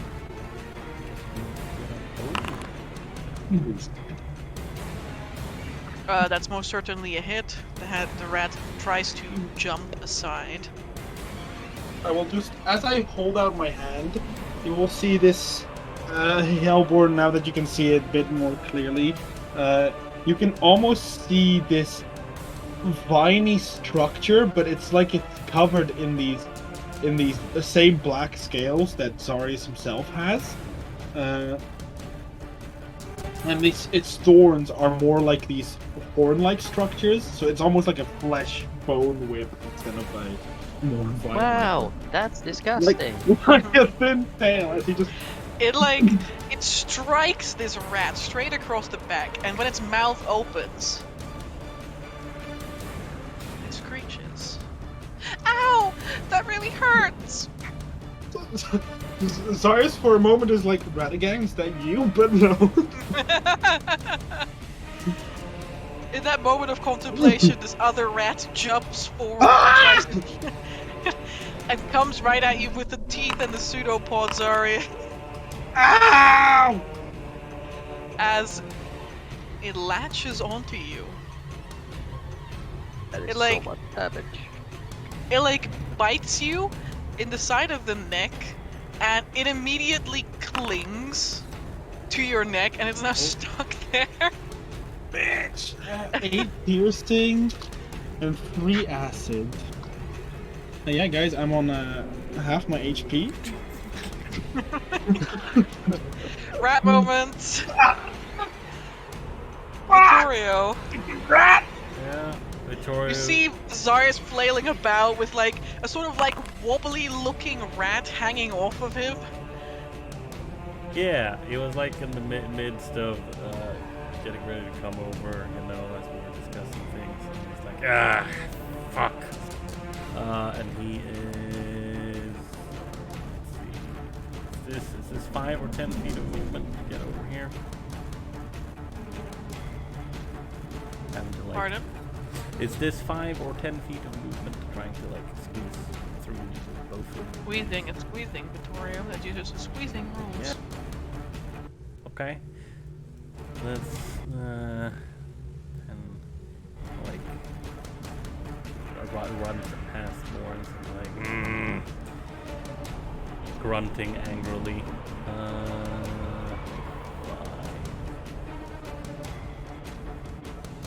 And I guess I will have to dash and get over there. Actually, can I? Yes, because I can. I can go like that. And then, Actually, no. I can. Diagonal movement. Can I pass through Valerianus? Valerianus is the square. He's a small boy. He's an ally, so you can at difficult terrain. Okay. Okay. So the Not a halfling. Well, this means I can literally only get here. Because it would be the same as going up here and then diagonal. Could So you that's could you all look right. at here? Is that your turn? Lawrence. Alright. Lawrence will move on forward.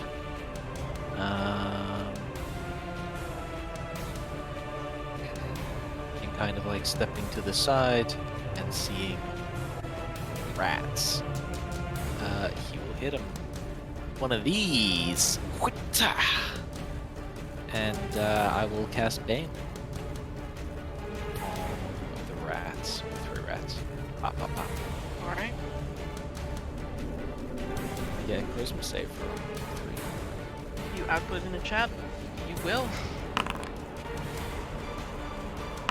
Yes. Yes. Ugh. Oh.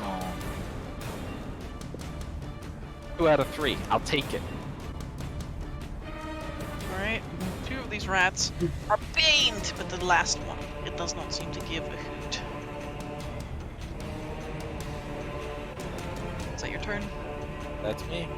Alright, next up is Delphine, and after her is Halbjorn. Delphine, what to do? Do you want me to do it or? I can run Delphine. That's also no problem. I honestly don't mind either way. Well, you rolled her into initiative, so I presume that you wanted her to do something. Well, She's here with this woman, I She'll don't use know. her action to comfort this woman. Yeah, exactly. Delphine's a good kid. She's not the best. no. She's not the best at this. Frantic crying in the background. Halbjorn after Halbjorn is Valerianus. Albjorn will Mid swing. Albjorn will start throwing gang signs. And, Alright. As a bonus action, and his hammer starts burning. Then let's see. The rat closest to me went after me, right? And the one closest to Zagreus, Yes. Zarius went after him. Mhm. But they're still within 5 feet, so I could smack. Yeah, I'll smack the one that is attacking Zarius. Alright. Watch out for the neck! Smash him into Zarius' neck. Yeah, you know, Let's go. when you want to slap a fly on someone.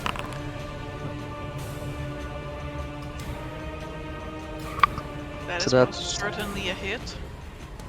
Yeah. As this rat is not only like partially squished, it is also lit on fire.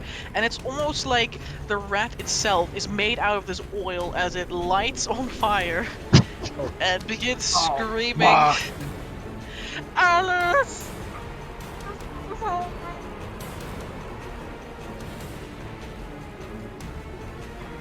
That is my turn. That's my bonus action and action. Alright, Valerianus. Look at Valerianus. And Valerianus stands by my side. It's like, And Valerianus stands by my side while I'm like trying to struggle with this thing. And Valerianus will bark at it. Go, Valerianus! Bark! fiercest bark. OG -2. I This hope rat. I hope he's evil. This rat, like freaking bark resonates. Like when an opera singer like sings at such a high pitch that it resonates with glass and the glass explodes. This rat literally begins to vibrate at such intensity that it just explodes and splatters all over the wall, leaving this inky goop dripping down. Because it's made of acid, so there's probably like acid over my neck now. It was covered in some acid, but it's not actually made of acid. Oh, okay. The other Shadowsteel rat bounds forward and jumps on the first person it sees, which is Halbjorn, and he's going to try to just eat his face. He goes for the nose, Halbjorn. He bites my nose. He bites you right in the nose. And you think to yourself in that briefest moment, if this leaves a mark, you will literally become a clown. As it tries to pummel you with its pseudopod tail, which is just wildly flinging about. But it doesn't manage to actually gain any purchase on your body. Except for that big old tutor rat that's now grappling your nose.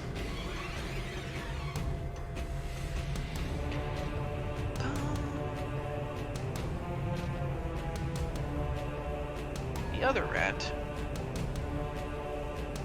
is a live rat, because he's not the dead rat.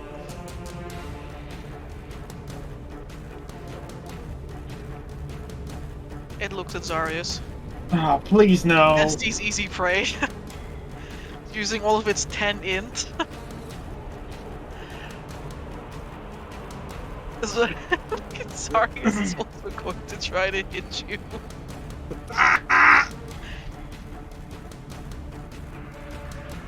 Not with advantage because it's not a restrain grapple. Yeah, no, that it's.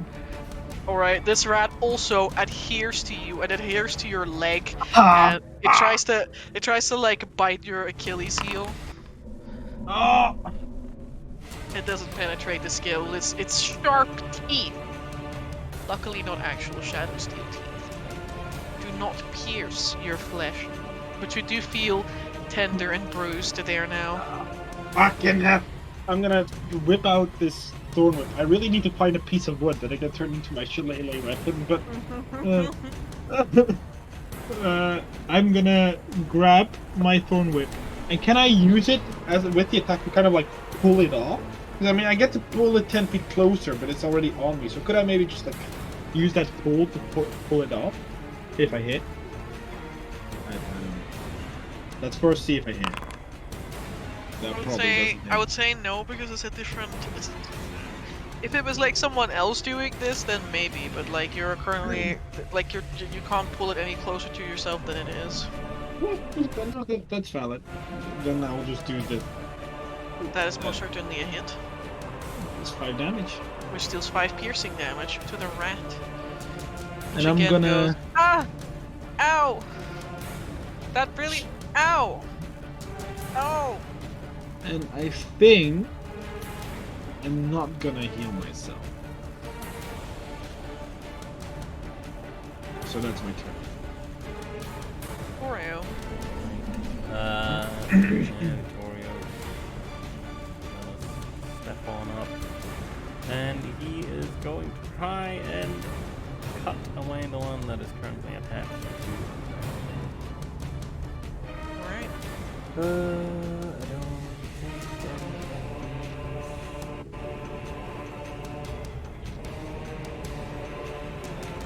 actually, yeah, sure. I will use a fainting attack as I run on in and Clemency, tightly gripped, and it looks like I'm gonna try and skewer this boy.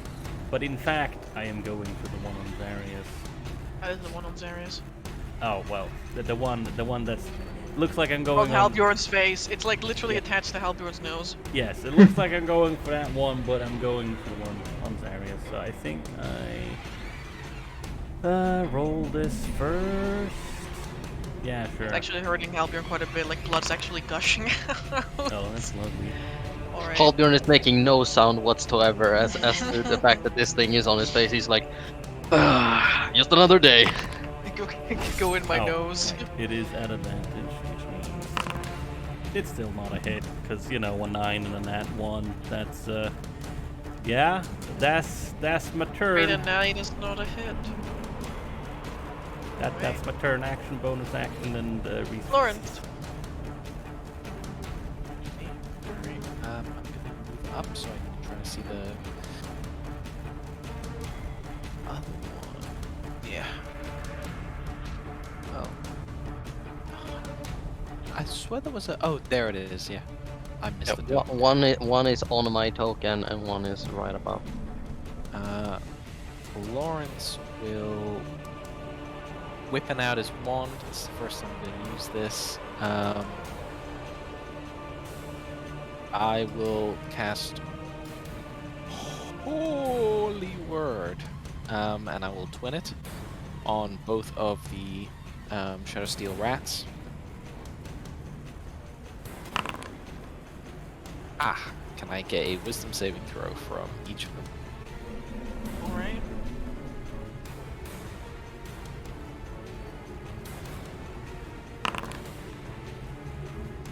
That's 1. That's The other one. one. So that's one. That's Bane. Oh no, it's already minus stuff. It already automatically applies. The one that is not Bane fails. Alright, the one that is not Bane failed takes 5 radiant damage, and then because I have my my Weirwood wand, I will use its special Phoenix core to deal an extra d6 of fire damage to it. Is this not at the beginning of his next turn? One target of the spell you can see catches fire. Choose whether this heals or burns. Ah, yeah, at the start of its next turn. Alright. I have set on fire a rat on your face. I'm sorry. Halbjorn makes no sound whatsoever. If the rat is a undead fiend or fey, it Alright. can't take reactions. Delphine has finally managed to calm the unrest in the woman enough to like detach herself from the situation and help. Albion, that's your turn. Why am I moved back down? Back this way. Because the rat got stuck on your token and I couldn't do anything about it. It's fine. Fair enough. Olbjorn will just ignore the rat on his face and smack the other one. Alright. Let's go. Smack attack. 8 bludgeoning damage. And then he will. The rat is almost completely flattened, and then the moment you take it like off again, it like goes back like an accordion into its original shape. And he will use his bonus action to cast Second Wind. Alright. Oh, trash! Boneless. The boneless 4 HP. Valerianus.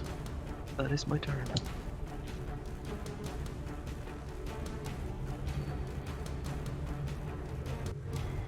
Okay, Mark that. Valerianus. Yeah, Uh-huh. sorry, I missed that Valerianus is me again. Valerianus is gonna look at the one on me, and he's gonna do a bark. Oh, he can't bark again! No, he's gonna dodge.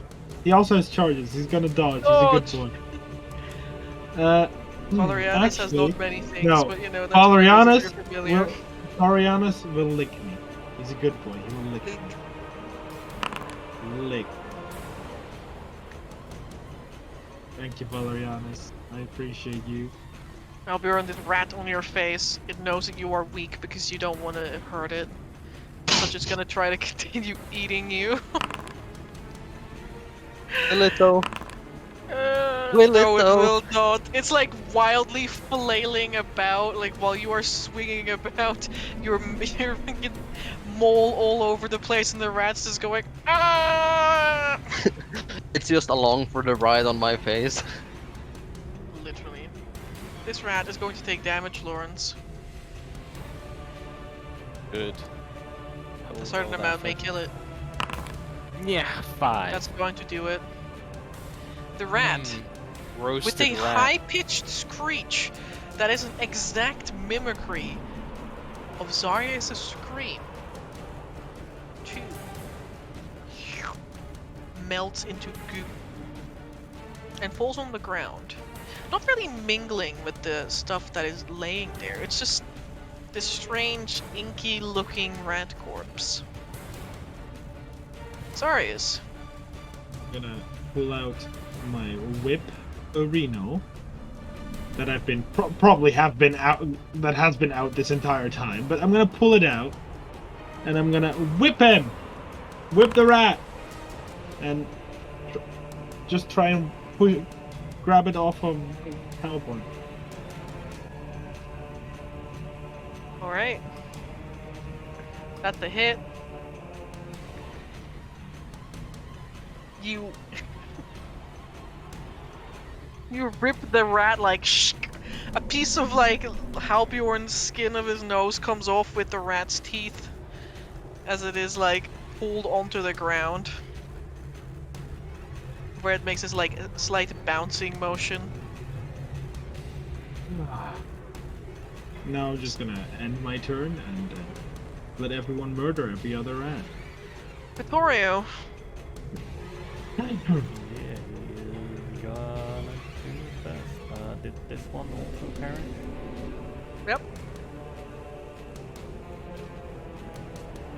And let's see if I It looks at you and hisses.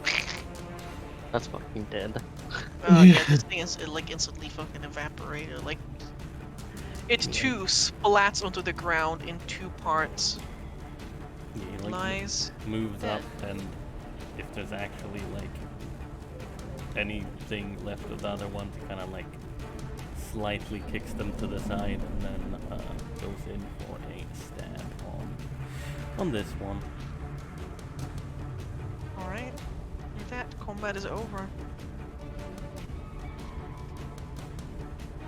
POV, we now have 3 rats. Literally. There's 3 rat corpses laying there. They're strange rat corpses. Victor free. looks at Zarius and Alger. You guys doing all right? Yeah, I mean, it hurts a bit, but Valianus's leak helped me. Do we check Bjorn out has the hallway? no change in his facial expression, and he just fucking blows his nose. Just out comes blood clots from the fucking rat that was just sitting there previously. It's just fur, No, toasted fur. that's good. No, it's more like blood that that just gather in the nose from the wound that the rat bit. Just Big blows pooch. that out. He's like, yeah, I'm fine. You guys willing to take a look if there's anything else? You might as well. Yes, they're mine. I'll tell you. This Oh. is the tunnel that leads outside to the canyon. Oh, And there's nothing else left there. okay. Then I think it's time to go up. Bjorn would like to. He would like to see if he could harvest whatever the black things on the rats were. Or if that's like. Oh, you want to make a survival check?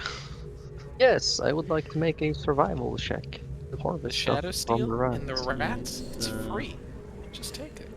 Amber is a. I have something very specific written down for these Oh, rats. I was gonna ask if a hunting knife was applicable here, but Hunting knife question mark? I'll output it. What is this tool? I don't know if that's applicable. Ah. The skinning part. No, I would like you to make a, I mean, I'll assist Halbjörn in either way. It's just, yeah, if the hunting knife. I would like you to make a survival check.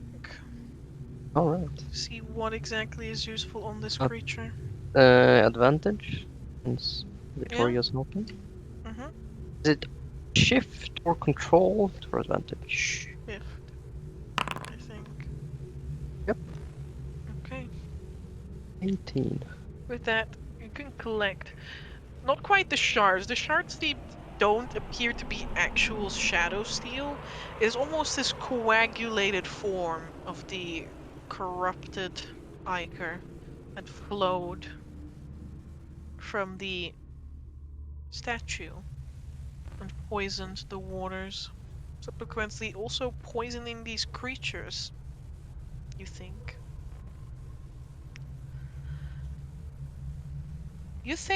You are pretty sure that something useful can be done with these exact creatures, not with their shards, but with their liquid. In fact, a creature, a being that is proficient in calligrapher supplies, can use the oil, the liquid, the bodily fluids of 5 of these to create a potion or scroll of polymorph.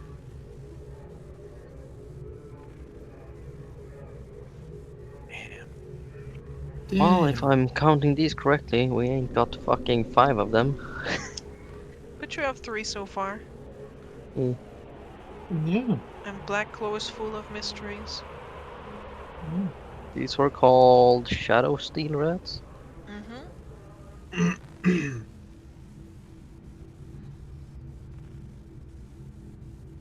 Shadowsteel rats oil. We have those. Rat liquid.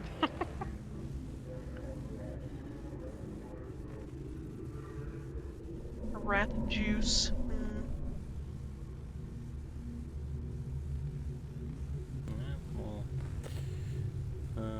yeah, either we drain them now, which actually I presume we do have to. With drain that them check, you can drain now. them. Okay. Yeah, we do it You can immediately. collect their liquids to a flask. an empty like flask for holy water will be, you know, enough to hold all of the 5 charges once you have the 5 charges. Yep, I have 4 empty flasks, I think. I have one. You now have one less empty flask. Lawrence. Alright, I'll mark it off.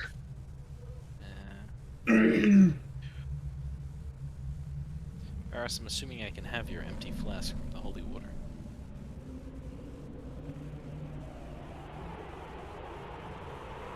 Oh yeah, that's also. Did you say Zarius or Varus? Varus. Vittorio. Oh. Sure. I have 4. You're welcome to have it back for Uh, alchemy. I mean, yeah, that might as well actually. Alright. Amber, I have a question regarding like the alchemy supply kit thingamabob. Mhm. Well, didn't I add that to my sheet? It's whatever. The question was if you have an alchemy supply kit, I assume that automatically means that the kit itself has like empty vials that you can extract things into. It says in the kit itself how many vials you have. Oh, it does? Technically, I use a different system for flasks and for vials. Oh, alright. But if you just take one of the one of the flasks as offered, that should be fine. I mean, yeah, Flasks with 5 I'll use charges. one of Oren's As flask. far as I know, Amber, yes, we get 5 vials with an alchemy. Yeah, there's 5 vials in the alchemy kit that are counted, you know, within the weight without increasing the weight of the alchemy kit. Yeah. Alright. It comes with 5 vials, and it can, yes, hold 5 vials without actually adding any more weight in your inventory. But then you're gonna have to start counting separate vials with weight. You know, go over that, or buy like a extension thingy. It's Are you just guys like happy to begin rounding off? Yeah. Yeah. I would like to quickly check in on the woman and the ghost. Mhm. Make sure that the woman knows that the voices she heard were imitations and not reality. I will tell you that the woman, her name is Alice. Alice. Double L Alice. Alice shade braided. Both Alice and Sarvin are now free, at least to the most extent, at least in the physical sense, of their connection to this corrupted spire. And while Alice has definitely suffered her fair share, she will likely make her recovery. Sarvin will also make her recovery from the gaps in his memory, and he will choose to remain in the tower.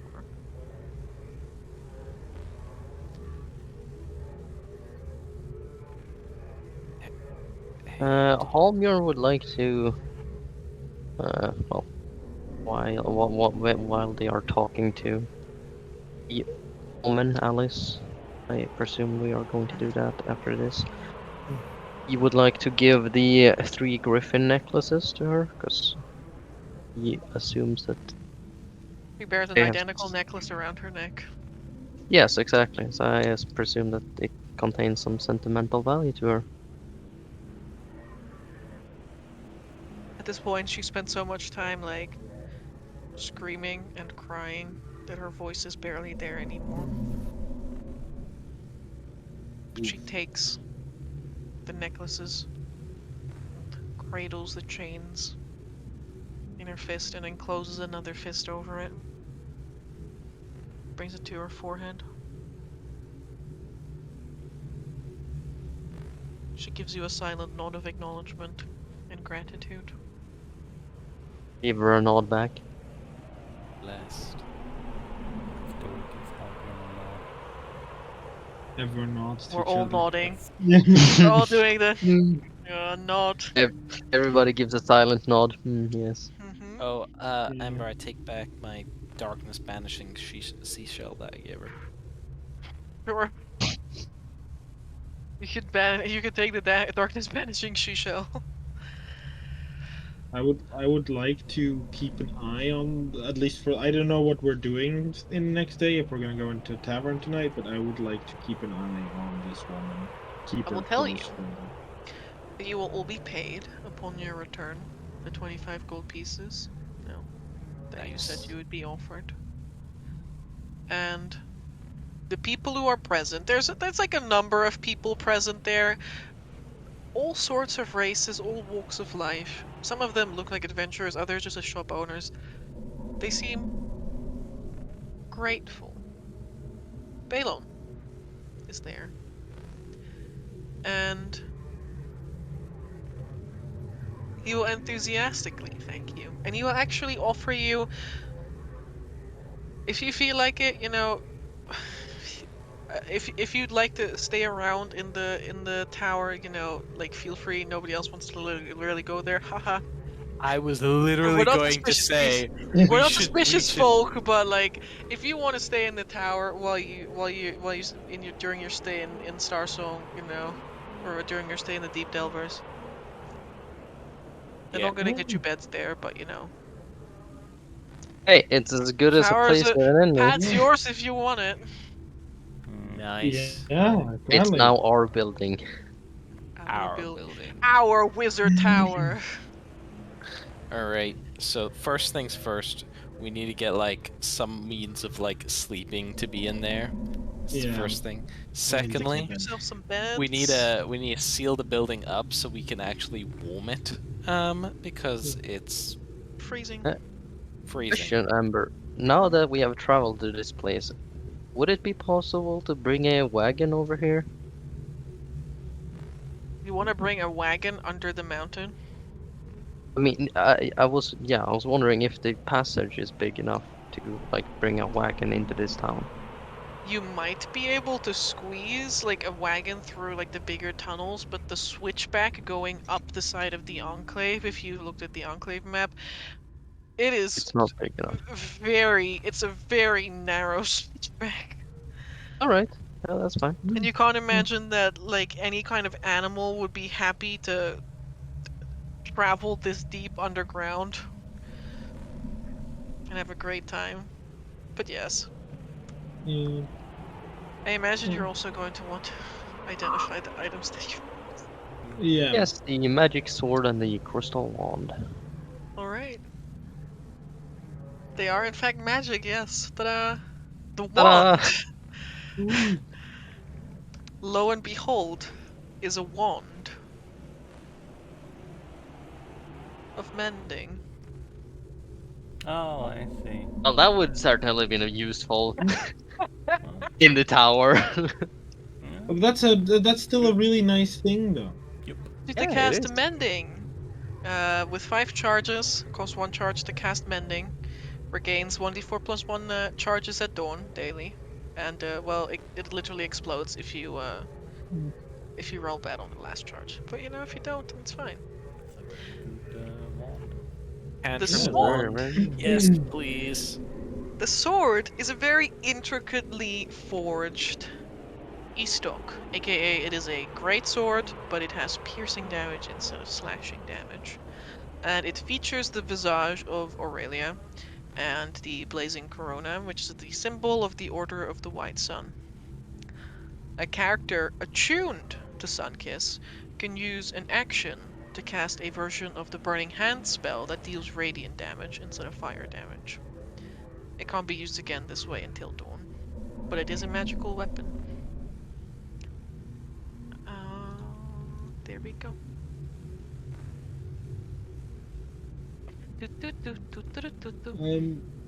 I also still want to ask, could I use some of the time to just quickly sell off my sword, my normal one, and buy a quarterstaff? Yeah, sure. You Absolute can do that. rude transition Yeah. moment. Any How much more is like wasted? RP you would like to have with some people or Um, stuff, we can do that in between sessions. But for Yes. now, I think it's a good time to end session and end stream and say goodnight to everyone. Yes. Good night, Right. world. Thank you Thank for watching. Correct. thank you, Amber, for hosting. Thanks everyone for watching. We don't know when this will be up on the YouTube channel. We still have to figure out a day for that. But have But fun. we will be back next Friday at 6:30. Yes. You will indeed. And yes, Good night, everyone. I hope you Good night. enjoyed watching our fumblings and Trials and rantings. trepidations. Yes. Don't forget to follow. Exactly. If you're not already following, get out of here. Mark, Get no, out. don't be cringe. Cringe. I I'm actually only I'm said literally that because cringing someone in right the chat now. said that. Good Alright. night, everyone. Good night, We will everyone. now Good end night, Good night, everyone. everyone. Good night.